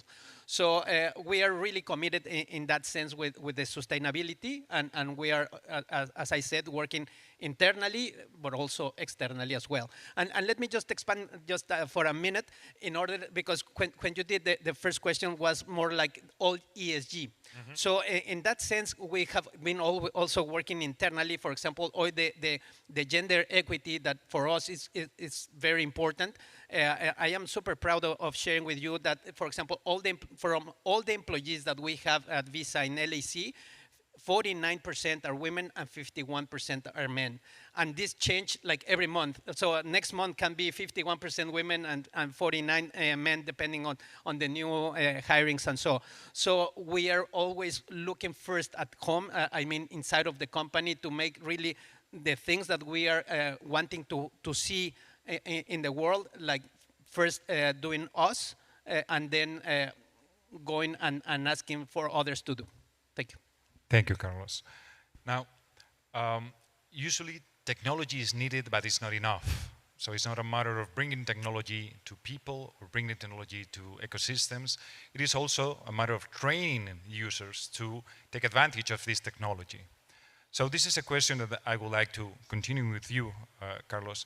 How is Visa envisioning, what are the challenges that are ahead for underserved communities, people that are in the informal economy? What are the different ways and the different challenges that you foresee in the future and that technology as an enabler could solve, but all other things would need to be in place in order to have a positive solution? Thank you. We're strong believers that the foundation for this to change is education. That's why not just the two platforms that I already mentioned, we have another two. One that is enco.org, that's just in Spanish for Latin America and the Caribbean for micro and small businesses, and also obviously on visa.com. The ones that are pretty aware of what Visa is a network, so we do not have that connects all merchants with the issuers and allow the transactions to happen. And the truth is that we are not connected to the last mile, right? We do not see that business owner on the store. We do not talk to the consumers. So we do this through our allies. So in that sense, we have been working with governments for sure, with credit unions, with a lot of financial institutions that are serving the base of the pyramid. Fintechs, we have been doing this Visa Everywhere initiative that is called, this contest that we have been doing worldwide, and certainly here in LAC. We do have it in most of the countries in LAC, in which we invite the fintechs to participate with innovation ideas in order for them to help us with this. And we do have at the end the end of the contest here in Miami, and we work and connect these fintechs with the ecosystem in order for us to help more people and include them not just financially, but also with the education. Because again, to me, sometimes it's not just to give them a product or to give them a credit or something, but it's for them to really know what to do with it. What is the best way of using it? That's really key. So I will say that that's mainly the most important thing that we do. Okay, great. Thank you very much. Thinking of ecosystems, well, we think of partnerships. You're talking about that. We also think about startups, fintechs. You've been talking about that also. Horacio, how are you engaging with fintechs? What are the different programs that you have to create these ecosystems, to bring them together to your network, to add value from third parties to the final consumer? I don't think everybody knows, but we, as a telecom company, we also have a financial service that we provide for 10 years now, I think. That's called Tigo Money. Born like a digital wallet that was used successfully. We developed this product in 5 countries, in Guatemala, Honduras, Salvador, Bolivia, and Paraguay. We currently have 5 million people transacting now with this service, and the transaction keep growing and growing. No, I think we transact around $5 billion yearly. So it's a successful history that work, of course, a lot with financial inclusion in the countries, because the service can be deployed in rural areas everywhere, because you just need connection, no, the mobile connection, and the distribution that we have.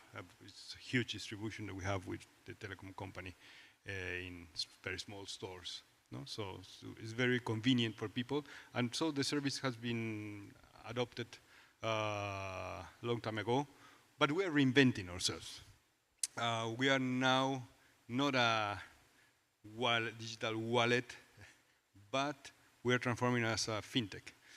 And for that, as I said, we relaunch Tigo Business. We plan to invest a lot in the service in order to become more and more digital. You know, now the service, and will continue meanwhile the technology for the people is not there, is used in the US DD, the telephone service. And not that much in our app, okay? From the whole transaction, most of them are based in SMS, this kind of environment. We are migrating this, we are changing this, we are developing new products and services that are going to be soon in the market. We are going to new markets, no? In other countries we were not, we are planning to launch. So we are transforming ourselves. For that, with a lot of allies, Visa One, we are trying to become a hub, no, in our countries. Digital economy is not going to happen without digital payments. So we want to be part of this. We want to give the solution to the people in the country we operate. As I said, we are very successful now, and we hope we're going to increase that in the future. Thank you, Horacio.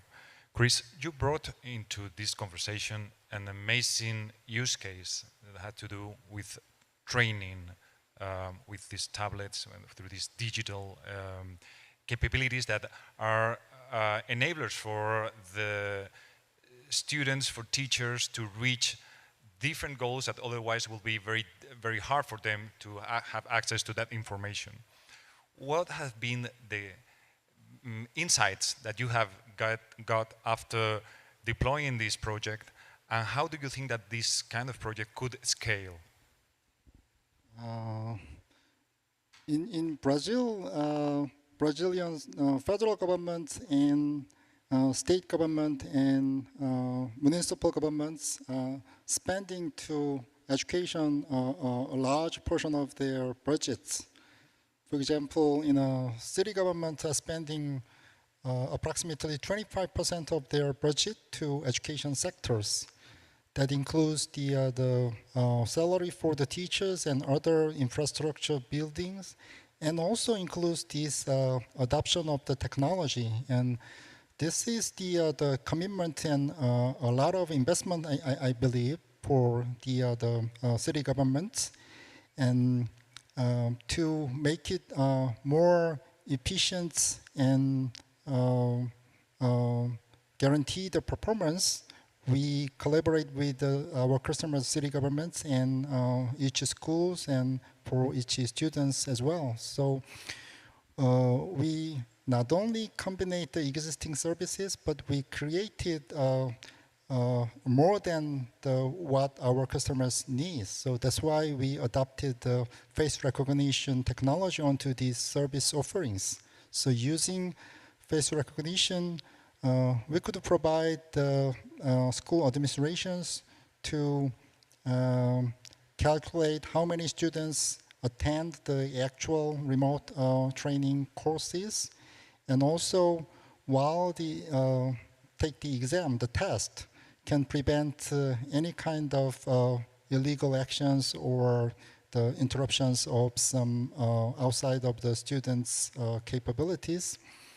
And that's how I increase the efficiency and performance of our customers. And with that use case, this could be a very special and unique use case, but because a lot of schools and city governments has the similar requirements, so we could easily market together with our city governments for this use case to expand to other cities in the same states, and even for other states, governments, and schools as well. So to doing so, we team up with our customer city governments, and we organize some kind of a marketing event to expand this useful use case to other customers as well. It happened in Minas Gerais states, and through that marketing event, we could communicate with a lot more customers as well. So, yeah. Thank you, Chris. We're reaching the last few minutes of the session. I would like to thank you all for all your interventions and all the very interesting topics that you covered. But before ending, I would like to ask all of you to just highlight which would be, for the next 3-5 years, the first priority in terms of social impact and sustainability that your businesses will address. We'll start with you, Carlos. Thank you. Well, certainly helping micro and small businesses. We do have this commitment from the Visa Foundation to support with $200 million to micro and small businesses in the next years, and certainly for Visa Inc. as well. Obviously, financial inclusion, financial education is a key component. And related to sustainability as well, as the ones that I already mentioned, we need to continue working towards that switch between plastic cards and digital and recycled type of materials in order for us to be more environmental friendly. And I will say that those are going to be the main pillars: financial and digital inclusion, support to micro and small businesses, and sustainability. Thank you. Horacio, same question for you. We are continue to increase our investment in developing energy solutions to our network. And of course, we are committed to educate people and prevent all the harm that the internet could make them, training, educating vulnerable population. So I would say that. Thank you. Chris? I believe ICT technology is all about the increasing the efficiency and reducing the cost and resource spendings. And in that sense, the use case of logistics area that I mentioned, we could provide to our customers about the optimal route to reach the final destination.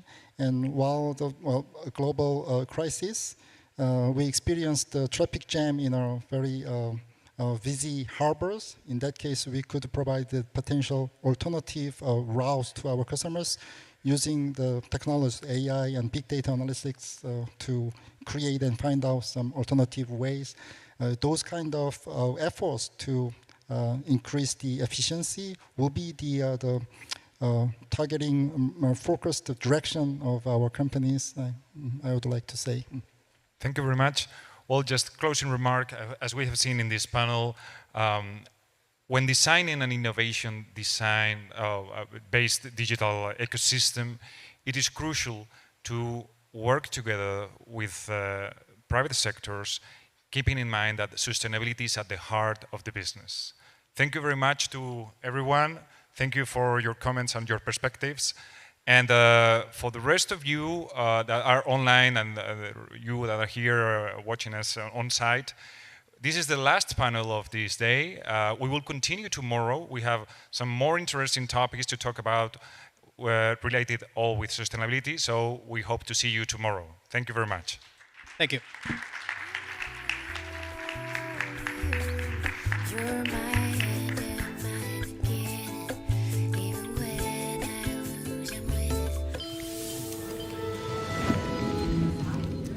a calling to serve business. With nearly 140,000 employees, Atento is one of the world's largest customer relationship management and business process outsourcing companies. Although it serves the global market, its operations are largely concentrated in Latin America. The company, which is present in Argentina, Brazil, Chile, Colombia, El Salvador, Costa Rica, Guatemala, Mexico, Panama, Peru, and Uruguay, frequently shows up at the top of lists of best places to work for in the region. One of the reasons for Atento's stellar reputation is the opportunities it provides women, who make up 64% of its workforce. Under a project backed by a revolving credit facility of up to $50 million from IDB Invest, the company plans to pursue an EDGE certification, the leading assessment standard for gender equity and inclusion in the workplace. In turn, the financing from IDB Invest will enable Atento to replace shorter-term obligations with longer maturing debt, as well as provide working capital for new service contracts that will demand hiring and training more staff, expanding call centers, and acquiring IT equipment. Atento also plans to step up its investments in developing next-generation services involving technologies such as artificial intelligence, data science, automation, and machine learning. So this is our initial deal in the PPO Sierra Marina, and we expect it to be the first of many investments to promote nearshoring and the export of business services from Latin America and the Caribbean. There are huge opportunities to capitalize on the trend towards digitization, as well as to help firms gain efficiency and productivity through more responsive customer service and process automation.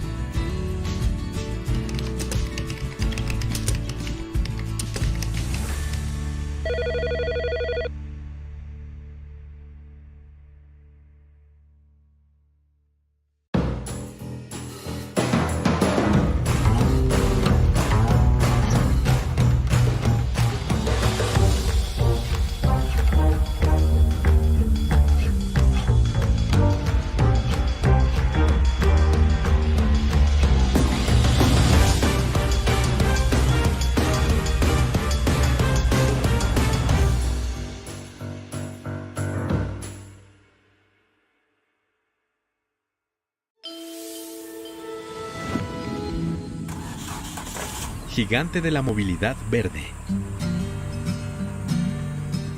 Para una empresa que comenzó con un solo camión, Simpar ciertamente ha llegado muy lejos. Las distintas divisiones de este holding brasileño emplean a más de 32,000 personas y tienen una flotilla combinada de más de 150,000 vehículos. Simpar no solo es una de las mayores empresas de alquiler de automóviles, camiones y maquinaria pesada de América Latina. También tiene una enorme operación de logística que sirve a grandes industrias